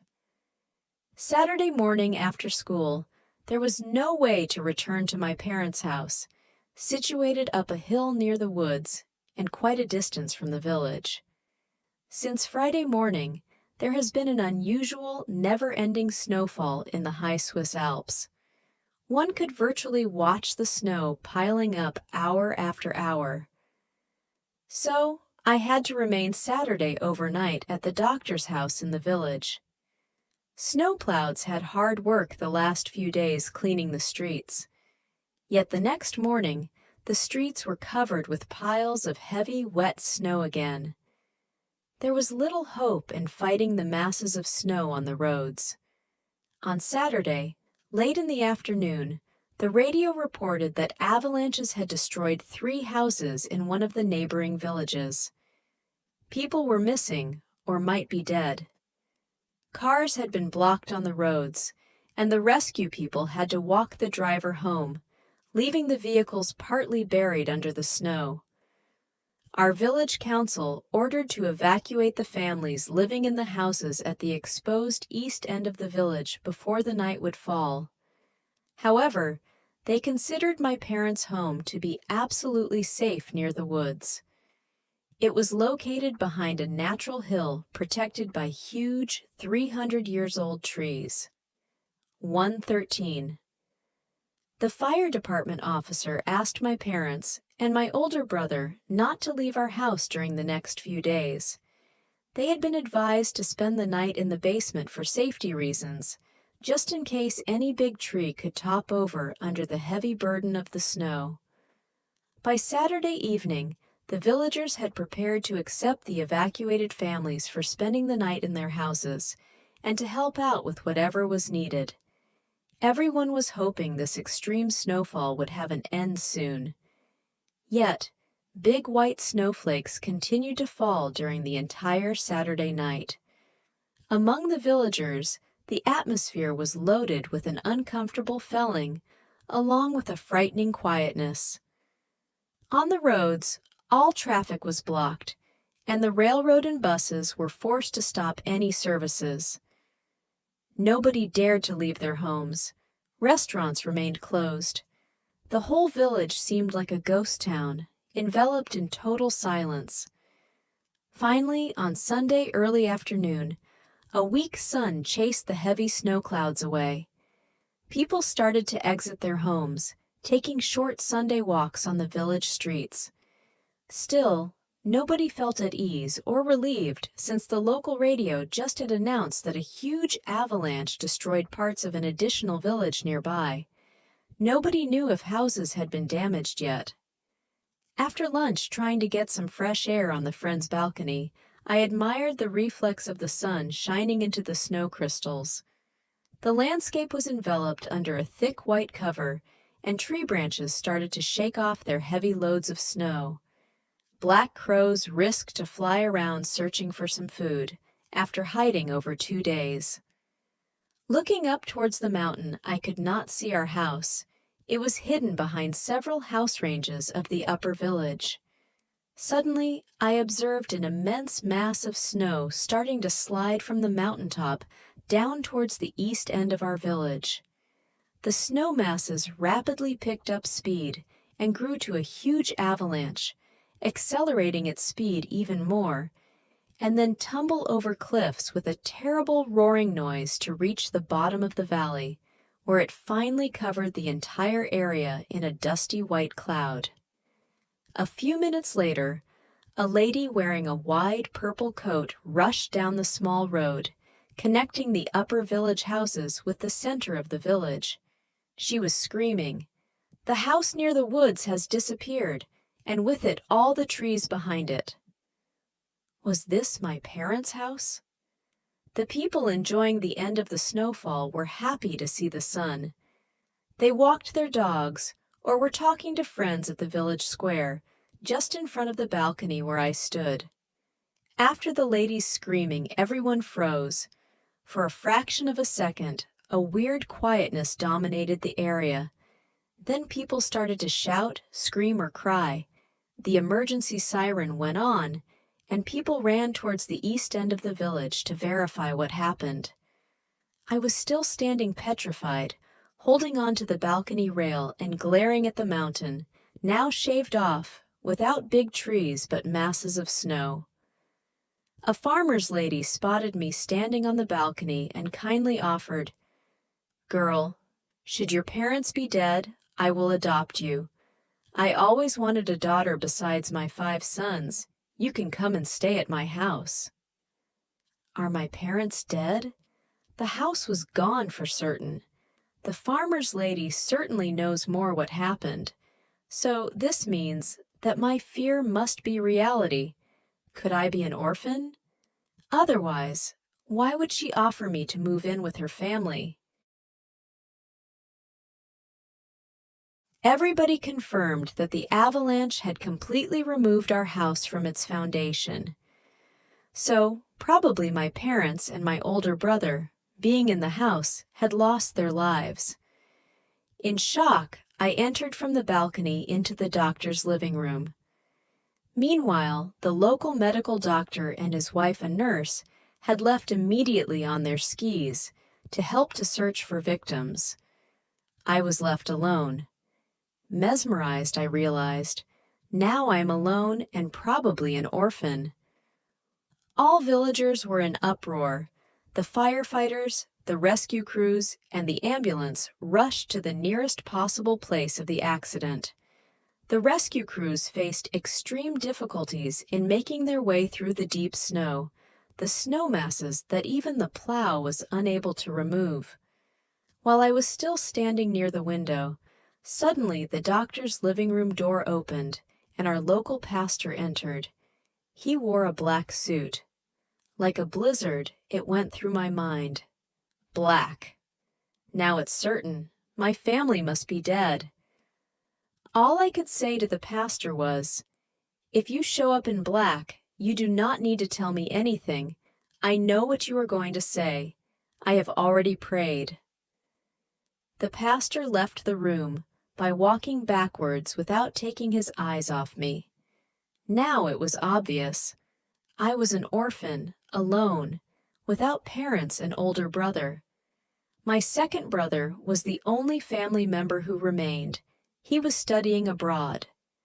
However, he is far too young to take care of me. Where should I live from now on to finish my school? Maybe the farmer's lady offer was the best solution? Many open questions crossed my mind in seconds. It took 1 hour until a rescue officer walked into the doctor's living room, carrying in his arms my dog, Bella. The officer was my school teacher, the teacher I disliked the most. "See, I found your dog alive. It has a broken tail." The avalanche force blew the dog several hundred yards through the air. As he placed the dog onto my arm, tears came to my eyes, and without thinking, I hugged my teacher, even though I disliked him. Holding my dog and looking at its eyes comforted me. This was the moment I felt to be the richest person on earth. My dog was alive. This was the greatest and valuable present I ever got. I was no longer alone. I had a friend. I straightened and bandaged the dog's tail with a ruler and a piece of cloth I found on the doctor's desk. Then we both sat on the sofa, waiting to know what our destiny would be. The dog placed his head on my arm and looked at me with its trustful eyes. Our waiting seemed endless. After another 2 long hours, the doctor and a paramedic brought my father supporting him under both arms. He barely could walk and looked totally exhausted. He was injured. His hair was full of debris mixed with snow and ice, and his gray shirt solidly frozen onto his chest. The doctor pulled Dad's shirt off, which fell on the floor in several single frozen fragments of cloth. Dad's injury on his left forehead was bleeding, and blood dripped over his bare chest. A frightening look! Immediately, he was laid in one bed of the doctor's master bedroom. The ambulance motor had failed due to the cold, and there was no way to reach the hospital in time. Instantly, the doctor's house changed into hospital rooms. Soon thereafter, 2 other rescue people carried my brother into the doctor's house. He was lying unconsciously on a stretcher covered with a thick blue blanket. The rescue men explained, "He was found totally covered under the snow masses with no air to breathe. When the doctor found him, he showed absolutely no sign of life. He was not breathing and had no reflex in his eyes. Still, one of his friends, being a mountain guide, decided to try mouth-to-mouth reanimation. Miraculously, the patient started to breathe to everyone's unexpected surprise. Then my brother was rushed as fast as possible to the ambulance. However, the car's motor did not start at all, so we decided to bring him right away to the doctor's house. The doctor's wife, a nurse, took immediate care of my brother and had him placed in her bed next to my father. Meanwhile, the doctor and the paramedics were extremely busy with Dad and my brother, both lying in the same bedroom side by side. The doctor gave my father a shot and 2 hot water bottles to warm him up. Next, he took my brother's blood pressure, checked his heartbeats, and did many other tests before giving him a shot. They covered him with blankets and put a towel around his head to keep him warm. He had signs of undercooling and was not awake. Nobody noticed me watching the whole situation and listening to their discussions, still holding my dog tight in my arm. Was I experiencing a bad nightmare? Was all this reality or pure imagination? After a while, the pastor returned to the doctor's house. However, he had changed into his gray suit he usually was wearing during weekdays. He must have realized the shocking impact of his black Sunday suit. He took my hand and said, "Come on, girl. Let's say hello to your dad and your brother." Dad was lying in bed with his bandaged forehead, kind of dizzy but pleased to see me, and stretched his hand out telling me, "Your dog saved us all. After having been blown off by the avalanche, Bella waited until the moving avalanche was settled, and then she ran back up the hill where our house stood and barked continuously. That is the reason the rescue people decided to search for us first at the location where the dog was barking, and so they found us and could dig us out of the snow masses." After those few words, Dad, then exhausted, fell asleep.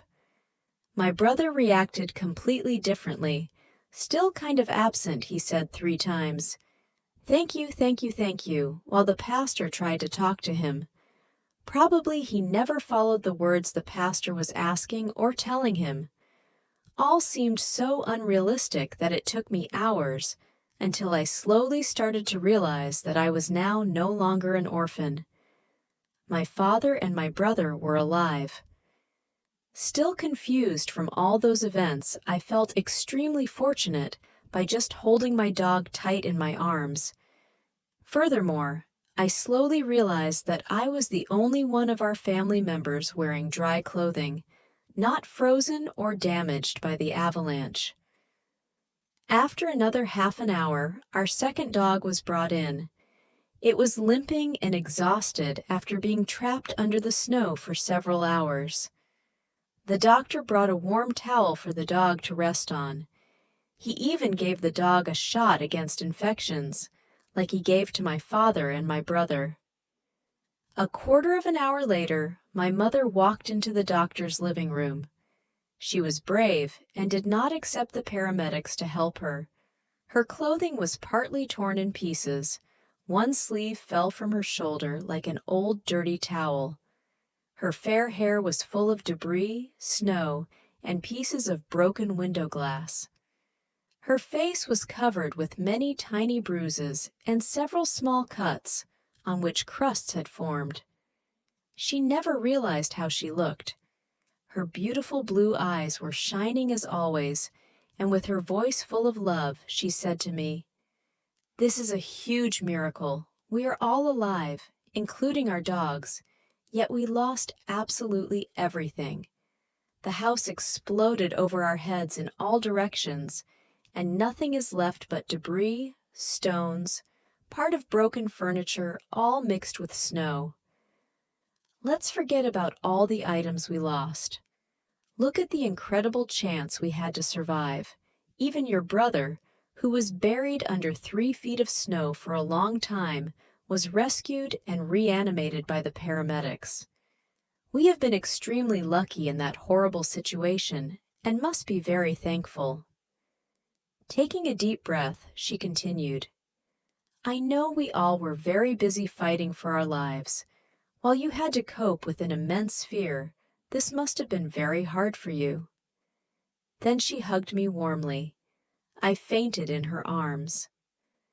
After quite a while, I woke up on the doctor's sofa, covered with a blanket, and holding my dog leaning his head on my arm. The last 4 hours had been far too hard to cope with for a 13-year-old girl. For several months, our family was split up, staying at 3 separate locations with friendly local families. My parents remained with the doctor and his family.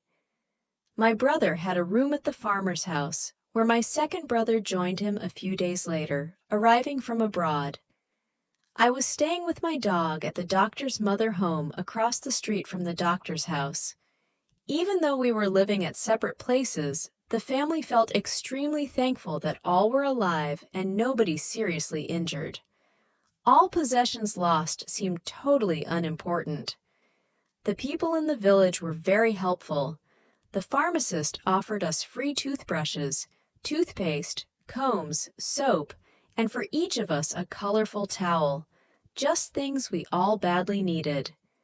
One restaurant owner offered us a free family lunch every second day. On that day, we all gathered together and felt to be a reunited family. After a few weeks, the community center found us a small apartment. As we had lost everything, people would bring us spare mattresses, pillows, and bed covers to sleep on the floor. A store offered some pots and dishes, and the doctor gave us forks, spoons, and knives. Again, together the family was rather camping than living in the apartment. However, Mom knew how to arrange it in a cozy and livable way. After recovering from my nervous breakdown, the doctor decided to send me back to school on a Friday. So my first school experience would start with only one school day after all what had happened. I was afraid to go back to school, as my schoolmates would question me about things I was not ready to talk about. My father had to bring me there, and the kind pastor took me by his hand, convincing me that all will be fine. The first lesson was given by him. He gave me a brand new school bag, some pencils, a pen, and some notebooks, while the classmates had collected money to buy me a set of color crayons. Each child brought me one color pencil, and the pastor put it in a box, where he complimented the missing ones. School seemed to be good, and I was delighted to be back. The next lesson was given by the teacher, who saved and handed me my dog. Harshly, he ordered the pupils, "Class, continue to write the story you all started about the avalanche." Then he turned to me and said, "I know you can write an even more detailed story of how you experienced the disaster." Did I hear well? Should I reawaken all those painful moments once again? I was staring at my notebook and my pen for a long time. No words came to my mind. I felt terrible and could not even write one single word on the empty page. Tears run down my cheeks, and I felt absolutely helpless. Paulin, the boy, who was sitting next to me, saw how my tears dropped onto my notebook and handed me his handkerchief, which made me even cry more. Paulin, normally the shyest boy of the whole class, suddenly stood up and asked the teacher, "Mr. the teacher, does this not sound unfair to ask her to write about that horrible event her family went through only 1 week ago?" I was very touched by his thoughtful words. However, the teacher seemed not to have paid any attention to Paulin's words and walked down the aisle, suddenly standing next to me, telling, "Just write whatever you feel or what affected you the most. What about when you saw your dog?" My head started to spin before I had to throw up. Totally embarrassed, I did not know what to do and was near to collapse. "Okay, Pauline and Mary, you both bring her home right now. Probably she came far too early back to school," ordered the teacher. My classmates put me on a sledge and went straight away to the doctor's house where my parents stayed. The doctor was near the entrance door, talking to a leaving patient when they arrived. He took me into his office and asked the two schoolmates what happened. All I remember was that he got very angry towards the teacher. He gave a piece of chocolate to Pauline and Mary and thanked them for their kindness for bringing me in. Then he gave me some medication and ordered to stay away from school for another week. It took me 2 more weeks before I felt better. The day I was finally strong enough to return to school, the doctor had organized a special permission with the school dean, certainly not to the pleasure of my class teacher. I was able to take my dog Bella, my friend, with me to school at all times, for the following 2 months. Many, many years later, I am still aware that this miracle was one of the deepest experiences in my life ever. The family losing everything, but no living beings. Never will I forget the wonderful moment when I felt to be the richest person on earth by holding my dog in my arms and looking into its trustful eyes. The Lost Sculpture by Ottilia Greco. The garden around Lucy's parents' house needed to be totally remodeled.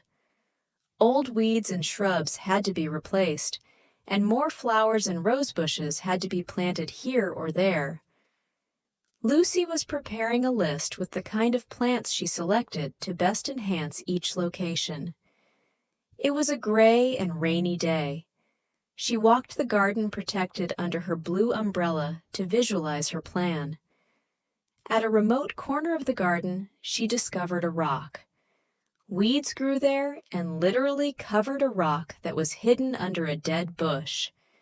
She wondered why this block had ever been placed at this remote location.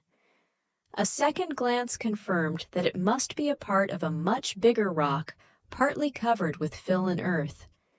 For certain, this rock had been laying there for years and years, and no one paid attention to it. By all means, this rock needed to be removed to remodel the garden. Lucy returned into the house to complete her plans for the new layout of her garden. Yet, something about that rock irritated and distracted her from her paperwork. She waited until the rain ceased, and then she went back to take a third look at it. Lucy decided to put on her rubber boots. She got clippers, an axe, and a shovel. First, she needed to clip off all weeds to be able to dig a hole with the shovel to free the roots of that old shrub with the axe. 1 hour later, most of the greenery was gone. The intriguing part started now, digging and removing the earth from the rock shovel by shovel. The rock turned out to be immense. It was almost 6 feet long, with a width of 1.5 feet. After another hour of digging suddenly, like a flash, it went through Lucy's mind. Gee, I might recognize this rock. Could it be the large yellow tough stone my brother Julian was working on with a hammer and a stone chisel to create a sculpture several decades ago? The more she dug, the more she was assured she had found the sculpture Lucy was guessing. It might be the sculpture of her when she was a 5-year-old child. The stone must have been buried in their garden for many decades. Nobody remembered ever where and when it disappeared. Now, Lucy needed to resolve this mystery right away. Shovel by shovel, she continued to free her newly discovered archaeological site. Like in a trance, she kept digging deeper and deeper until she had made a narrow trench around the rock. She was not only digging to free the rock. Simultaneously, many long-forgotten memories of her youth welled up. She remembered playing as a 5-year-old girl with the neighbor's daughter in a small dollhouse her father had made for their garden. The wooden dollhouse had an entrance door and a window. Her father had painted the outside to look like old brick stones. Inside, there was a small bench and a table where the 2 girls played with their dolls for hours. Now, Lucy's blue jeans were full of dirt, her hair was wet, and her hands covered with wet mud. Not even the rain could stop her from unveiling the buried mysterious stone figure. Finally, the entire sculpture came to daylight. The figure was lying on her right side, looking towards the earth on the hill. The sculptured little girl looked like being asleep. Excited, Lucy ran into the house, asking her husband to come outside and look at her new discovery she had made in the garden. He was shocked to see his wife in such an erratic state, with mud-covered clothing and muddy hands. "What is it? Why you are completely covered with mud?" he asked. "Come and see my new archaeological finding. I just happened to excavate my own youth," she replied. "What do you mean?" her husband asked, puzzled. "You will see. Just follow me." Back in the garden, both of them stood there admiring the half-excavated sculpture of Lucy as a little girl, still lying on her right side, looking at the earth hill. Meanwhile, the rain had stopped, and the clouds had slowly disappeared. The sun chased the dull gray clouds away and turned the sky a friendly blue color. With 2 axes, a shovel, and a heavy iron bar, Lucy and her husband freed the sculpture along one side until they were able to turn the heavy block. Now the sculptured girl was lying on her back, face up, looking towards the blue sky. Tears welled up in Lucy's eyes, and a strange, sad feeling let in a flood of old memories. Over the years, her brother Julian had become an important sculptor, yet at the time, he was a young artist who started modeling his 5-year-old sister in clay.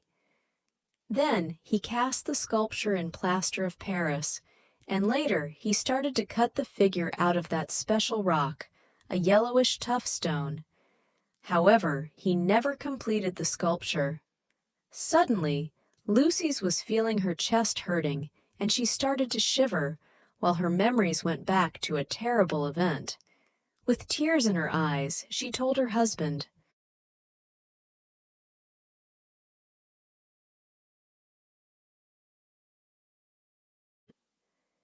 "An avalanche had destroyed my brother's studio, and with it all his early artworks, including the clay and the plaster model for this sculpture. The avalanche also totally destroyed our family home. We had lost everything: the house, the furniture, all clothing. We did not even have a hairbrush or a toothbrush any longer. Like a miracle, everyone survived, including our 2 dogs. This tragic event had changed all of us. We suddenly learned to appreciate the few things which we found later on in the snow. We needed to rebuild a new home and move to this location, where my brother also rebuilt his new studio. Only the stone sculpture survived the avalanche and was moved to our new location. The avalanche had destroyed my brother's early works. All his clay and plaster of Paris works were gone. That was the reason why he was physically and emotionally unable to finish this figure. Frustrated, he must have dumped the unfinished sculpture at this location in the garden, and it got totally forgotten. So, your finding is now an important discovery. The sculpture is a treasure," Lucy's husband mentioned, wiping off her tears. "Yes, it is important, as it turns out that this sculpture is the only surviving piece of Julian's early artworks." Lucy continues to remember the details when her brother was sculpturing her long time ago. "For long hours, I was standing still upright, holding my favorite doll in my hands at my back. My mother had created that doll for me. It had long brown braided woolen hair with 2 yellow ribbons and was wearing a dark blue handmade dress. The avalanche also wiped my doll away. Standing still was hard for a 5-year-old child. My brother Julian kept me steady by telling exciting fairy tales or promising me a chocolate bar. From time to time, he threw a small clay ball at me, reminding me to stand straight. I contemplated my brother forming the clay in his hands, and then placing that piece of clay at a specific location onto the sculpture. He then would look very closely, sometimes observing along an extended pencil in front of his eyes for measuring the distance between my shoulders and my neck. After blinking with one eye, he then added more clay here or scratched off some clay somewhere there. I spent my time watching my brother's faces and imitating his gestures. He was so concentrated that he seldom noticed me making funny faces. However, Sometimes he discovered my acting, and we both burst into a big laughter. We had a real good time together. Lucy had to wipe more tears from her cheeks. Many episodes of Lucy's childhood rushed through her brain like a fast-running racing car. "See," she mentioned to her husband, "my own youth, including many long-forgotten memories, have been buried under that pile of earth for many decades." I remember now one wish I had as a young art student. It was to participate in an archaeological site, searching for exciting artifacts and reveling them to daylight after having been buried in the dark for centuries. Now, after so many years, I excavate my own childhood in a sculpture. With a garden hose and lots of water, Lucy and her husband cleaned off the green moss and the remaining earth from the stone sculpture. Now it was time to have the sculpture standing up on her feet. However, the block was exceptionally heavy, and help was needed. Lucy's nephew showed up asking, "What is going on here in the garden, and what does this deep grave signify?" But when he saw the sculpture, he was in awe and immediately organized 5 strong men from a construction site nearby to haul it up straight. With 2 large heavy wooden boards, some round poles, and 2 thick steel bars, the 5 men managed to turn, push, and lift the heavy sculpture up onto a wooden board, just like the old Egyptians hauled blocks uphill with primitive tools to build the pyramids. With the strength of these men, the sculpture of the 5-year-old child was tilted up onto her feet and placed leaning against the wall of the house. Finally, the little girl had crawled up and out of her grave and was now able to look into today's sun after having been buried for decades. Lucy was delighted having found the sculpture. Even more exciting was reviving many almost forgotten memories of her childhood after so many years. The following day, everyone came to admire the sculpture, a historic piece of art made by Lucy's brother Julian, who had passed away only half a year before this discovery. Pictures were taken to document the finding of one of his unique early sculptures, which had been hidden under a pile of earth for years and years. The open grave of the sculpture was again covered with the remaining earth. In memory of her brother Julian, Lucy planted a beautiful rosebush at that corner of the garden,